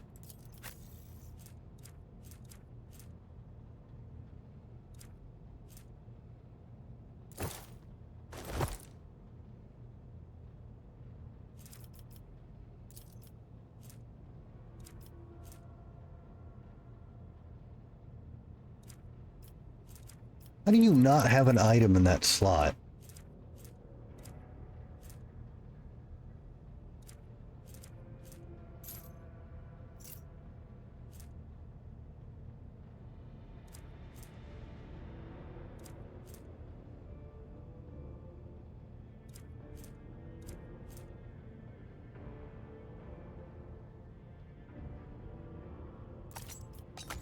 Sure.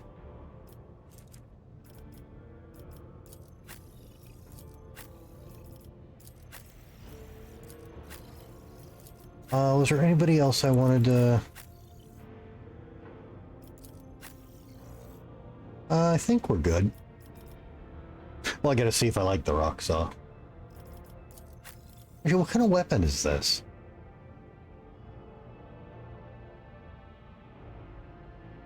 Apparently, rock saw is its own weapon type. Alright.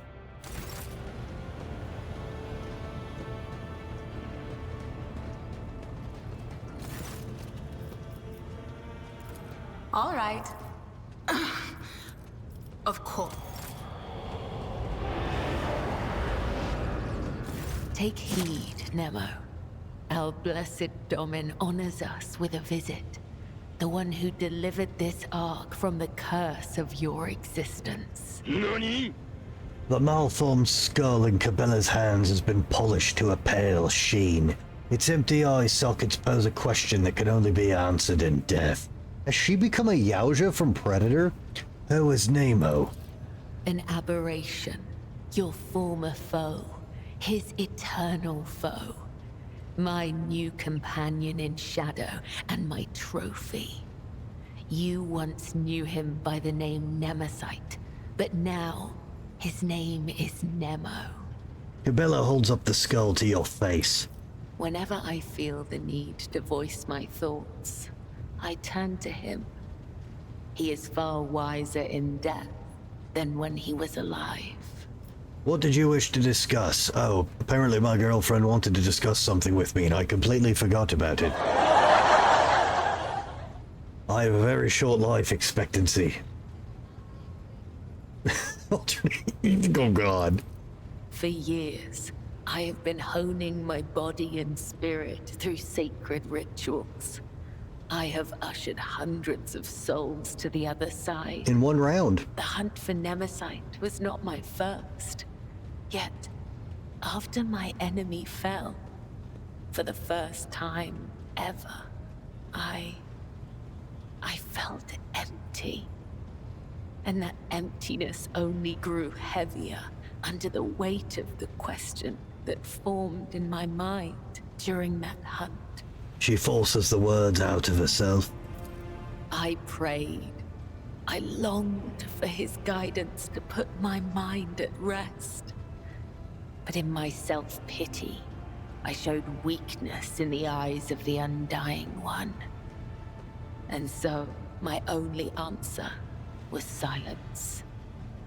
I must therefore ask you this agonizing question, Domin. Tell me, what is the purpose of the blood-spun web?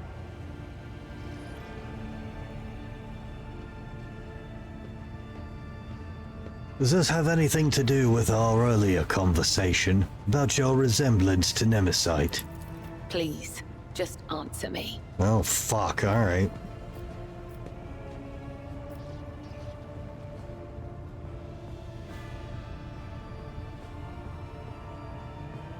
You're a sect of the deadliest, most terrifying zealots on this ship.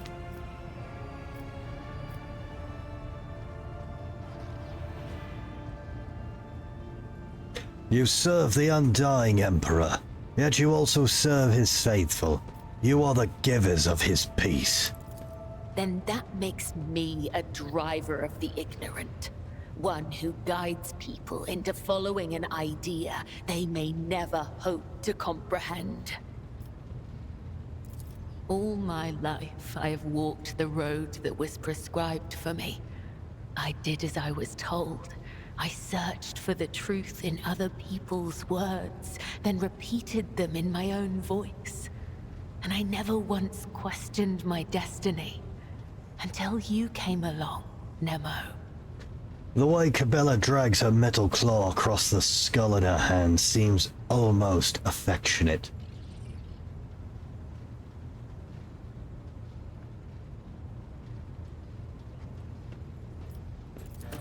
I might just as easily have met Nemesite's fate and he mine. All it would have taken is a different pattern of threads. The only distinction lies in our ideas. Thank you for this conversation, Domin. It has satiated the void that gnaws at my soul, if only for a time. As for how to seal this chasm for good, that I have yet to find out. May the tenets of the web guide me to the truth. Take heed, Nemo. Our blessed Domin honors us with a visit. The one who delivered this ark. Oh, that's her new greeting, apparently. Okay. I'm a fan of that. Elantark. The All Red gracefully bows her head, adding an intricate gesture of her delicate fingers to the greeting. Tell me of your kin in your homeworld. I refuse to discuss this with a monkey. We are but traveling companions who happen to be following the same road among the stars. Do not even try to get under my skin. It will not work. The All Right interrupts you with a swift gesture. God, you are hard to please.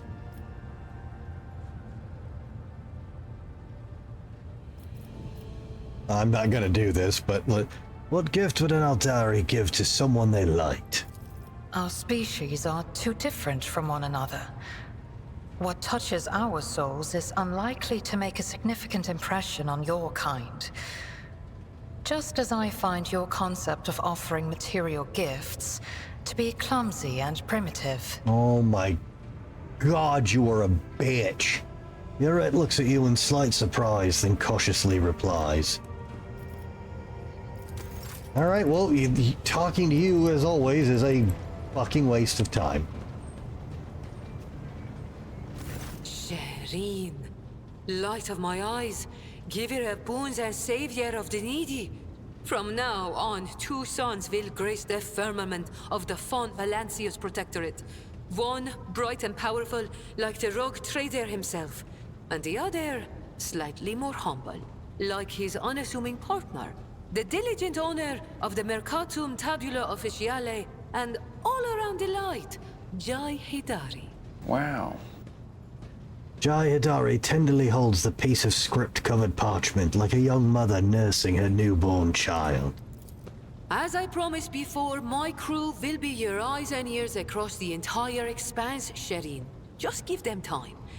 And of course, the assistant to official trade representative Jai Hidari is already rushing to Dargonis to deliver goods of rare and exquisite quality to you and your people, O master of many worlds. And once again, thank you, Shireen, from the bottom of my humble heart. Jai's eyes shine playfully in the perpetual half-light of the bridge. You have taken good care of me, and so I would like to take care of you. And go slightly beyond the strict terms of our agreement. Here, I brought a small gift as a token of gratitude. And may the Exalted One keep watching over the paths that you tread. You brought me a ratty cape. When the wearer ends their turn, they remove burning bleed and toxin from themselves and all adjacent allies and gain 3 temp effect. I mean, that's...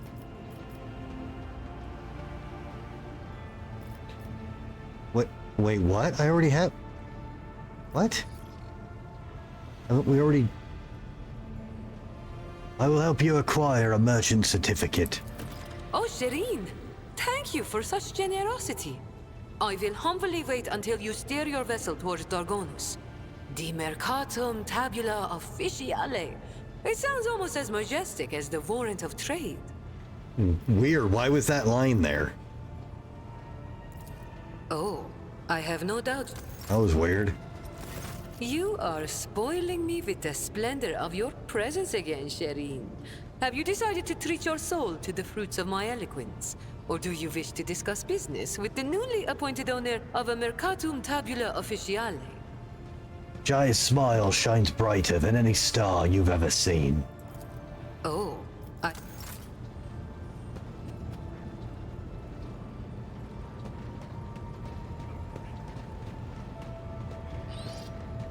Pascal, you have 2 quests waiting on you to do stuff. You done any of them yet? The only Messiah knows all. No, you haven't.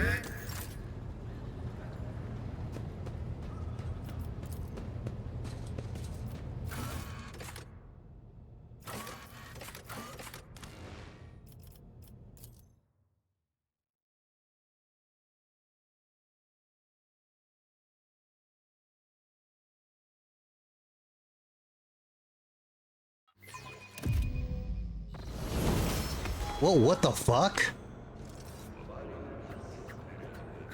Oh, the new Confessor seems very popular. Holy shit.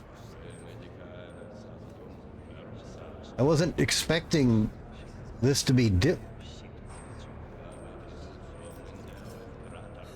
Oh, cool, alright.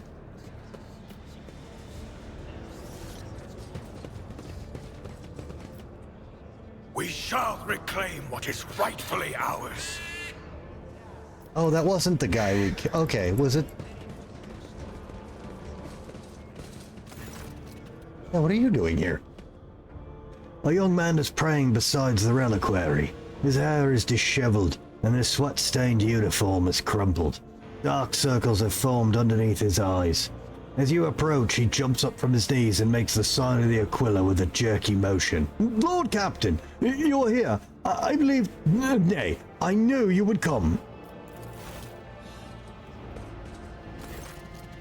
The young man takes an almost ludicrously deep breath and says solemnly, I am Marius Clement's son, Keblau, Medicae officer. I have had a vision. My great-great-grandfather appeared before me and bid me seek your blessing to become a missionary.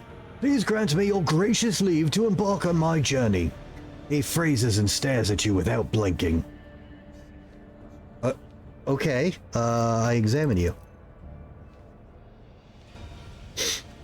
His bloodshot eyes, slightly twitching fingers, and nervous agitation point to a chronic sleep deprivation or the grueling strain of too much work.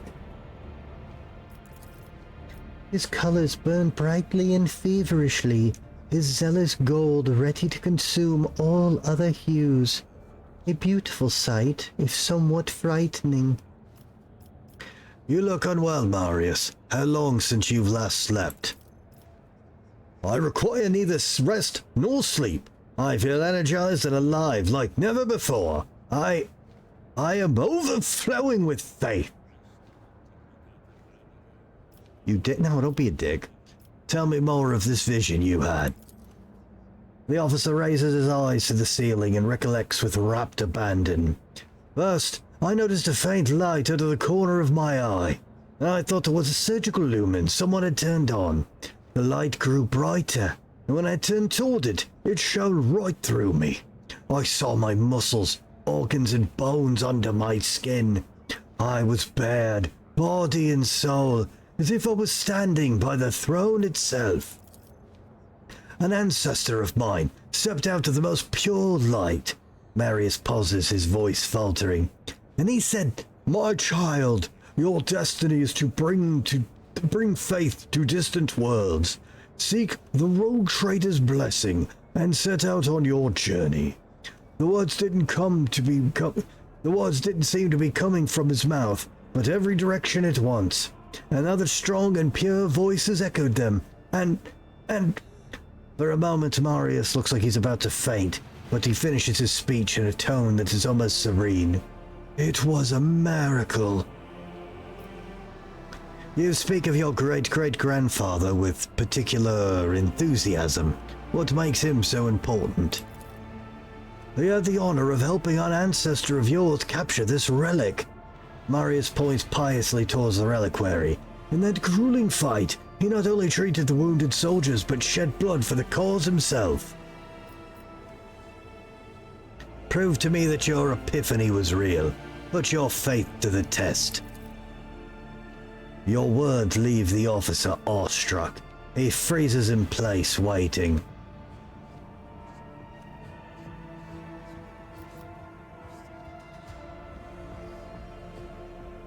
Jesus Christ.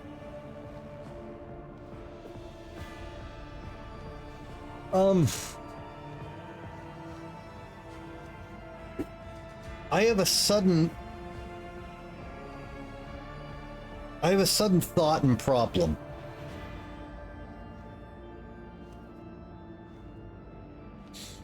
How do I know that this guy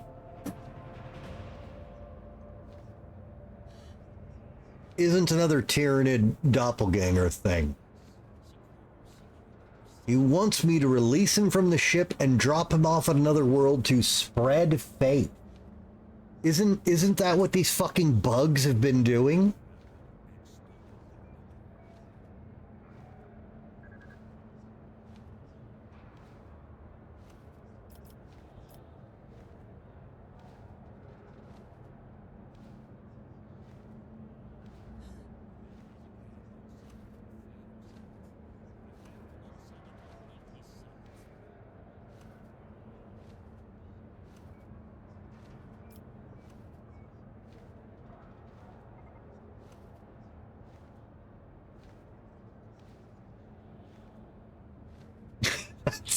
That's not how this works. But I'm sorry, this guy, I've never seen this name before. And he just shows up after all that and basically says, I want to do what we know their species has been doing in secret.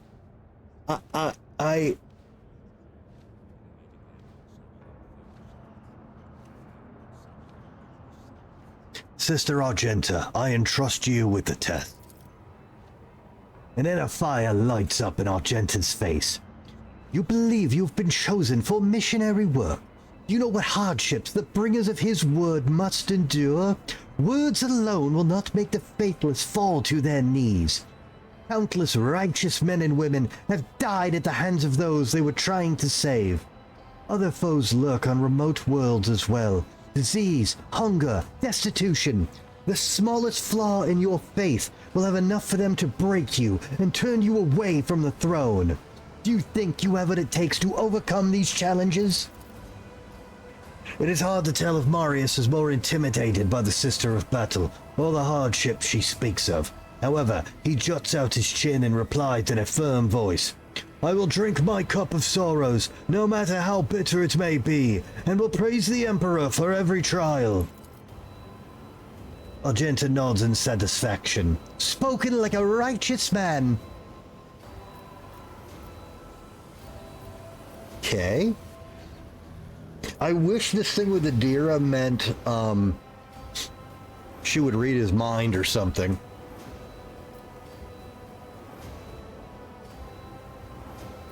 Excuse me. Cabela, you know what to do. Cabela approaches the officer without making a sound. Death is the faithful companion of those who sow the seeds of faith amid the stars.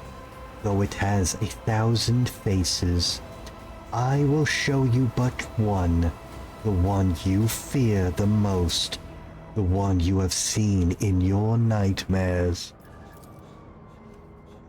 One swift movement and a cold needle flashes by Marius's neck. This is the Gom Jabbar. His eyes roll up and his body convulses. Nothing happens for several long seconds until he finally forces out, "Oh, Emperor, what an abomination! What unbearable throne-offending blasphemy!" He clenches his teeth and mutters stubbornly on through the froth forming on his lips. "And I shall fear no corruption. I shall face my death as his faithful servant."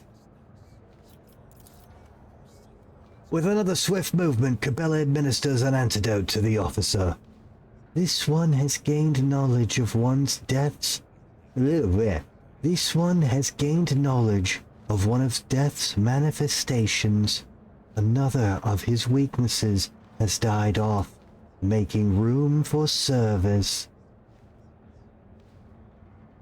Smile at Adira. Any suggestions? Adira smiles back at you. Indeed, why not look into this wannabe fanatic's future? She closes her eyes and rubs her temples theatrically. Oh yes, the whispers tell me that you, Marius, will embarrass yourself on the very first planet you go to, and come crawling back to this ship burdened with debt and this burden of breeches. What? Okay, I wasn't trying to be a... Marius wrings his hands.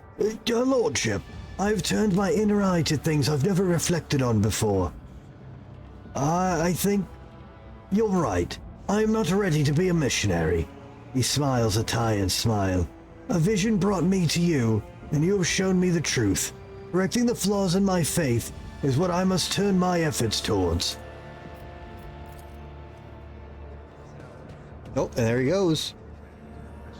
I didn't realize... She could have actually read his future and been like, oh no, he's a fucking Tyranid. Damn it. Know your duty. Well, if I'm right, he's not leaving. And if I'm wrong, well, he's gonna get some more experience under his belt, which The might Emperor also be good. protects. A morbidly thin and heavily augmented Voidborn makes the sign of the Aquila the moment he sees you. Your lordship, I pray to the Emperor for you every day. His voice is unexpectedly energetic and loud. It's hard to believe that such a puny body could produce such a vigorous sound. Are you the new ship's confessor? Ooh.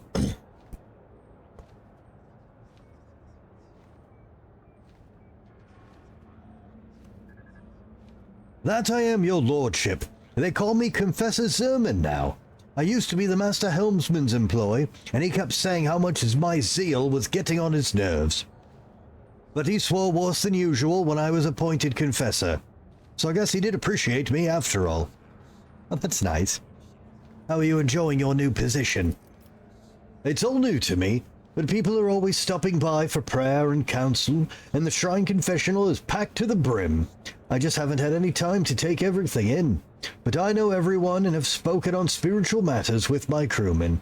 I guess they've accepted me in ordination faster than I've accepted myself.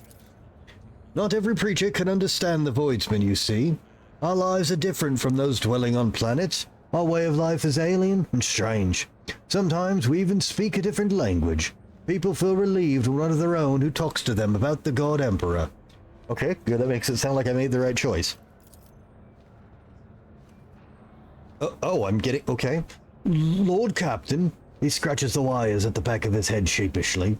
I just want you to know that the Voidsmen across the expanse have been saying good things about you. It's not just our ship. Many crews out there honor you as his faithful servant. All too often, captains are blinded by power, but not you. Us Void Wolves, we respect that. Oh, great. How will the spiritual life of the vessel change? I want to infuse my home vessel with faith, so that people may feel the presence of the God Emperor wherever they go. They will make them feel at ease, and the work will be done with greater effort. I've already indicated where the best to place automatic chapels on the decks, and where to install voxcasters for liturgical sermons. He produces a data slate showing a map of the entire ship, and points at the marks excitedly. I will take my leave. Alright. Well, he seems like a good fit. I mean, all these fucking people are here.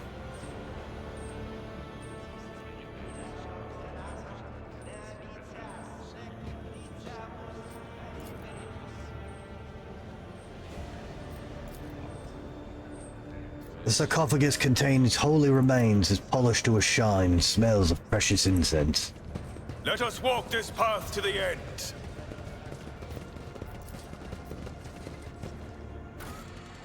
Okay, well, I'm glad I went there and found the new guy.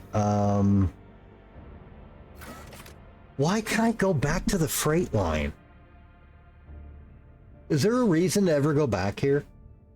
To the freight line?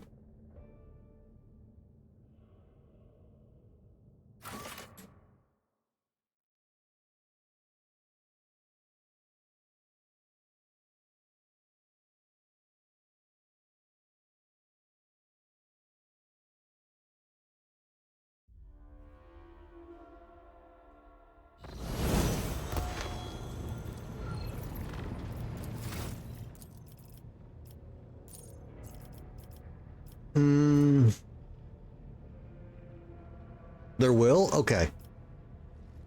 Usually once a story thing is, ends, it goes away, but that one's been there the whole time, and I've been getting kind of nervous about it. Alright, until the end of combat, all the execution allies are healed by damage over time effects of suffering damage. Now, whenever I use this, all enemies suffering from damage over time immediately suffer additional instance.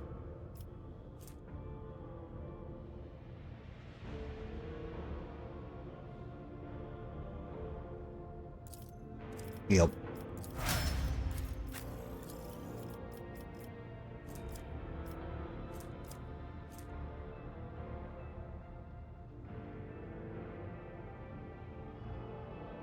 I'll take that one for her. Alright, good night, Sierra. Good to see you as always. Appreciate you hanging out. And giving me terrible, horrible war crime advice.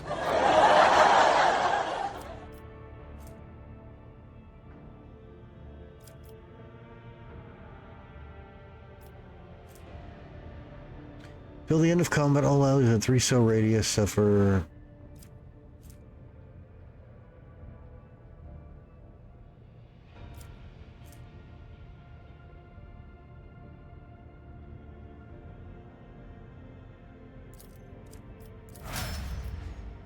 Always happy to get back. That's why I'm here. Let's see here. Whenever familiar... Okay, whenever you use the arc capability, overseeing... Oh yeah, these are terrible.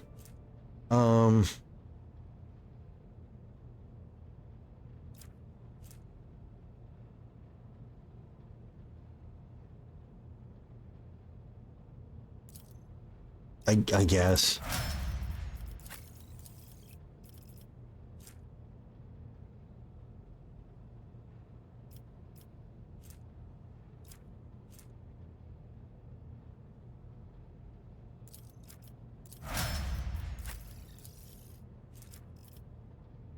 Bounty hunter attacks exactly one. Whenever the bounty hunter attacks exactly one target, which is marked as prey.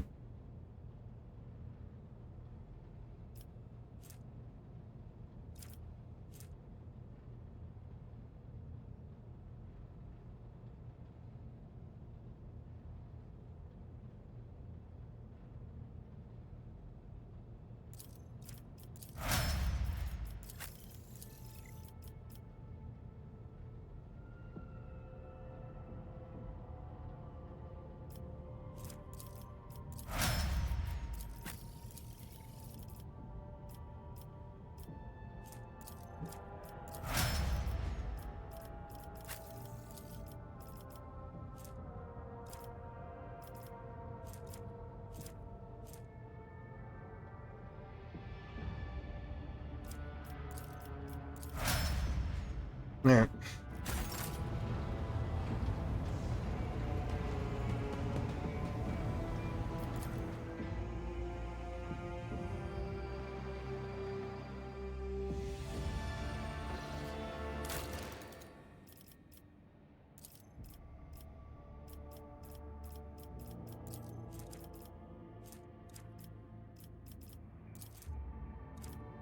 Ah.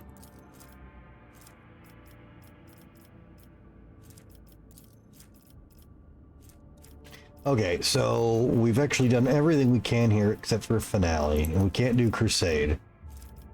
Alright, we gotta make a call here. Alright, we get...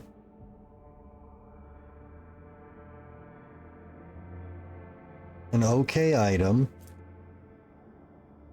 We get Drushan Rep, which is great. 3 profit and 8 fucking complacency. Which is... wait. Oh, that I didn't have a choice.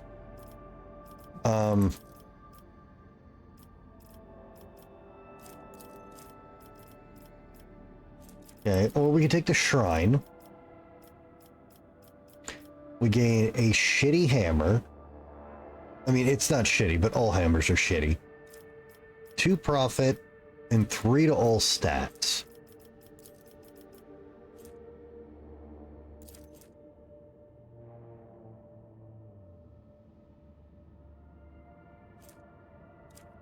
The charge ability, additional damage with a willpower bonus. None of our charge guys except Heinrich have a good willpower bonus. But every item, I can't tell where slot this goes in. 8 complacency is so worthless. I guess we make the shrine.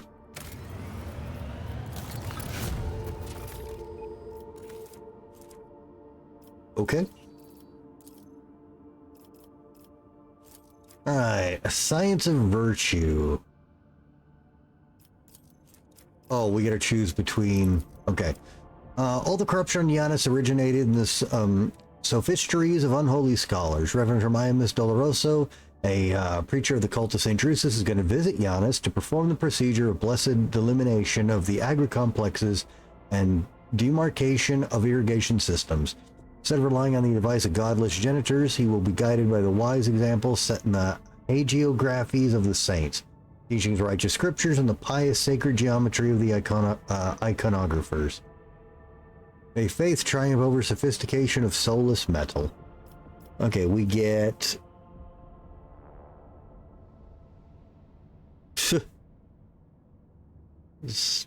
Okay. We lose in efficiency, get a bunch of Drushan Rep. Efficiency is our lowest stat. Or we get more cred with them. The clandestine cultivation of Xenoplanet that feeds on the blood of serfs will allow the production of hallucinogenic poisons that contain the victim's genes. Why would I want that?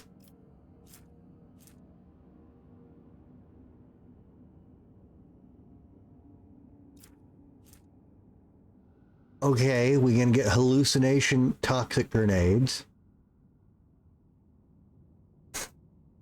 Okay.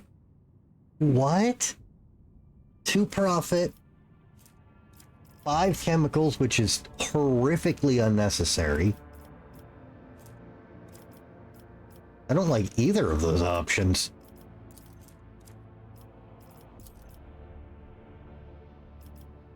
I don't want to lose efficiency. We have like none of that. This is worthless.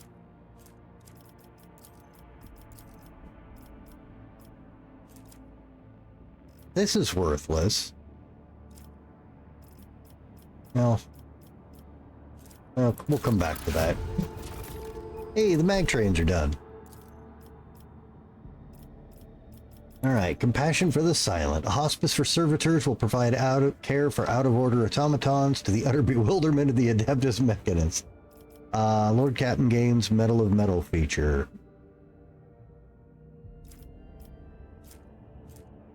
That's why we didn't take this one, because it gives a bunch of iconoclasts.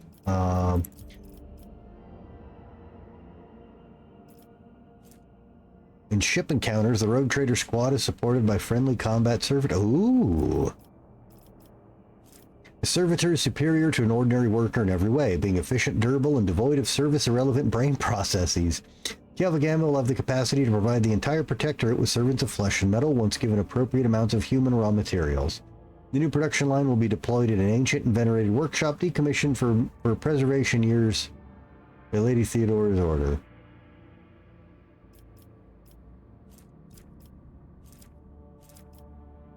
Okay, I really like that.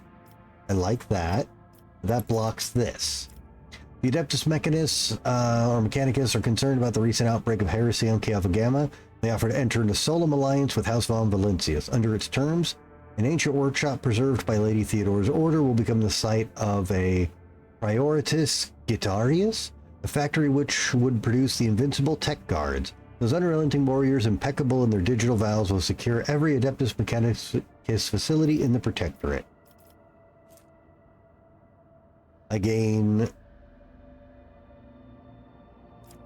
Well, that's weird. It says the Lord Captain's retinue gains this, but then it says the Rogue Trader gains it. And 2 security everywhere. I mean, tech use has been what's killing me, so that's really good. But 2 efficiency everywhere.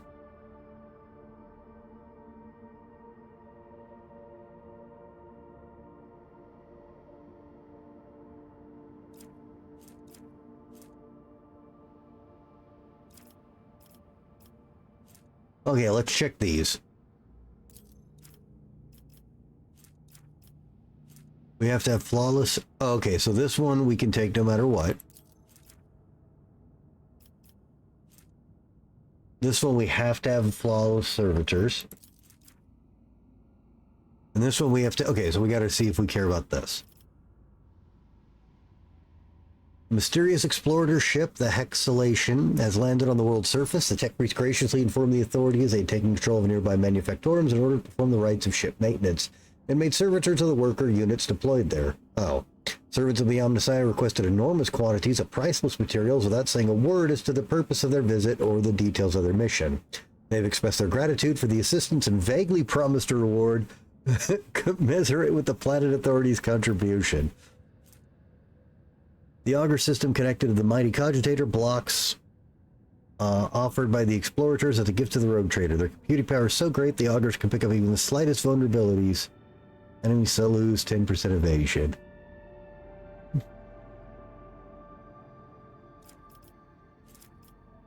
Lose 3 efficiency. No. Titan Forged Lance Weapon, 84 to 98.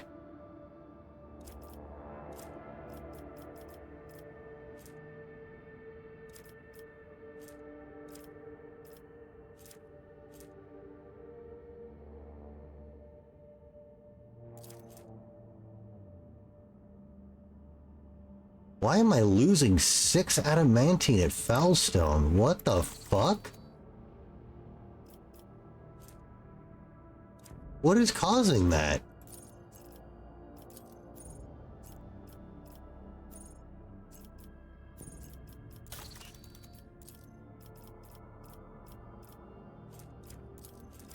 Alright, the Magos Metallurgics are proposing a massive tectonic plate detonation to awaken the planet's great volcanoes. That seems safe. Smelting shop housed inside the flaming vents can produce plasteel of incredible purity. The earthquakes, tectonic instability, and ash clouds will forever envelop the sky of Kieva are a small price to pay for success. The front-focused armor design concentrates the thickest adamantine armor plates in the ship's prow, allowing the ship to break through enemy fire during a relentless push. +4 to prow plating, the ram of the flagship causes internal fires. The number of fires depends on the size of the target. No!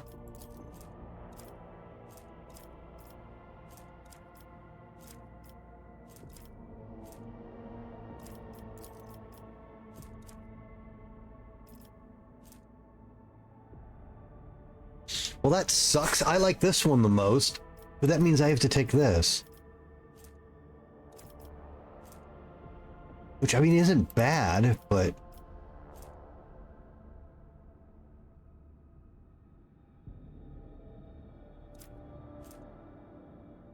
I'm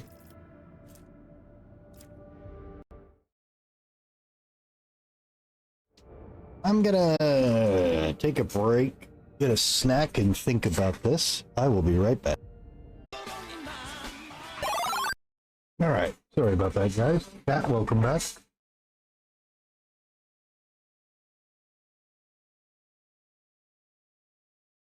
Alright, I said I would be thinking about what decision to make for this while I was gone, and that turned out to be a lie.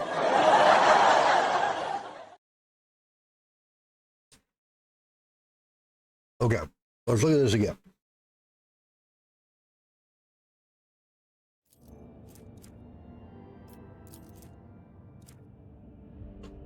I gathered. Okay, we can take this. I like everything about this. This is huge. That's good. This is fun. But if I do that,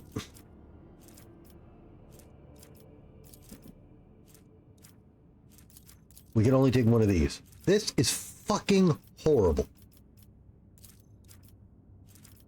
This is okay. We get a weapon that's slightly better than our current weapon. And a bunch of guns. Now this is awesome. Except we lose 3 efficiency, which is horrible. But we get a really good ability. And then that also means we have to take this, which gives us 2 security everywhere, which that's our highest stat on every planet, so this is effectively useless. But we get 10 tech use, which is good.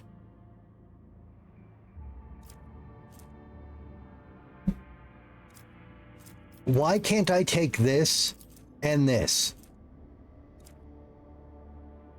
Fuck you, game.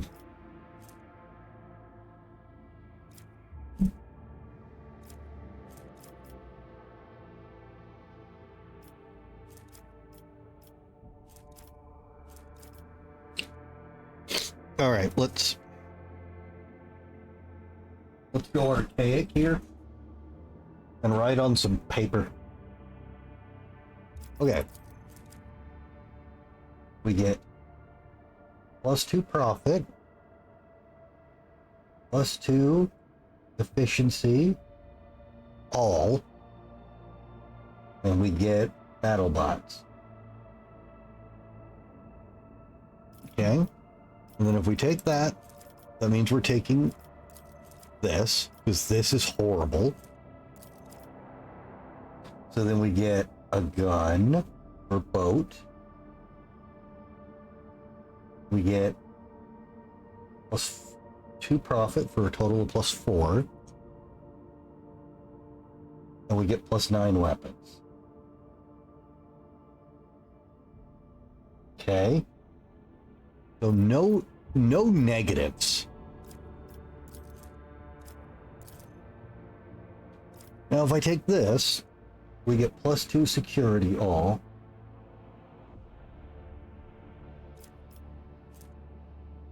plus 10 tech. And then we get plus 2 profit. 9 mechanisms, which I guess is more useful than guns. But we lose 3 efficiency.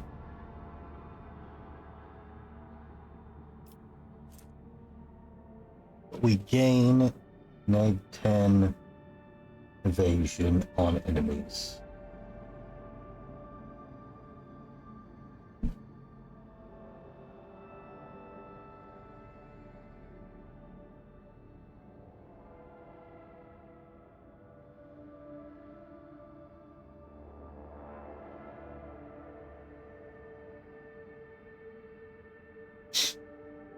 Which one do we like, Kat? I'm really torn here. The fact that I can't have flawless servitors and unwelcome guests is absolute bullfuckery.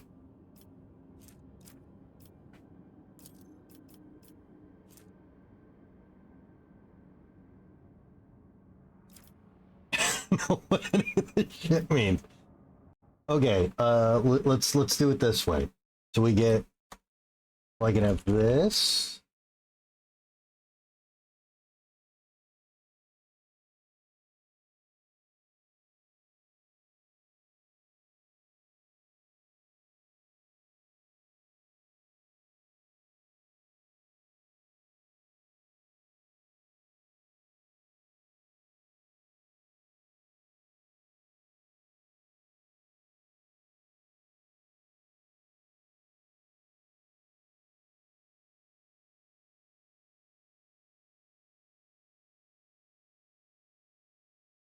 We can have that, or we can have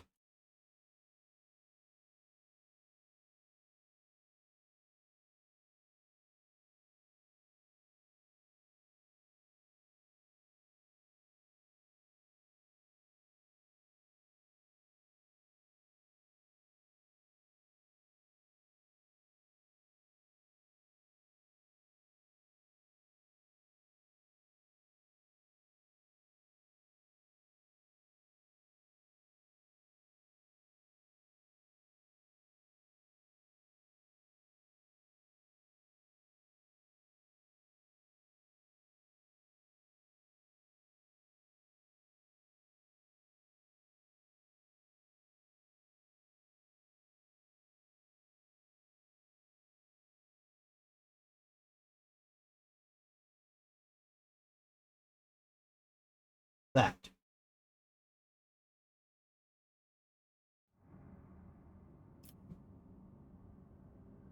Now, actually, this place, I guess I should note this.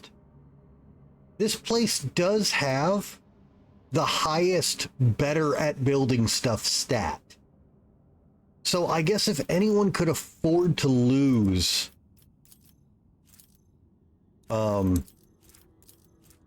3 efficiency, it's this place.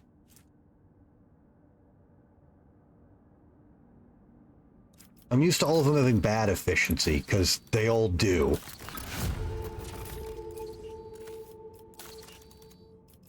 So...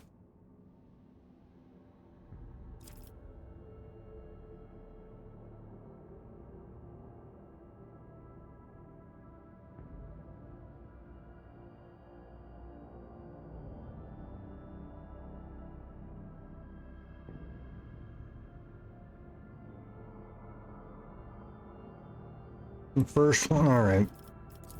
I think I could argue this with myself all day.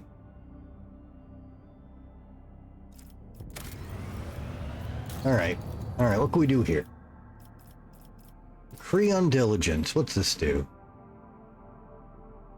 I lose 3 people and No, we're not doing, that's terrible.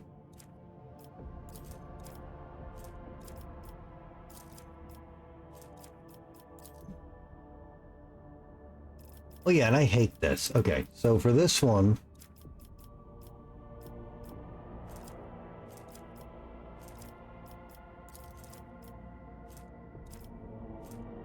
When Nora performs a heroic act, For a desperate measure. Navy rep's not hard to get.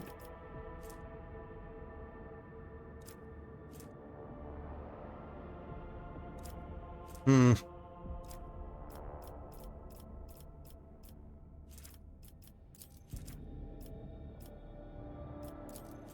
we don't have enough rep to do either of those. Okay, well, we can't do anything there. Alright.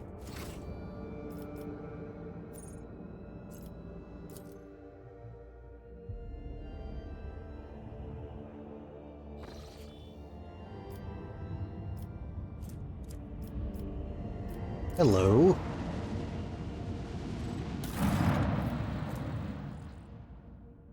A scorpion chainsword.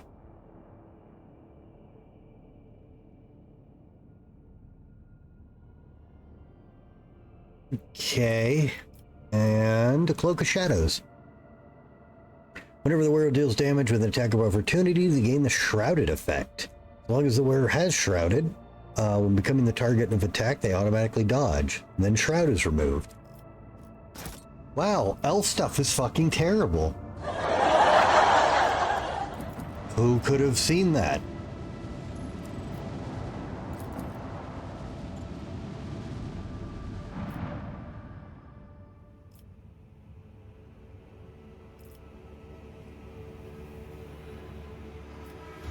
Are there any changes in the construct? No.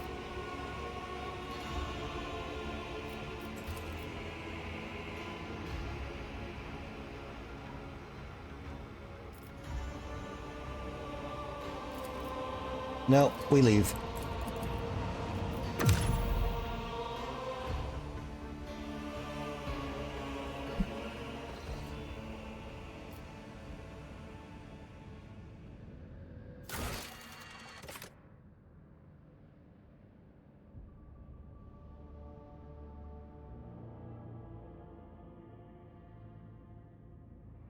All right. What do we have left to do to avoid doing story stuff? Story stuff is yucky. Okay, that's a story mission. That seems like bullshit.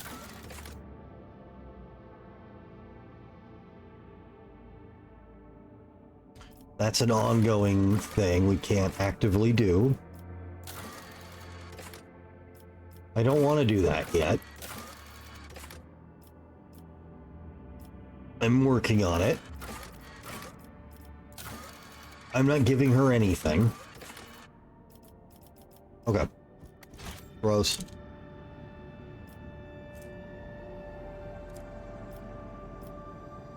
Fine. There are 5 chapters.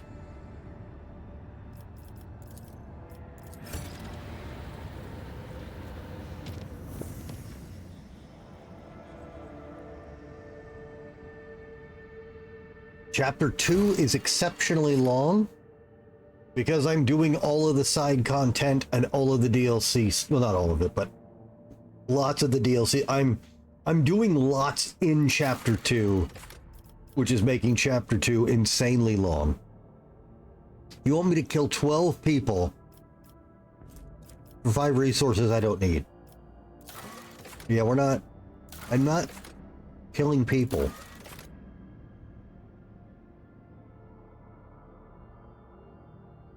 Now that I'm out of adamantine, this seems like a much better deal. I'm trying. It's a big game. When does that due out again?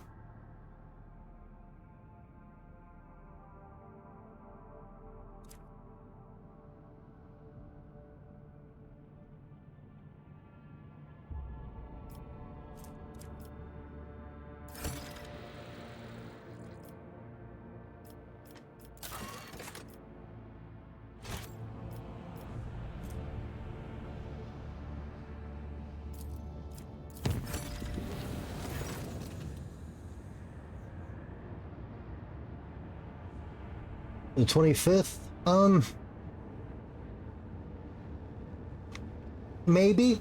It's hard to say because I'm not getting a good vibe on how long a chapter's supposed to be because I'm doing everything in this. Now, the upside to that is if I've explored almost every planet you can explore, once I get to the other chapters, I know exactly where to go. I don't have other new planets to hunt down.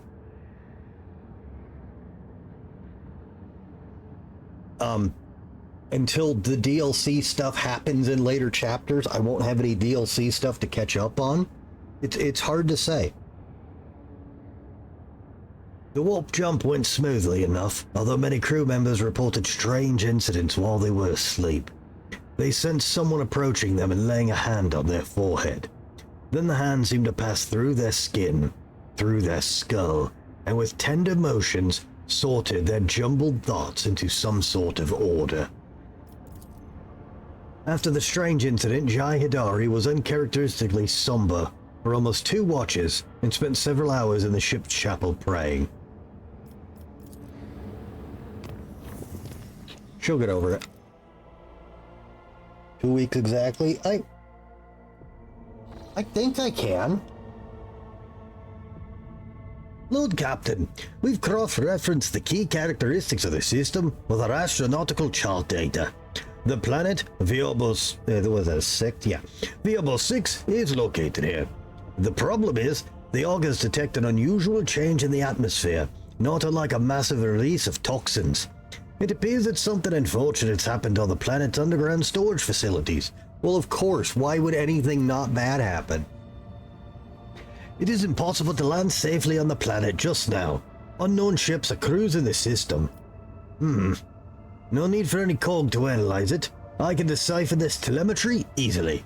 Xenos, the armory, and artillery crews are standing by. Okay, we already came out here before.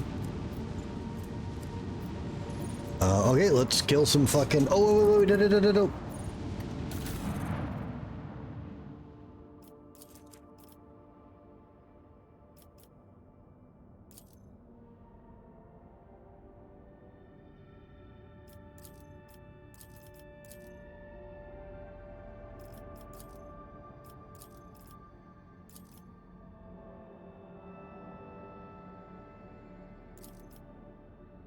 5 and 19. Those are exactly the same. What the fuck?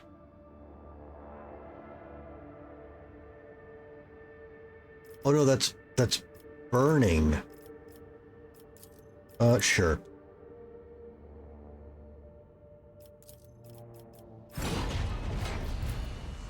We have a bigger gun to put there.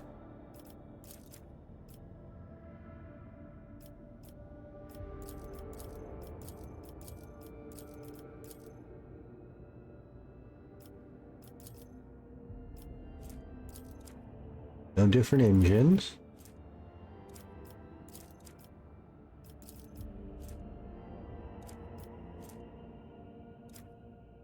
Wait, where's... Oh, I'm an idiot. 3 shots for 33 damage.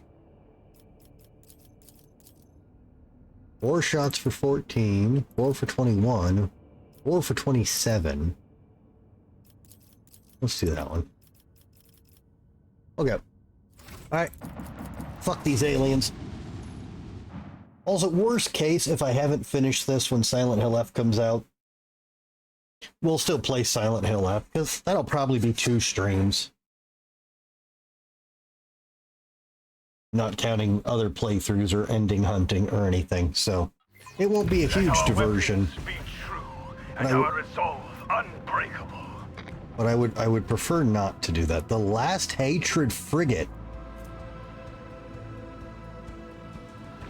Scythe twin-linked battery. And Dark Elves.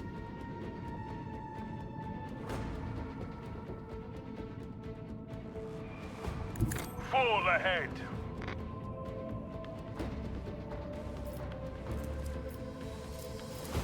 Hey, fuck you. Hey, fuck you. The power of our large batteries. Fuck you.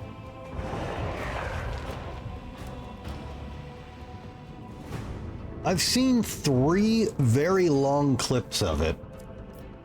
And I'm really impressed they were able to capture the same humor style this many years later. What did you think of it?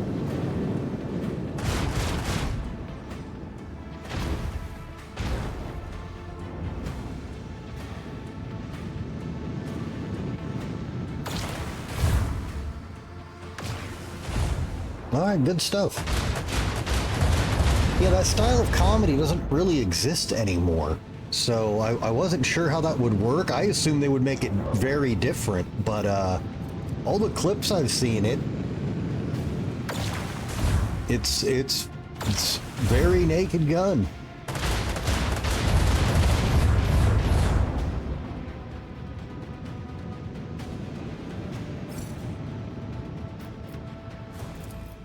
Bring doom to our enemies. Should have done that last turn. Deliver their demise. Burn in the fires of retribution. Oh, I didn't think I'd get him. Okay. Well, that's wonderful.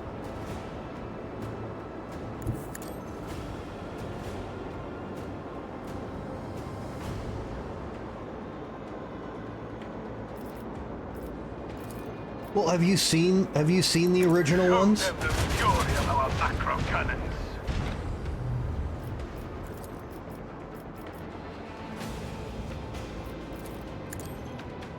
Fade into nothing. A worthy contribution to Lady Theodora's legacy.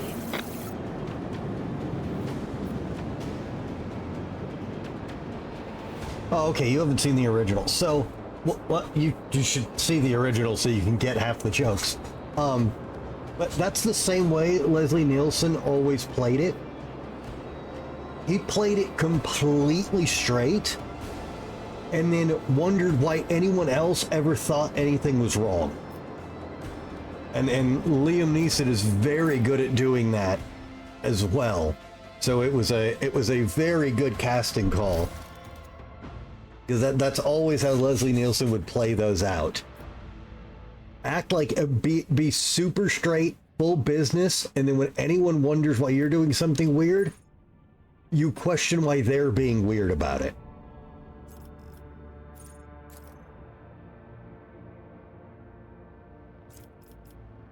What do you mean character level 8? Oh, the ship has to be level 8. 1, 2, 3, 4, 5, 6, 7, 5.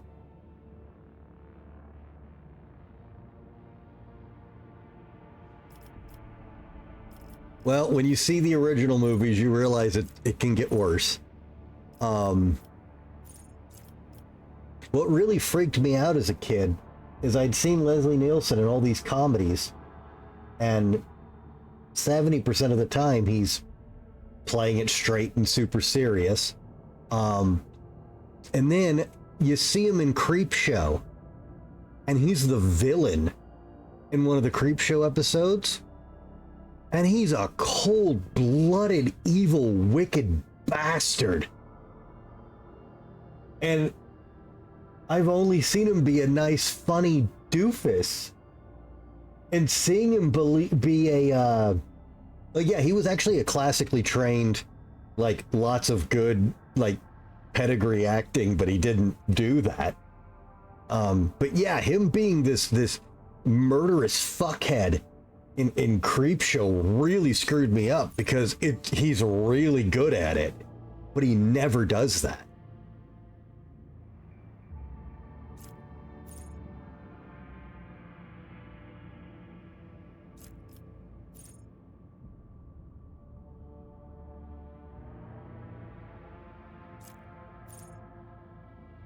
I guess we'll take that, and I guess we'll take...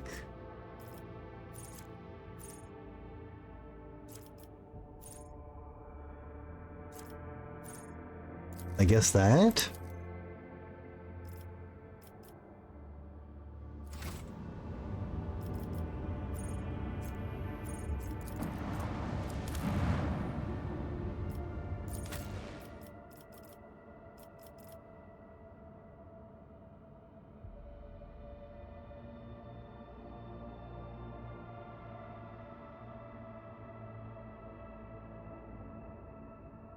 That could be a couple of movies, but you're probably referring to...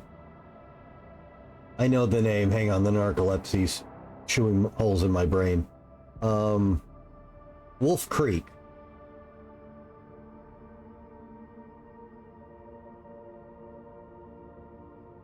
Well, yeah, but Cat, that line is from Crocodile Dundee, and he was stealing it. So that's a quote in a quote. Yeah, so there are, I believe, 3 Wolf Creek movies and a very short-lived TV show. And I obviously went to see it because they were like, this is peak Australian horror, and it's really, really good. And I saw the movie, and I fucking hated it. I thought it was a terrible, horrible movie. It's also very loosely based off a true story, which is terrible. It's actually the most famous serial killer in Australia. Well, you saw the older one, right? Because I think in those 3 movies it did, there might have been a reboot also because of the show. I don't know. The original one, I couldn't stand it. I was so disappointed. And then I had a bunch of people going, well, I guess you just don't like Australian horror. At which point I'd have to go to my movie shelf and point out like my 15 Australian horror movies that nobody's ever heard of. And I went, no, I'm actually a fan of Australian horror. It's all right here. I don't like this movie. Yeah, I mean, look, you enjoyed it more than me. That's great. I was... It felt like lame torture porn that didn't go anywhere. It's just, I did not like it. Actually, I think that's the only Australian horror movie I've seen. Oh, no. There was a second one.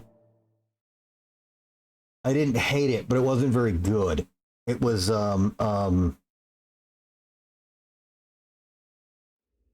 it's got an alien, like parasite in it. And the movie isn't bad. It was clearly an inexperienced writer and an inexperienced director. And the longer the movie went on, the worse it got. I didn't hate that. I just can't recommend it. But 1.5 Australian horror movies I haven't liked.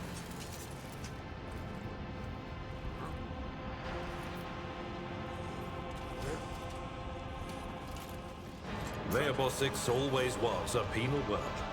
But this, even the miscreants of this place do not deserve such a fate. Yeah, see, and Dustwalker? I don't think so.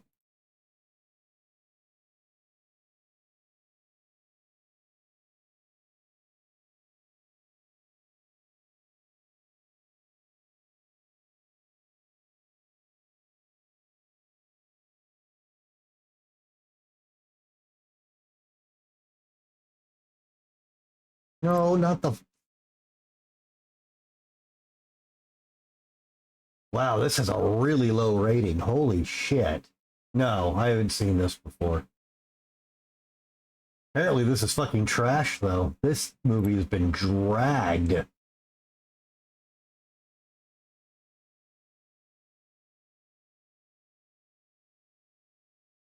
No, here. If you really want to know, I don't know why you want to know. I can't.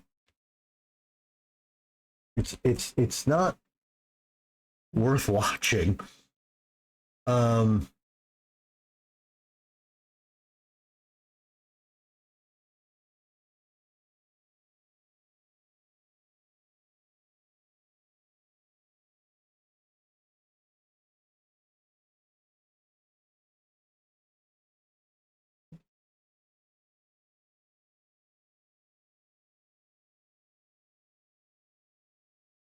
No, that looks cool.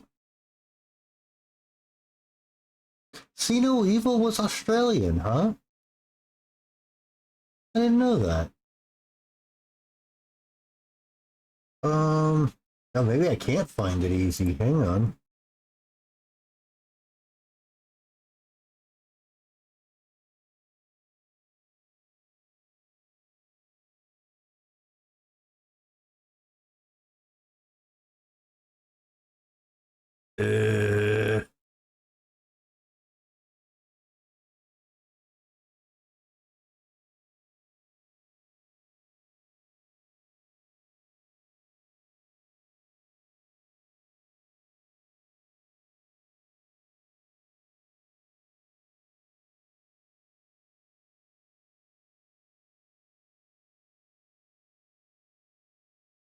Huh, never mind, I can't find it.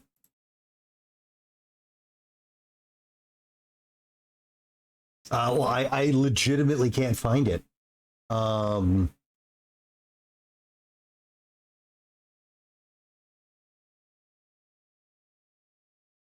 pretty sure I watched it on Shudder. That was like a long. It's probably not on there anymore. If I remember it, I'll hit you up on Discord. But yeah, it's not great. This man's body is frozen in an unnatural pose. The corpse's fingers are crooked, and its teeth are bared in a With ghastly each step, grimace. I forge my destiny among the stars. The broken, slashed, and gutted body is still covered with the shreds of a planetary warden's uniform. Oh. Well, there's the warden. This man clawed at his throat right before he died. The caustic ooze gives off a sickening vapor that eats away at the lining of your nose and mouth, making your eyes water. Oh, well, let's get away from that. But no, historically, for me, Australian horror movies have been straight bangers. Like 7s and up across the board otherwise. The bodies have been twisted into a pose resembling a servile bow and bound with barbed wire. Okay, this is absolutely Dark Elves. Let the faith guide my path to glory. Yeah, but that's not Australian. Isn't that New Zealand?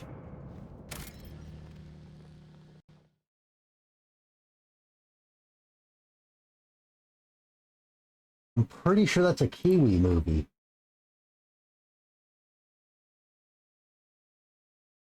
No, it is Australian. Well, wait. That's where it was released. No, it is Australian. My bad. Okay, well, once again, proving my point. God, I don't know what my favorite one is.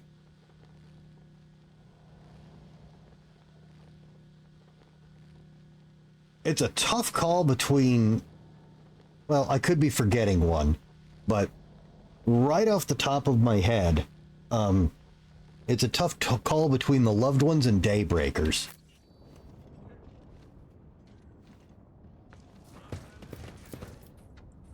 You can clearly see several thin cuts left by bladed weapons on the body. You not having seen Daybreakers, I get. You haven't seen The Loved One? Oh my god. Daybreakers is a reverse post-apocalypse vampire movie.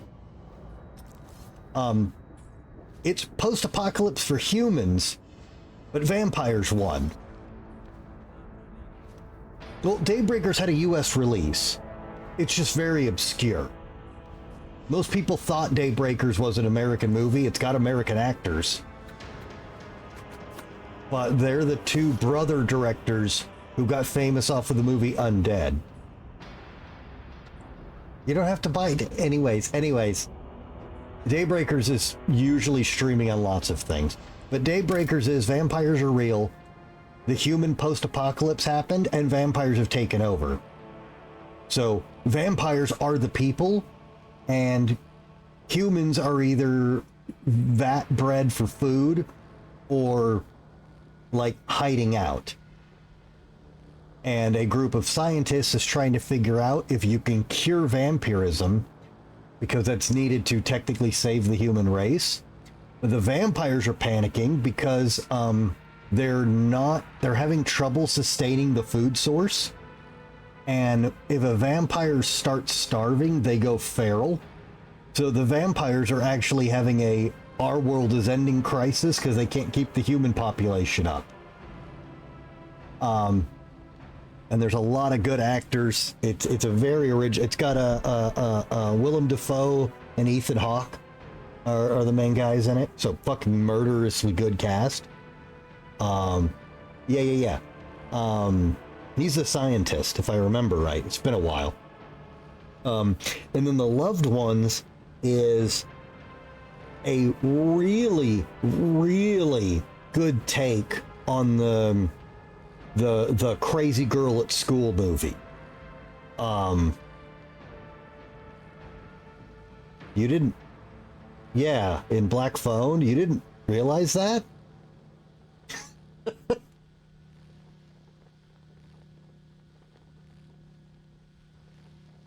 Oh yeah, he's also the dad in Sinister. He's the cop in Training Day, the good guy cop in Training Day. It's a small role, but he's the father Viking in the that Alexander Skarsgård Viking movie. It was really good. I can't think of the name.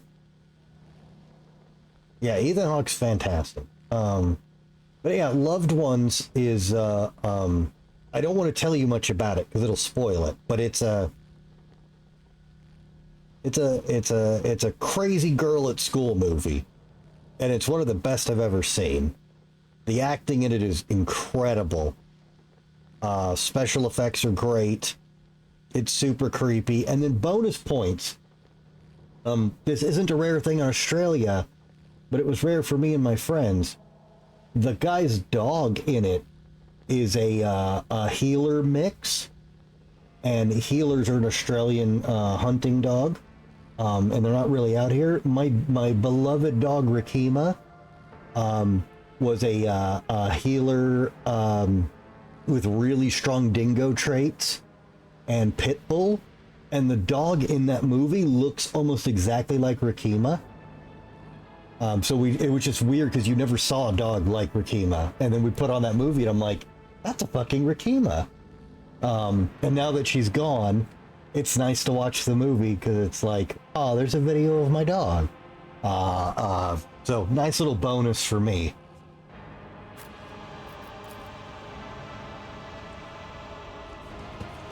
Know your duty.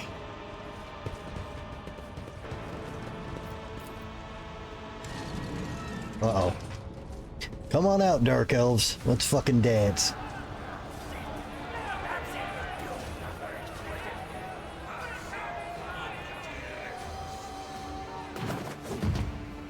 Oh, look, I was right. Wow.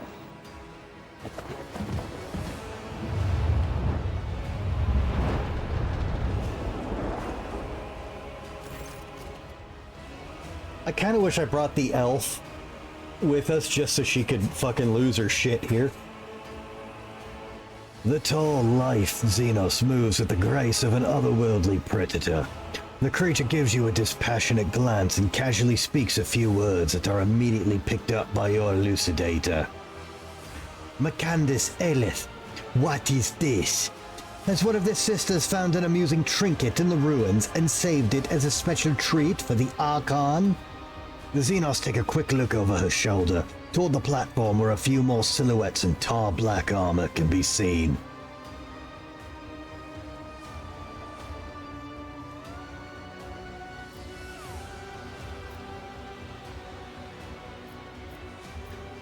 By whose leave are you playing Lord on my world? The Xenos' eyes light up with interest. The Monkey understands my speech. Where did you come by a device that can translate our language?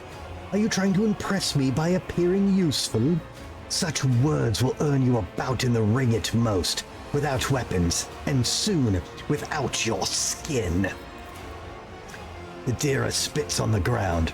If I'd be the one holding the device, she and I would have had words. I'd make sure that stuck-up bitch knew exactly what I think of her. The humans scattered around you on the platform stare as if they've seen a ghost. The eyes of some betray their fear, others glare with a bestial hatred, and yet more look upon you with hope. Who are you? My name is known to everyone on this planet, Monkey. I am Tazara the Deliverer, Tazara the Benevolent, the one who grants respite from the choking grasp of this world.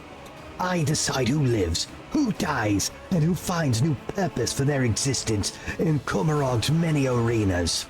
Surely this is why you have come here, to fight for my ever-changing favor, and for the privilege of being the first to be chained.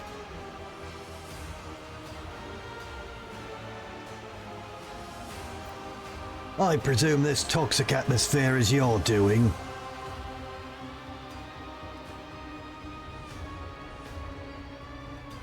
CBT? I kept reading it as CTB, and I'm like, cutthroat bitch. Compelled to die, welcome. Am I having a brain fart? What's CBT?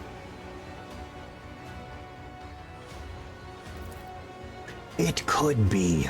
Or perhaps my mere presence is enough to...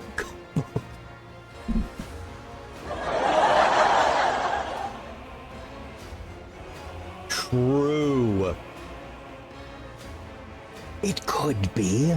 Or perhaps my mere presence is enough to make base creatures like yourself forget how to breathe.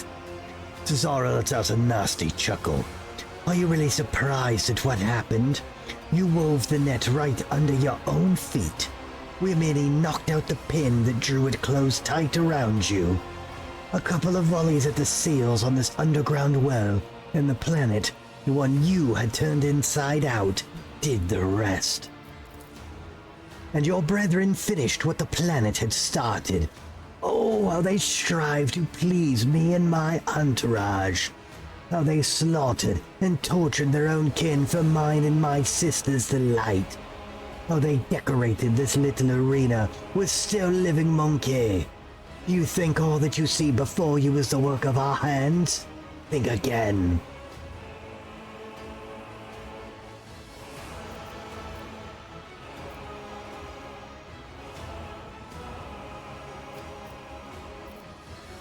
I address the fighters in the arena. How could you stoop to this, to killing one another for the amusement of the enemies of humanity? A hulking brute who can barely stand coughs up blood and wipes his lips. What was I supposed to lie down and die? I wanted to survive the arena, the Xenos take them away. I saw humans boarding shuttles with me own eyes. They're gonna take us away from here, you hear? Yeah, who gives a shit about us convicts? The lanky buggers may keep me on a leash, but at least I'll be alive, not coughing up me lungs. How cruel you are to your unfortunate kin. These monkey have worked hard to entertain their elite audience. Each of them fights with a strength born of desperation, seeking to earn their place in my box of toys. There is always room for more. My toys do break so very easily. To be reduced to a Xenos plaything, a shameful fate for the scions of humankind. Abelard falls silent, shaking his head in dismay. I am a rogue traitor, the Emperor's anointed, guardian of humanity, and your doomed Xenos scum. Oh, what passion, what naive arrogance. When all of this turns into boundless despair and clinging terror, my guests and I will savor such exquisite pleasure. I would play with you myself, monkey, but then the performance would be too brief. And we don't want to upset my guests, now do we? From the Duskbind to Zara comes a cry. The distance between you and the Xenos is too great for the elucidator to interpret the words, but the tone alone speaks of irritation and impatience. Tazara raises a blade and points at you. Tell the other monkey that whoever slits your throat will depart for their new home ahead of schedule. And tell them to hold nothing back. Tonight, they dance for Ymris herself, the great Archon of the Cabal of the Raving Tempest.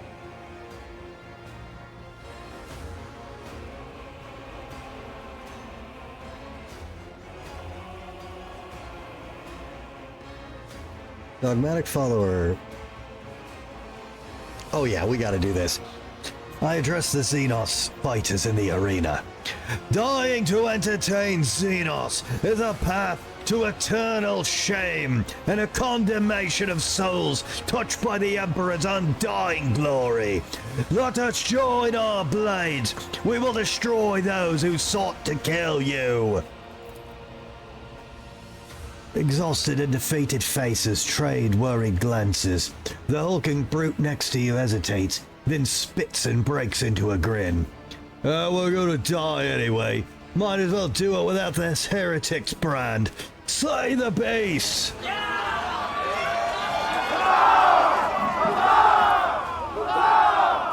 Tazara emits a furious scream and takes a what? He's not talking, Beld. Tazara emits a furious scream and takes a step back, signaling to her companions. Your words mean nothing to me, for I speak the language of the retribution. Baby monkey. What a great canned line to have ready for that. Also, holy shit, look how many gladiators that actually got on our team. None of them are very tough, but that's I didn't realize there were so many.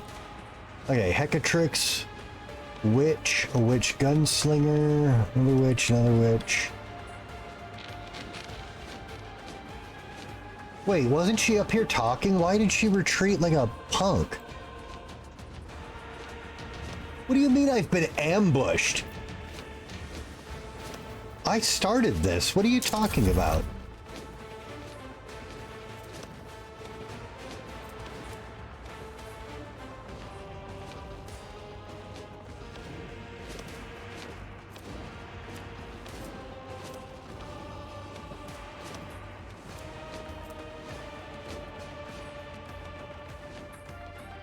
That's unfortunate.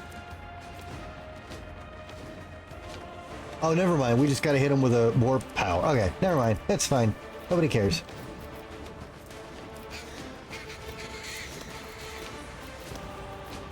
Isn't this a job for the serfs? Me? If you insist, Lord Captain. Burp. Burp. But of course. Dare you!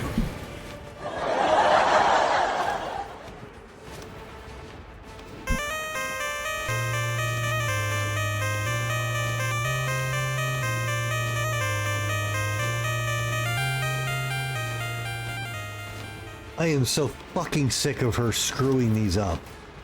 Will do.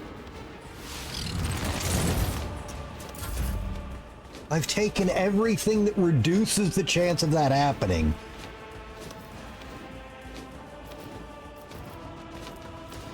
And it has changed nothing. Well, we actually can't,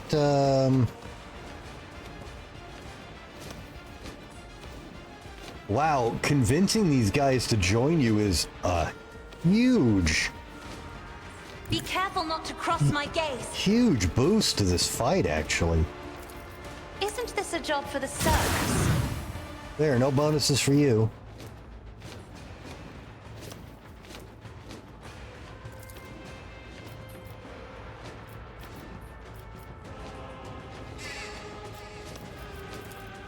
Do not dare ask. That is foolishness.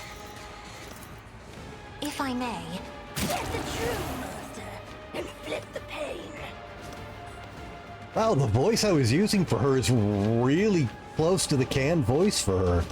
It's just a little more, scratchy. Go me. I'm here, maggot.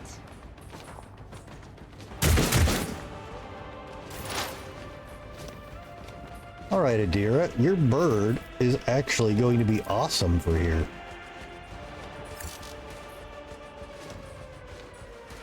Unless the game constantly forgets it's flying.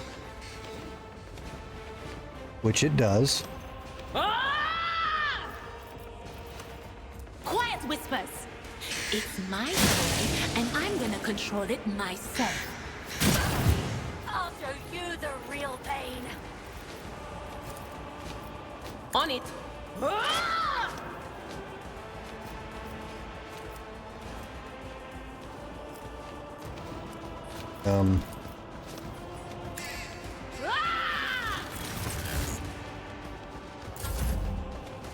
Hey, Ballard.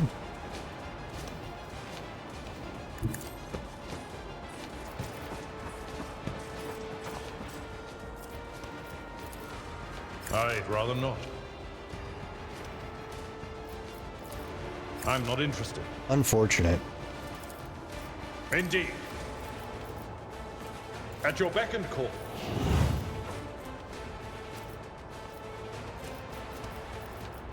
It will be done. Can't really do much else. Rude.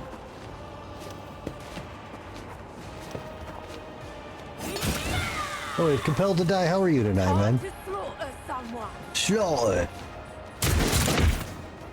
You guys suck. There you go. High momentum.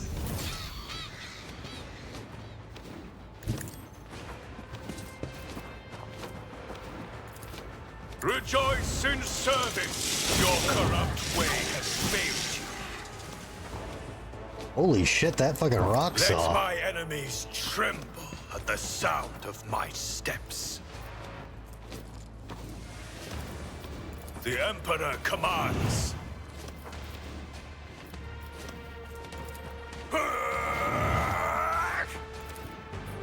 I will not. Let this be a warning to all who oppose us. Well then.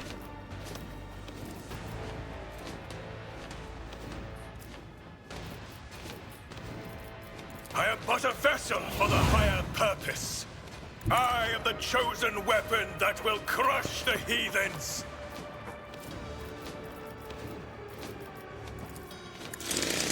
Your corrupt way has failed you. Hear her whisper.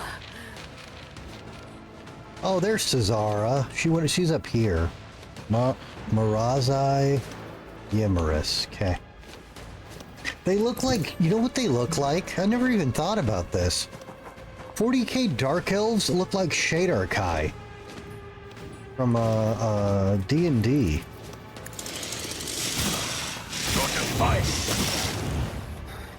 This can't be over. I'm bored of this farce, Tazara. Who rules this I didn't hear you say it. Archon Yemeris! Drakon Marazai. You know the danger of repeating that. Jesus, either the text boxes are on the screen for 10 hours, or they're on it for 4 milliseconds.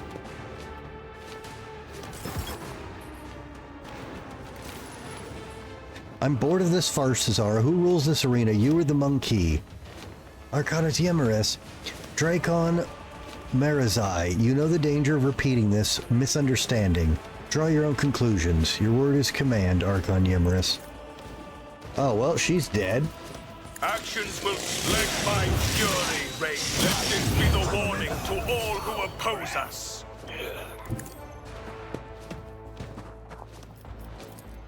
Rejoice in service. You have been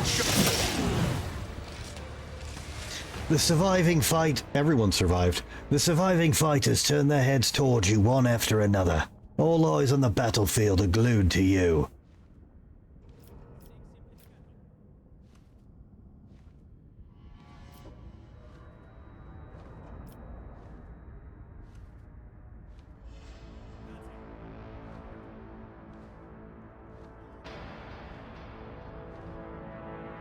Why have you stopped? We aren't done with you yet.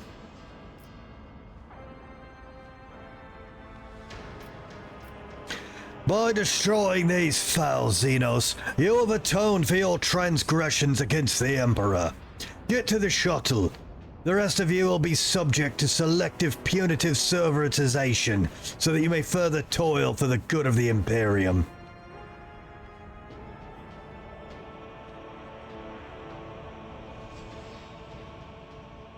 Soon be so. Who are the rest of them? Like, everybody lived... I don't understand who he was really addressing there, but alright. So...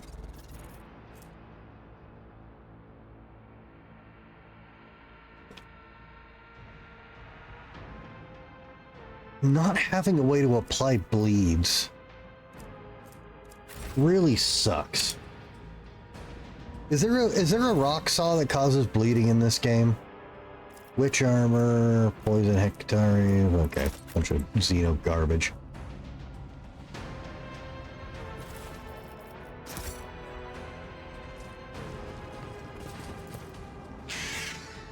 The man died clutching his intestines as they spilt from his lacerated stomach. We shall reclaim what is rightfully ours.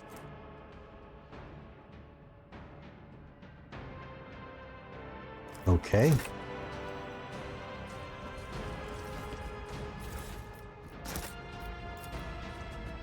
The body is missing parts of its extremities. It was hacked to pieces with a dozen strikes.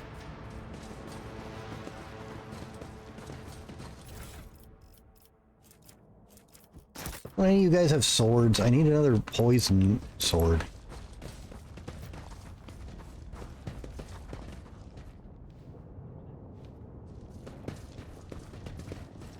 We are bound by the blood of martyrs. This body was partially flayed, and judging by the amount of blood, the victim was still alive when it happened. Stay faithful, and you will be rewarded. Color the uncolored.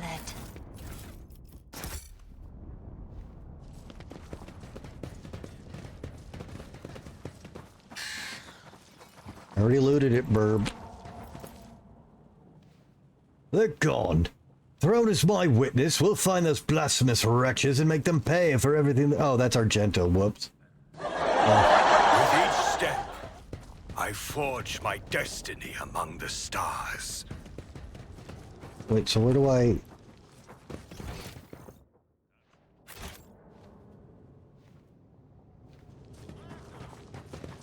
Oh, is that it?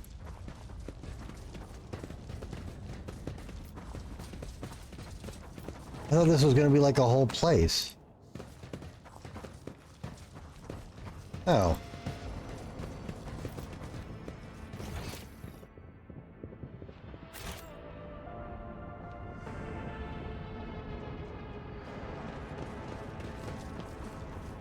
Stop. There.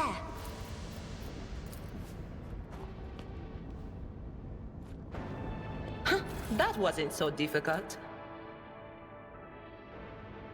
Oh, there we go. Poison sword, just like I wanted. Holy fuck, that thing's incredible.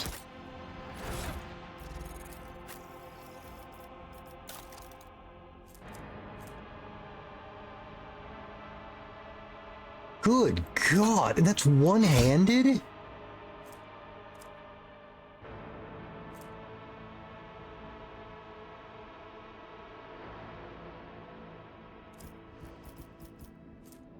Man, I want to replace this, but this ability is so good.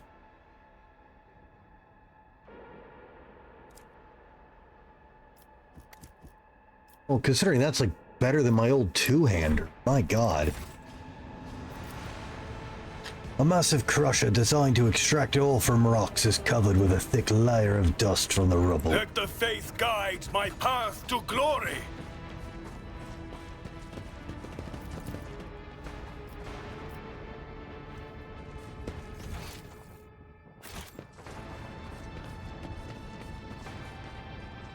Alright, anything else hidden in plain sight? Nope.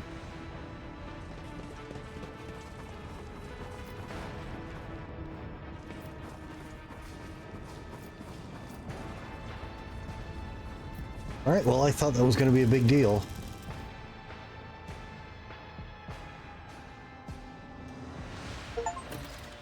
The dynasty restored. You have reclaimed all the colonies of the Von Valentius dynasty. Fuck, I didn't get to read what that was. I was looking at the achievement. What did it want? Complacency 10.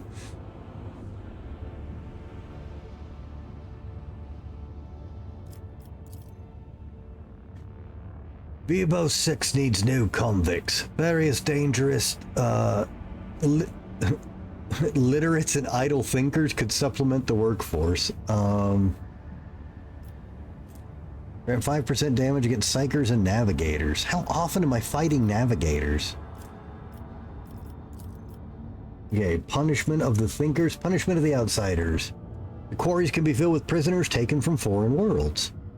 Hulk gains cutthroat. All allies gain 10% crit damage. Oh, we lose efficiency though. Punishment by calculation.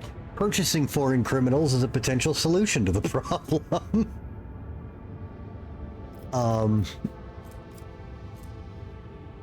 We lose 2 security. But we get a people.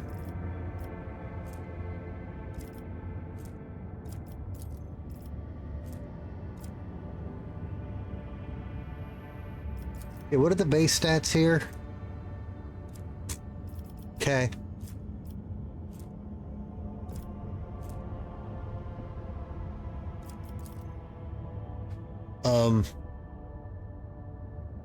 So this is the most painless one to take.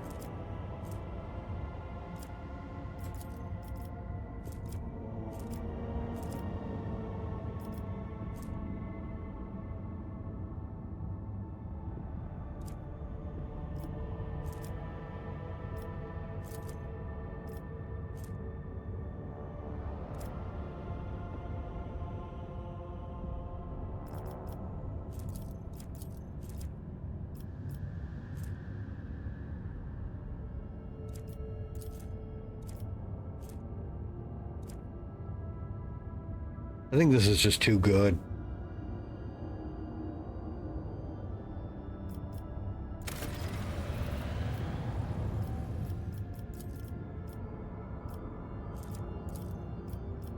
Alright, what do we got here? Gigantic machines will vaporize the rock in their path, clearing the way for the most valuable mineral deposits. The Surf clans operating them will never again see the sun, nor will their descendants. The convicts will be of much greater use if they are kept from sleeping by employing a small augmentation. Yeah, look at that small augmentation. It gets the efficiency back up though, so yeah, we'll do that. Oh wait, these are like, wait, these don't take time? What the fuck? Okay, well then yeah, do that, since these don't take time for some reason. There's a rumor that there are several warp guides among the convicts, unsanctioned semblances of navigators. It may be worth it to hunt them down and press them into service. Okay.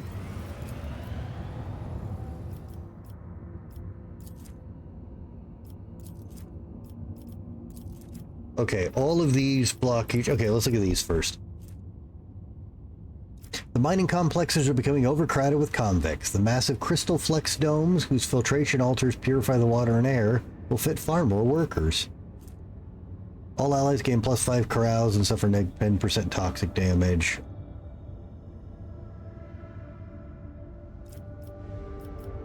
Okay, this sucks. Mining complexes are getting crowded. Individual pods and tranquilizers for the convicts could solve the problem. All allies gain 5 commerce and 4% hit chance. Everyone knows the rogue trader's eager to succeed using the most efficient ways possible, and more efficiency. Okay, what do these need?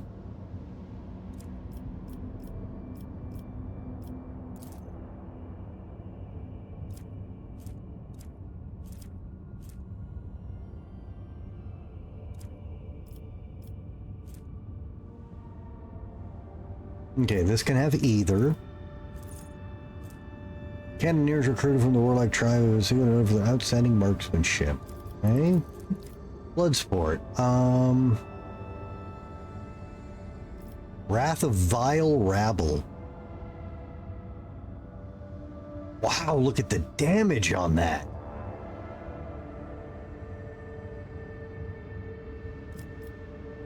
For profit factor. Killing fields.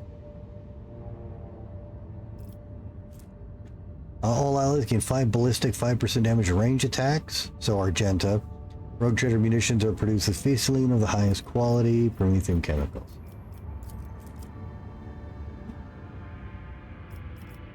And this one seems the best. That would need Envirodome, which unfortunately is useless. Alright, well let's not mess with that because I don't know what I want yet. Okay, we get Iron Eye grenades.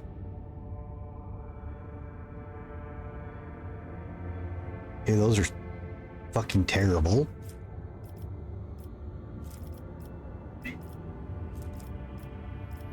Why, Mortimer? Hello, little kitty. Alright, what do we get with this? We get Vigilance. A marvelous compact weapon in the form of a ring that allows the wearer to fire a melt scorching shot once per combat. My god.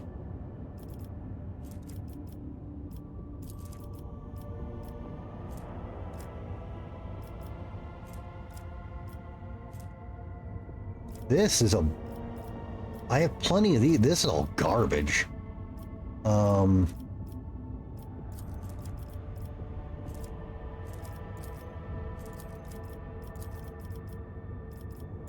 Yeah, Holy Servitude. The Drusans always need new pilgrims, and convicts will be an adequate fit for this role. Easy. Why does this one not take time? That's so weird.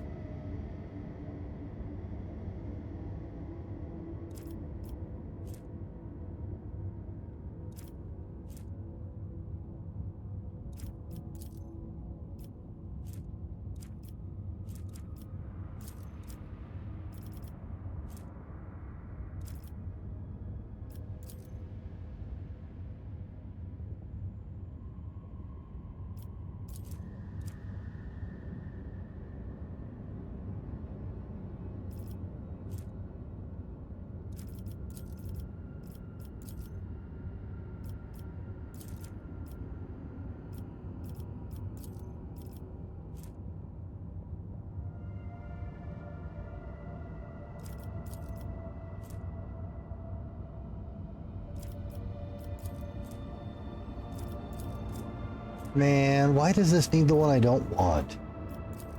Fine.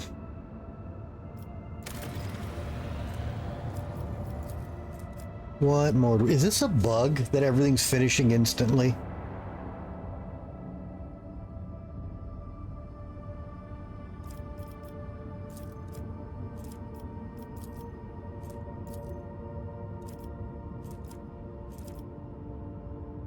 There are now more convicts than there is work to go around. Gladiatorial arenas contained under envirodomes will make use of this surplus, to the delight of visiting aristocrats.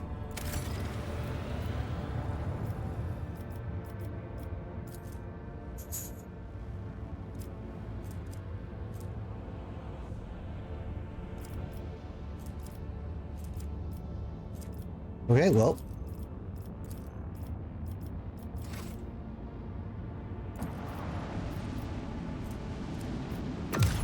I guess we're done here.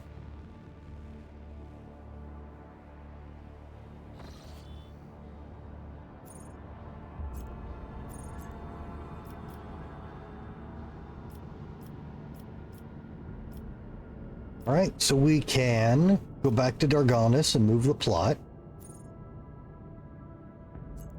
We can do the Arbites quest.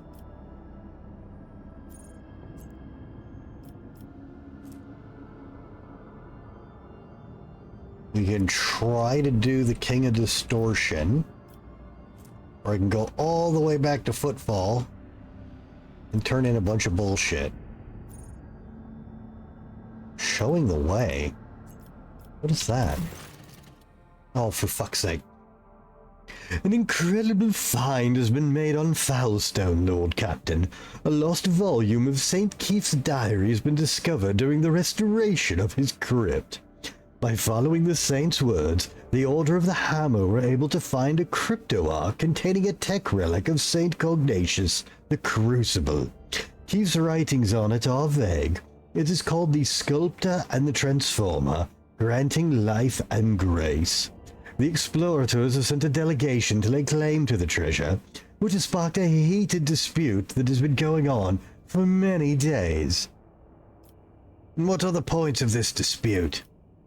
The tech priests claim that the privileges of the Adeptus Mechanicus obliged the Order of the Hammer to hand any sacred archaeotech over to them. They argue that the Crucible should be considered not a personal possession of the saint, but rather an object temporarily entrusted into his care.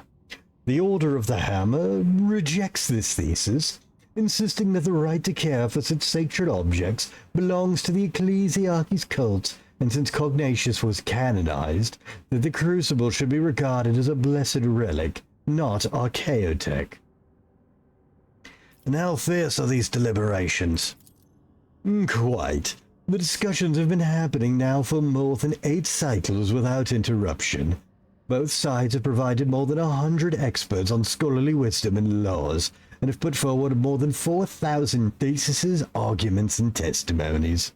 A special administratum commission comprised of 200 armed clerks have arrived to pass a verdict and enforce the law. This may well be the largest religious dispute in the Expanse's history. The trio of prelates have called upon pilgrims to mobilize, a tactic for spreading awareness of the present situation. In diplomatic terms, the Order of the Hammer have not made any threats. However, there's a clear implication that, unless the tech priests back down, the mechanists risk incurring the wrath of the faithful. What say my companions? It is likely that the research contained in the ancient treatises and archival repositories of the Adeptus Mechanicus will provide factual information on similar precedent.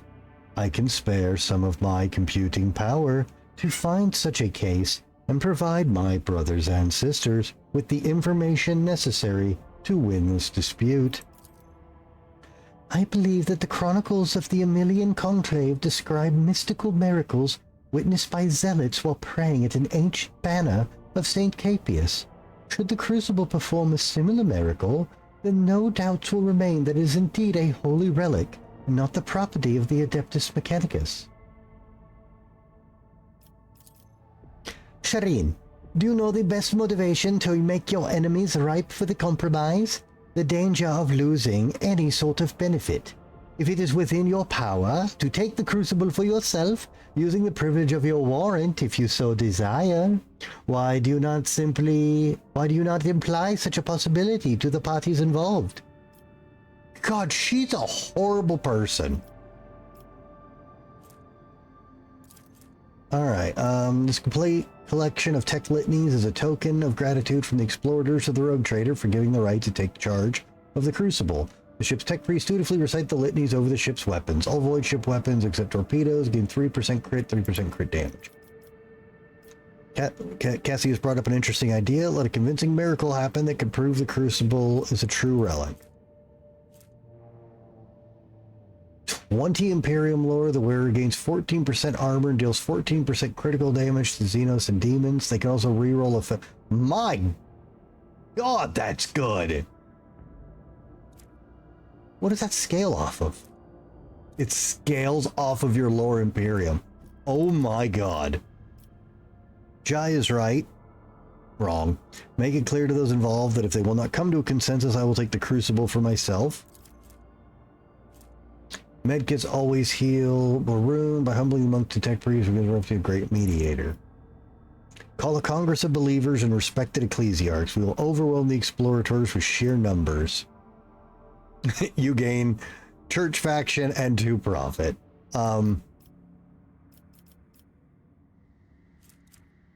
Cassie has brought up an interesting idea. Let a convincing miracle happen that would prove this is a crucible. Prove that this crucible is a true relic. Now I feel uneasy at the thought that I have become the mastermind of this deceit. Deceit? You thought it was a good idea. After some time, the crucible revealed a miraculous vision. Sacred images of martyrs appeared before the awestruck witnesses and the blessed of the ancient artifact. And even though some claim to have caught glimpses of some suspicious individuals operating lens machines, most of the present acknowledge the fact of this miracle and the status of the crucible as a relic. The explorators have made peace with their loss and have asked permission to conduct several of their own rituals with the crucible. When the tech liturgies have been completed, the tech priests depart Foulstone. Oh, they took that very well. Research into the crucible has identified it as a device for surface terraforming. Fueled by the geothermal energy of the planet, it could turn a wasteland into a blooming garden. However, a way to launch it has yet to be found. Well, that isn't helpful, is it?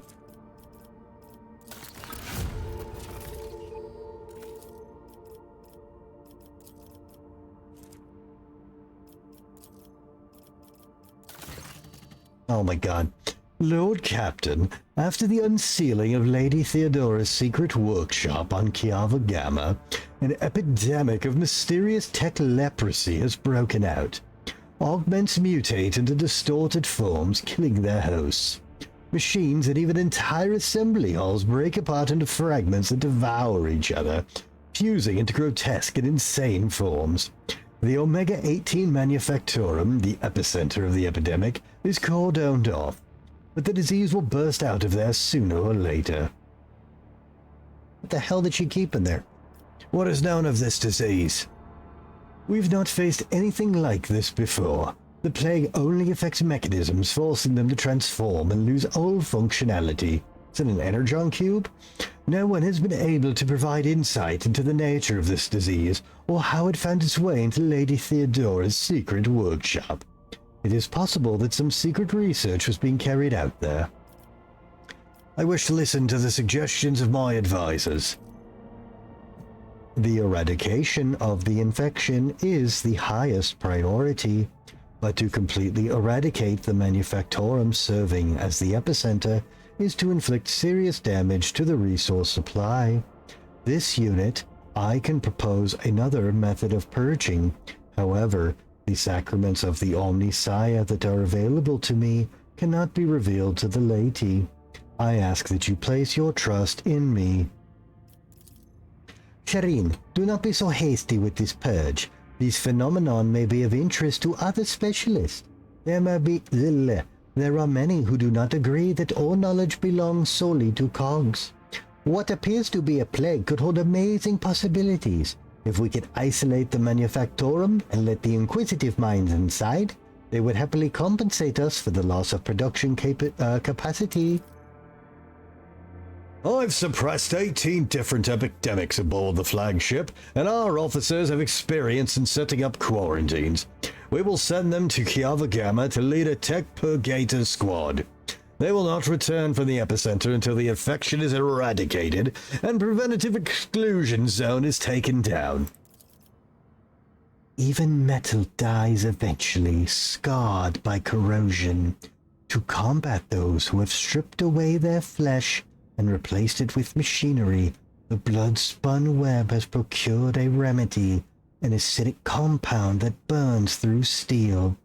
We stand ready to help, to burn out the tech leprosy. Alright, the tech priests who survived the tech leprosy outbreak have proven their worth and thus earned the right to serve aboard the ship. We get 20 to all shields. Demise of metal. All allies deal 10% more damage to machines and targets with reject the flesh. A blob. Send our officers to organize a quarantine and a purge. Enemies suffer -5% to their armor pen. Isolate the Manufactorum Jai. Invite those who would be willing to pay for the chance to study the tech leprosy. We gain a prophet, a bunch of Caspilica tech rep, and the Vessel of Tech Leprosy.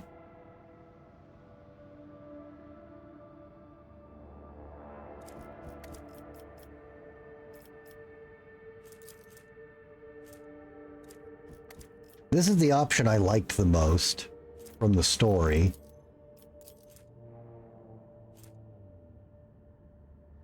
I don't know how useful that's going to be. That's kind of lame.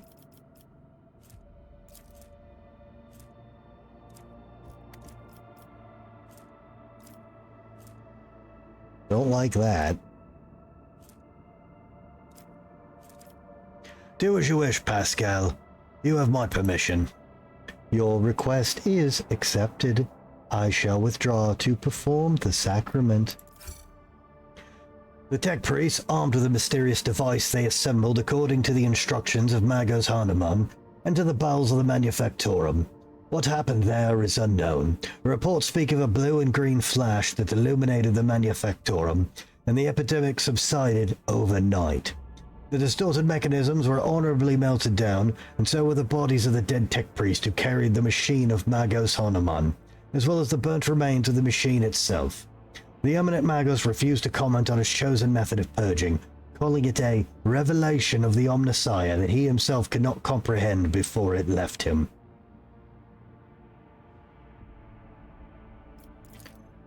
Many of the tech priests who had once maintained the Manufactorum were left without a function and transferred to serve aboard the rogue traitor's ship. Okay.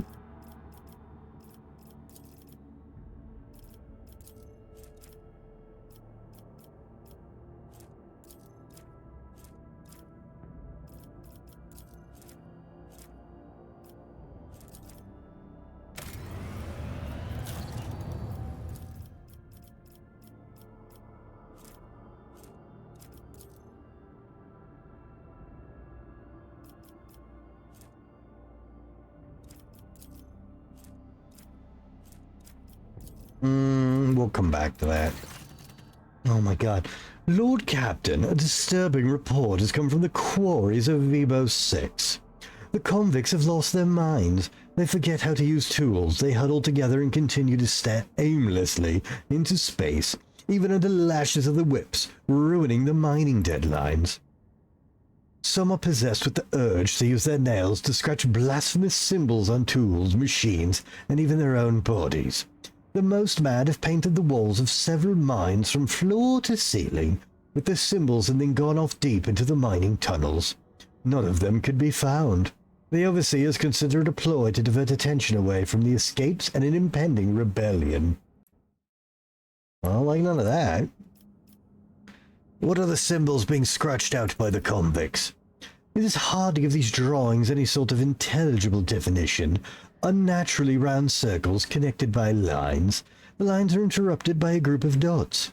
Some patterns follow a certain common logic, while others are unique. I could provide your lordship with pics of them. After examining the pic, you realize that the symbols are connected through a strange logical sequence. Expert cryptographer. All allies gain 7 logic. Have the guards monitor where the workers disappear to. Start of the warrior's turn, they gain 0 temporary wounds. If I'm prone. What does that scale with? Armor deflection, the fuck?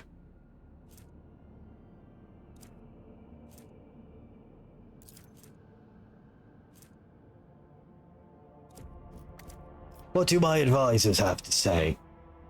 I am detecting an intriguing pattern in the drawing of the symbols left by the prisoners. Hypothesis: they have a practical purpose, requesting clearance for the Adeptus Mechanicus to access the mines and investigate the specimens. Disappearing prisoners? What is the point of running away from penal servitude if the entire world is a prison cell? No, Shireen. These ass-mags have found some sort of smuggling tunneling network and are hiding there. The drawings are their secret language, which they give the orders to their fellow prisoners. I know some guys who can find such secret places and decipher their languages. If the convicts continue to disappear for no reason, then unrest will soon follow, whether out of fear or hope for the possibility of escape. To stifle this, we must put pressure on the convicts' leaders. My experience suggests that such people can hold more sway than any overseer. Ooh, Solomon has one. He hasn't talked about anything. A fish rots from the head, and prison begins to collapse before its overseers. If it is suspicious no one has managed to get to the bottom of the problem. Lean on the senior staff to get the information we need. Someone in the prison must be exploiting the situation for their own ends. Alright, Messiah gives us that. I really like that. I don't think that's stupid. That's lame. The Equalizer. Solid projectile, heavy weapon. 5 to 7, 10 shots. This weapon deals additional damage equal to the target's difficulty tier. Is there a way to tell what a target's difficulty tier is? I've been wondering that. Because the bounty hunter works off of that, and I don't know how to identify it. Okay, so we can get a good non-bolter weapon. Or we can get +7 logic. I want that. The servants of the Omnissiah are hereby allowed to examine any convicts that demonstrate odd behavior. There is no sacrifice more worthy than one made in the name of the quest for knowledge. The white servants of the Omnissiah interrogated the strange prisoners. The examination of their brain tissue did not reveal any mutations. Those laborers who had completely lost their utility were granted servitorization in order to maintain production levels. However, one discovery was made after all. The prisoners' drawings were too systematic. They could not be mere gibberish. The sets of repeating dashes and dots were far too familiar. But if it was indeed a secret code then, judging by its complexity and the impossibility of decoding it, this language was definitely not invented by a convict. Lord Captain, the mines of Vibo 6 are once again in turmoil. At the depths of level MD Zeta 5, the overseers have discovered a mountain of mutilated bodies, seemingly crushed by the millstones of the mining machines. All of the dead are convicts. The overseers believe that there is a cult of heretics operating in the ranks of the prisoners, offering human sacrifices. The prisoners themselves claim that this atrocity was committed on the order of the warden to rid his prison of the more inconvenient inmates. The warden has tried to reason with the raging mob, but was mauled to death instead. His defiled remains were found inside one of the cells where prisoners were being tortured during the investigation of the strange convicts. The overseers have managed to isolate the rebels inside the mining facilities, but an assault would result in high losses of workforce. On the other hand, the prisoners are ready to lay down their weapons and cease this violence and repent if the rogue trader would only demonstrate some compassion toward their plight, possibly by reforming some of the more severe punishments. What are you doing, baby? More to me.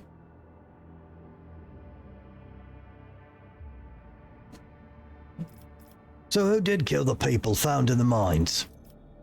That remains to be established. The riot has complicated the investigation. Perhaps it was the work of the warden after all, or perhaps there is a cell of the cult of the Final Dawn operating among the prisoners. But the few pics of the corpses the overseer managed to take contain an oddity. If one were to use their imagination, they could see a certain pattern in the scattered bodies, one that is vaguely similar to those inconvenient prisoners they have been drawing. Alright, oh my god, what's this? All allies gain 3% crit. Everyone knows the ruthlessness of the rogue trader. In mind. 3% dodge reduction. What think you, my officers and advisors? Shireen, if the governor and a pack of overseers cannot handle their duties, should they not take the place of their wards? And could there not be worthy administrators among those who oppose them, and those who could do better? A mob of commoners mauled a noble soul who was attempting to reason with them. How awful. Perhaps the underground madness has spread among them and assumed a new form, turning them into monsters in the process? It would be cruel to kill them in this case. It is much more humane and well-intentioned to excise their brains in order to curb their ferocity and perchance for disobedience. My house did the same whenever the serfs rebelled in their ignorance. A rather merciful step. Oh my god. I don't care about the overseers, the convicts, or their problems. What bothers me is the dead bodies. Who left them? That is the important question. If the bodies haven't been destroyed yet, then we could conduct a certain kind of divination. The ritual is less than appetizing, but a psycho with a strong stomach can learn more about their deaths. The traces of death are like an open book to a disciple of the web. A skilled spinner can go to the mines and reveal what brought death to the convicts. Oh my god, so many options. Punish all prison administration, send them to the mines, get new administrators from the prison population. The rogue trader gains 2 resolve. The convicts have revolted against the unbearable actions of their guards. Order them to stop torturing the prisoners beyond reason.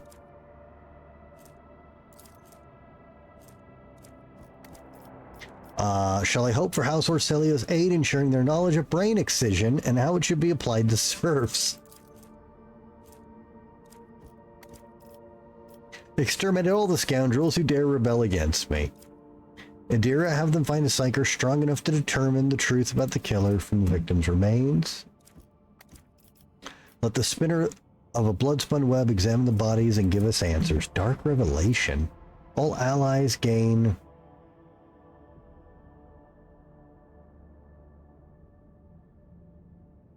What? All allies gain plus Lore Xenos divided by 15% dodge.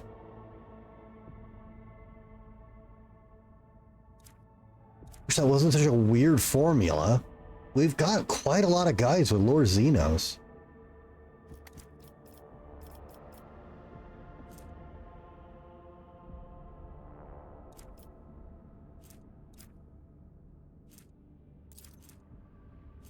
I mean, I do like this, but I'm not going to excise everyone's brain.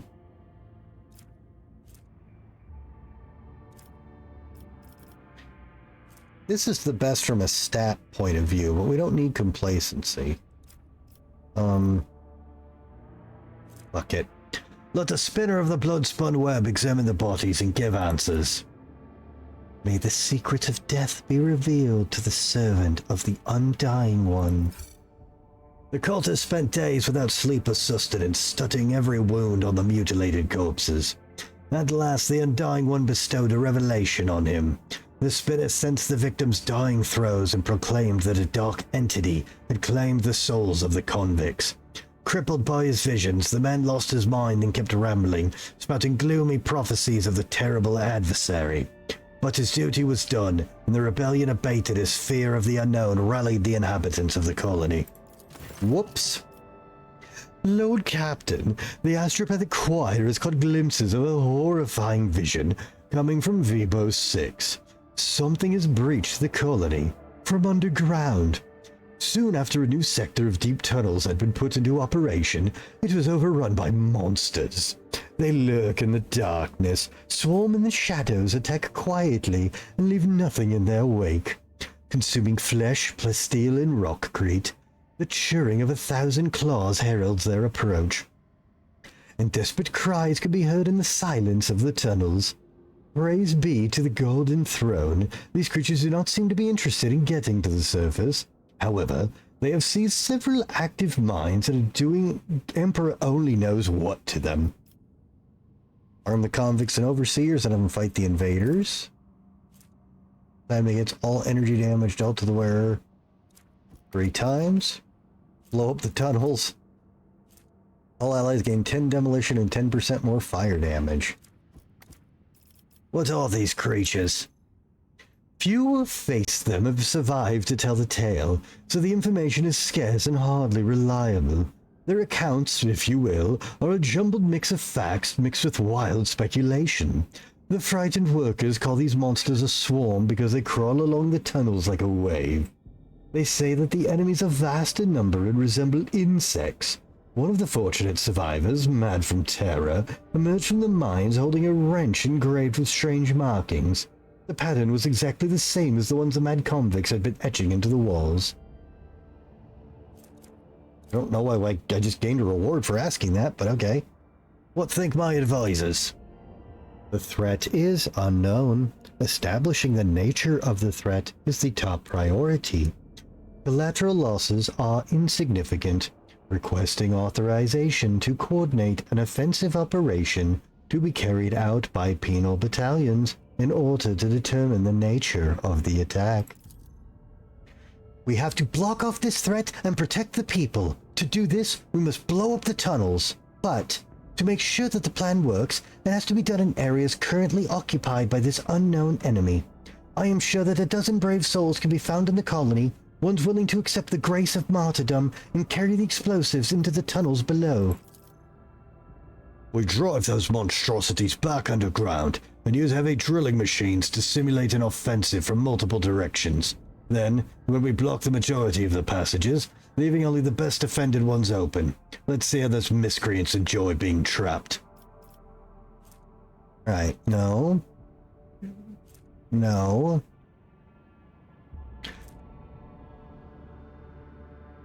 Choose convicts ready to atone for their misdeeds to the honor of martyrdom. Give them explosives, send them to blow up the tunnels. Blow up the tunnels.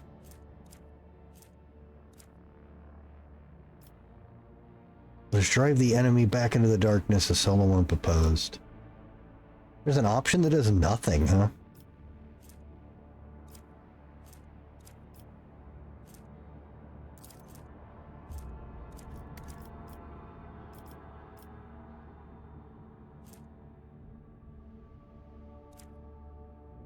Choose convicts ready to atone for their misdeeds to the honor of martyrdom. Give them explosives and send them to blow up the tunnels. We will seal our enemies underground. Heed my words, for I ask of you to kindle the flames of faith in your chest, against which no corruption can stand. Making the sign of the Aquila, those chosen to carry out his will descended into the darkness without a single complaint or groan. A series of tremors shook the mines, and the monstrous rolls of crumbling earth filled the empty tunnels. Clouds of toxic smoke erupted from the depths of the mines. The blockage of stone and dirt has separated people from the terrible invaders, whoever they were.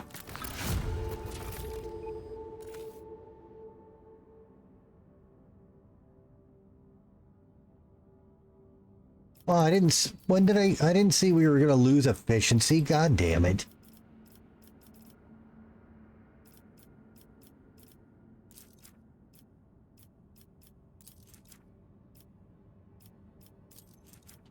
Well, that sucked. I didn't realize. Okay, I don't know when that was. Terrible. Okay. What is showing the way? I forget what button I'm supposed to hit. Is it? It's not Y?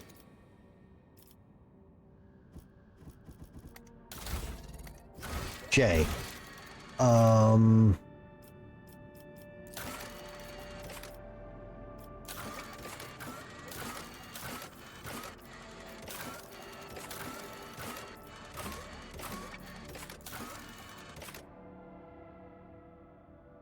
swore we went and got this, didn't we?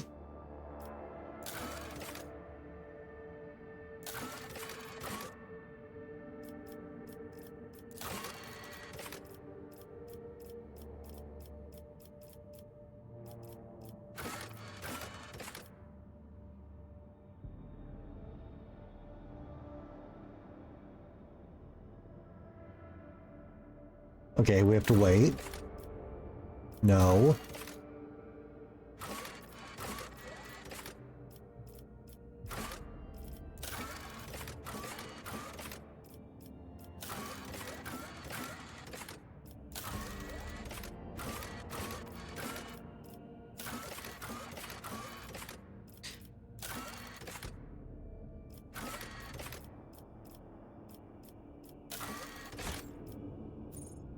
showing the way.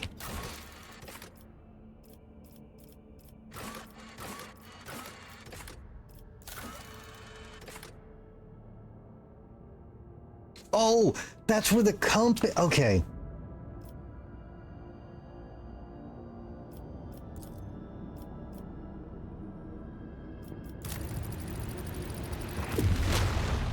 Pure laziness.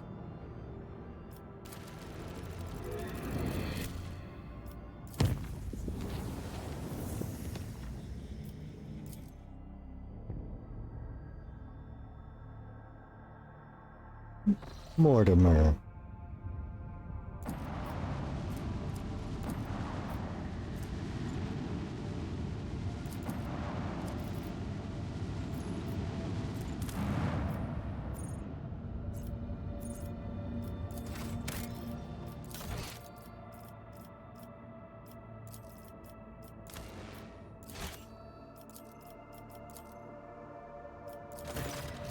The priceless discovery left the crew speechless and shaken.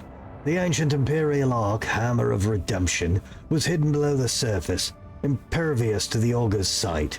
Had the rogue trader not found the pieces of an archaeotech compass that resonated with the vessel's defense systems, it would have remained lying in a bottomless chasm, lost and undeservedly forgotten forever.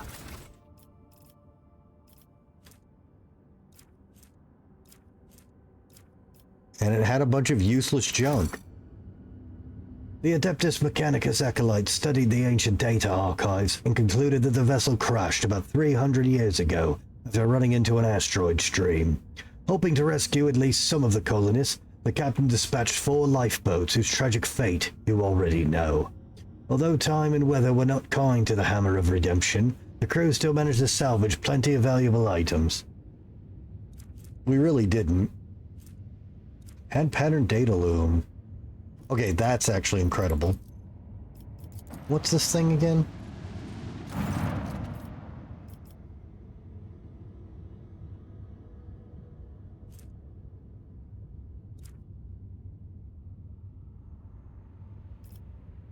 No, I didn't want to hang on to my fuel.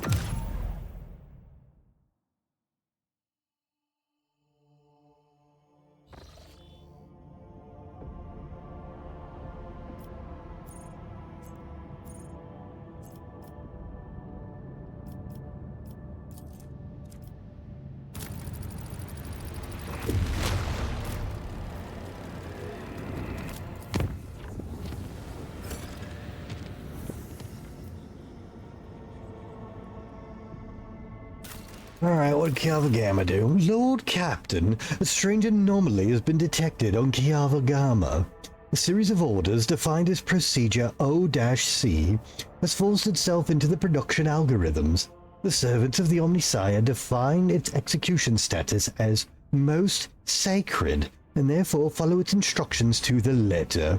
In just one cycle, cells were erected in all manufactorums connected by cogitators, or more precisely, their computing channels. This network forms a pattern similar to those applied to the digital cells of machine spirits. The O-C procedure commands Magi with an above-average psi receptivity index to enter the cells. Those tech priests who take their seats in the cells fall into a blissful data dream and begin to sing Benaric hymns very similar to those periodically whirred from the warp vox of Cubus Delphine.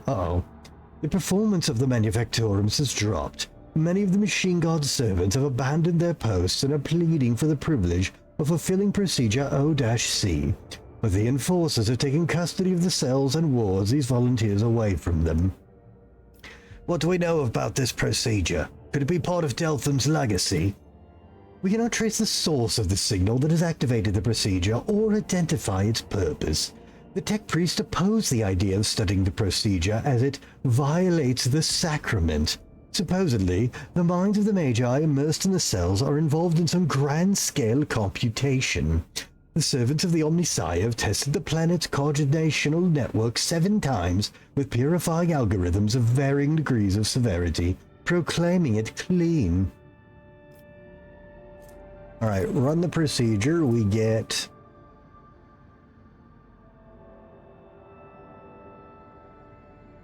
an okay heavy armor. Study the procedure.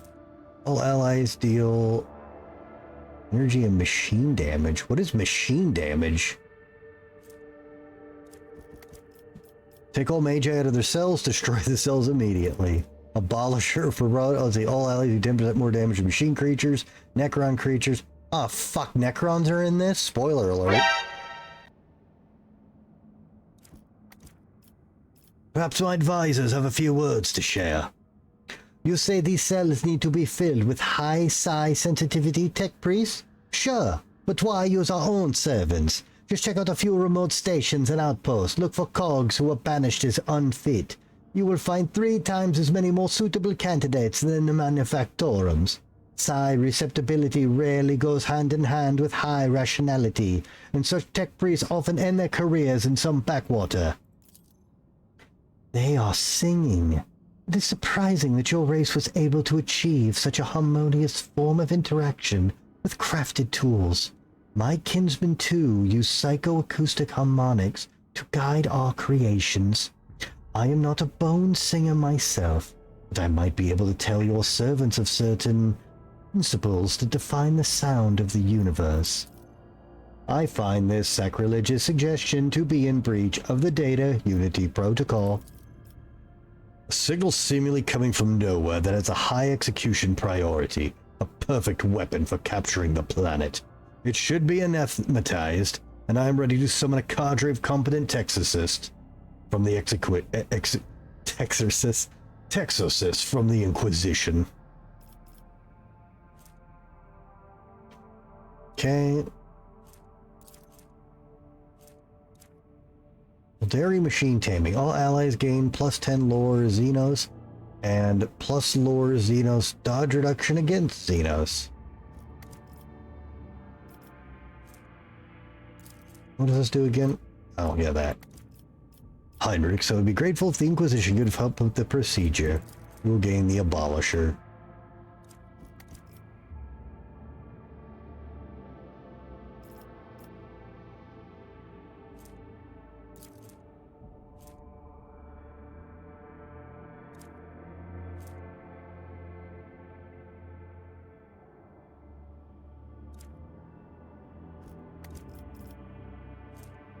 So every one of these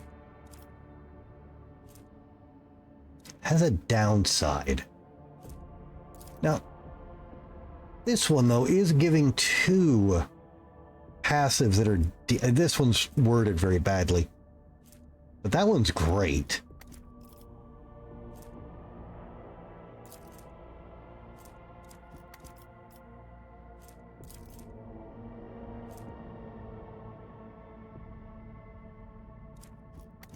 This is like the safest thing to do, though. This planet was so fucked. Heinrichs, I'd be grateful to the Inquisition for their help with eliminating the procedure. I'm familiar with the gifts of the Omnisire, and have personally trained several specialists for the Lord Inquisitor's retinue. There will not be any problems. Execution of the poorly understood procedure O-C was forbidden. In their efforts to root out its directives and remove the Magi from the cells, the Rogue Trader's servants faced resistance, resulting in bloodshed and death. However, the Texorcists of the Inquisition who arrived on the planet tempered the anger of the Omnisire servants by confirming the legitimacy of the Lord Captain's actions.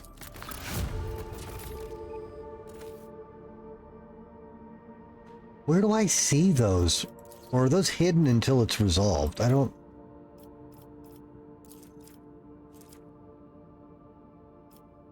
Mortimer. Why are you screaming, baby? Don't be a tiny screaming kitty.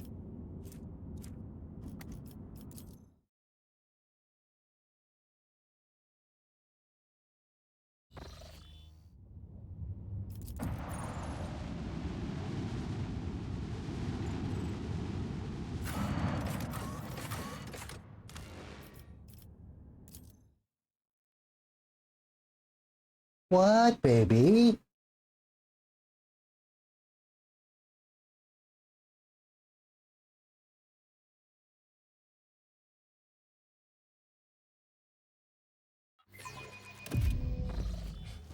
Let us walk this path to the end.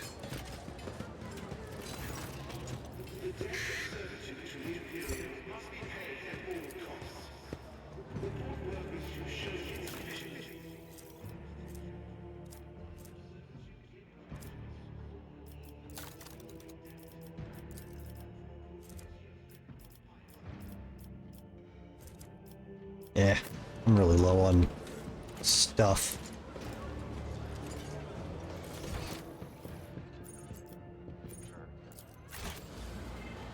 Alright, we gotta go bring this diary to the priest.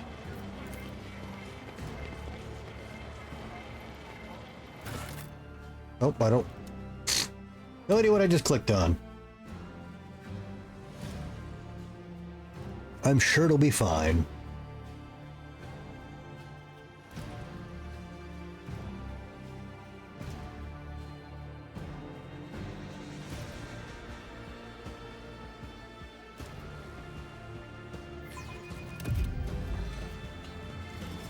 We shall reclaim what is rightfully ours. Hey, where am I?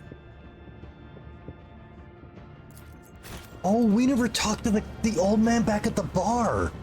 Or maybe we did. I don't remember if we did. We'll go check on him too. The Emperor protects.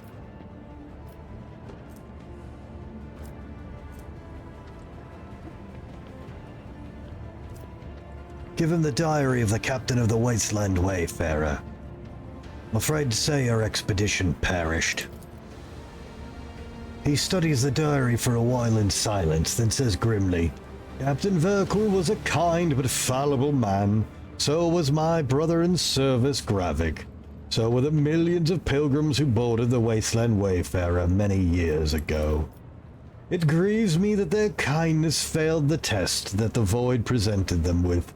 Let their death serve as a reminder to us. Corruption has many faces and can stain even the purest of souls. Thank you for the news, Lord Captain. Colony A3649 Menoris is hereby officially declared fallen and lost.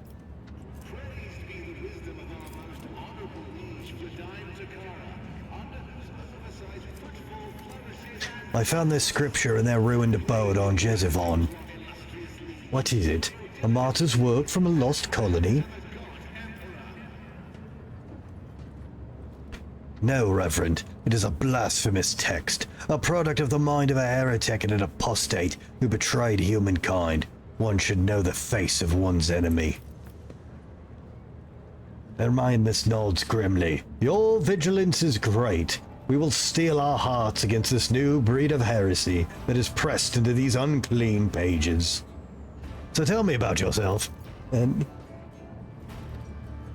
neither my past nor my present hold any secrets, but take heed when gazing into my heart, for many dark thoughts lurk within. And what is troubling your heart? Bad omens. Dark times have come. Ships from the Imperium barely appear in the Coronis expanse anymore. In Footfall Shadow Quarters, taint thrives, and people here are corrupt enough to succumb to it gladly. Rumors around the expanse say that the accursed Xenos have grown bold and are rearing their heads. They attack ships and settlements, walk under the suns of Imperium worlds like kings instead of cowering in the shadows. What next? What adversities await us if such disgrace is happening already? He shakes his head sternly. The more and more talk of how poorly things are going in the expanse. Some days it seems I can't take 2 steps without hearing some peasant pontificating on the matter. Humph! Even if it is as dire as they say, the Von Valentius realm will not crumble under the blows of fate, no matter how devastating. Chin up, Lord Captain. There's no time to lose heart and lament your lot. Not only is your hope false, it is also dangerous. Among his servants there have been people of greater integrity who have sullied themselves in their attempts to rise above the rest. And who were you in the past? A wretched fiend, blinded by my ambitions. I served my own planet's Adeptus Administratum division. I was shrewd and sly bureaucrat, and I soared to great heights, to this very chair of prefect. In 30 years I turned my home from a withered fringe colony into a prosperous world. Our wealth grew as we bloomed. But the bloom was a veneer for rot. Opulence had depraved us. Luxury had seduced us with its sordid promises. The planet's denizens no longer wished to pray or work. They only sought entertainment and dangerous philosophies. 1,000 vile heresies and 1,000,000 appalling vices bred on my world like mold on a Nutribar. In those days, I saw with my own eyes the shameless ugliness of the soul. I repented my hubris, left the position of prefect, and became a traveling missionary. I've been one ever since. As for my world, 20 years later, the Holy Inquisition consigned it to purifying flames. The Emperor is merciful for allowing you a chance at redemption. Who said I had redeemed myself? I doomed an entire planet to degeneracy. You think a decade or two of wandering with a mission is enough to atone for that? No, I'm a poor excuse for a shepherd in his eyes. Your words about the past are drowned in murky hues of sickly green, and your talk of present falls in grey flakes of ash upon the shoulders of your listeners. Sorrow truly weighs heavily upon you, Reverend Hermiamus, and that is why the fire in your words is devoid of golden radiance. The faded flickers of teachings leave nothing but black soot on their souls.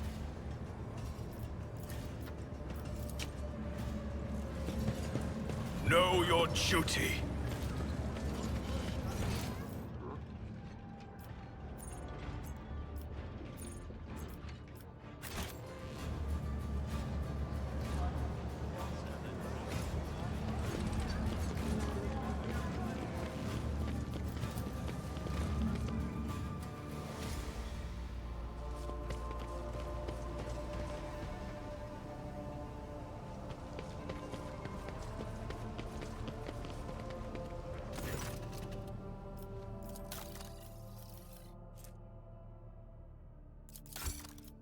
Oh, dairy plasma grenades.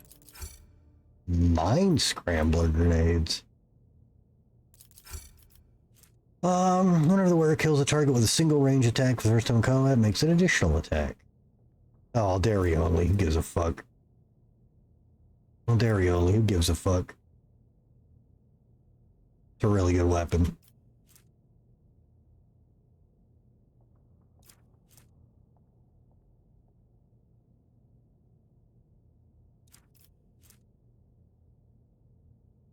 Here's the chance of triggering psychic phenomena by 10%. If any psychic phenomena appears to manifest, the wearer gains 1 additional psi rate until the end of combat. 2 deflection if the wearer... Wow, it's heavy wizard armor. Really good wizard. Holy shit. Yeah, maybe we should give Adira a heavy armor training. Calibrated heavy stubber.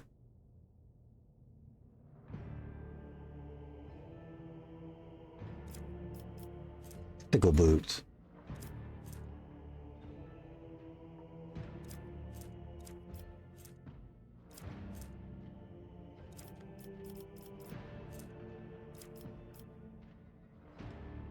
How far in the game do I have to be to get a named heavy bolter?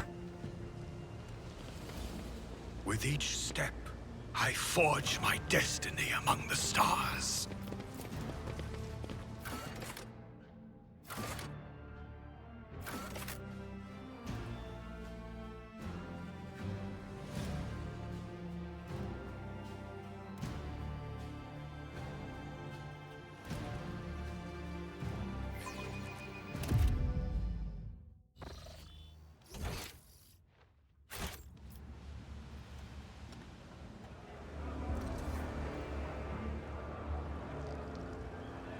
Maybe I did turn it in. The guy's not on the map anymore.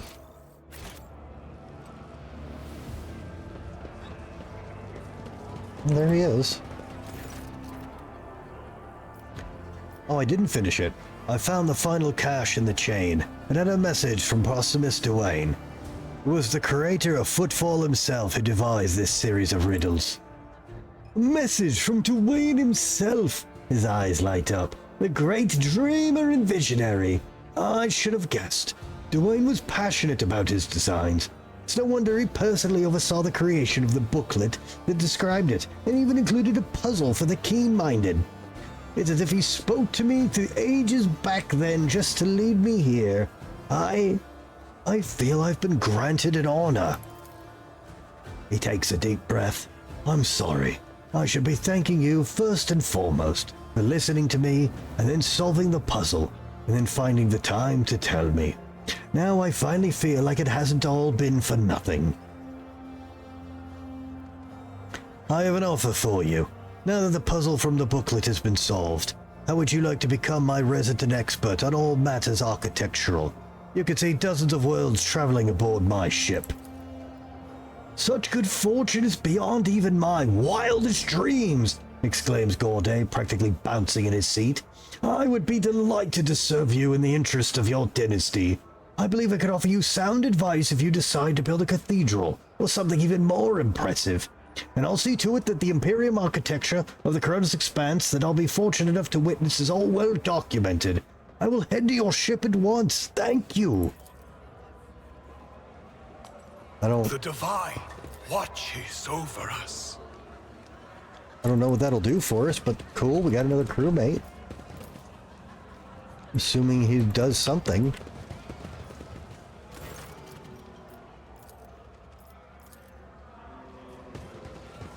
Okay, cool.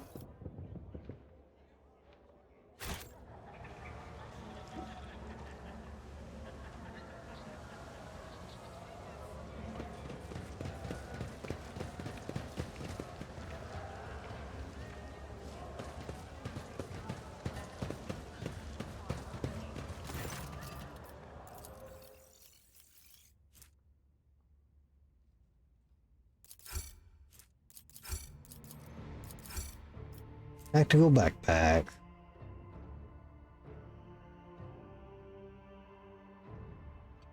Fire or strike count. Any weapon capable of burst attacks. I kind of want that.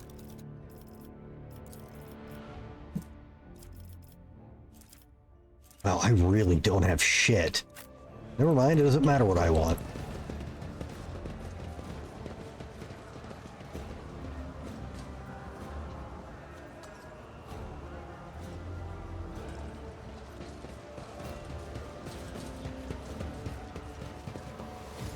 We are bound by the blood of martyrs.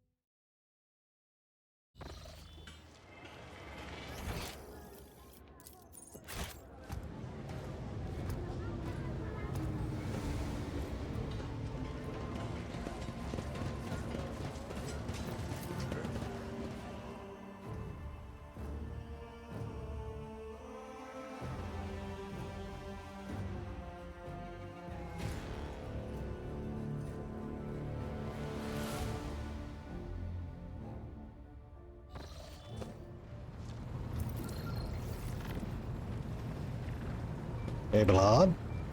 Lord Captain. Lord Captain. Rex. Shepard.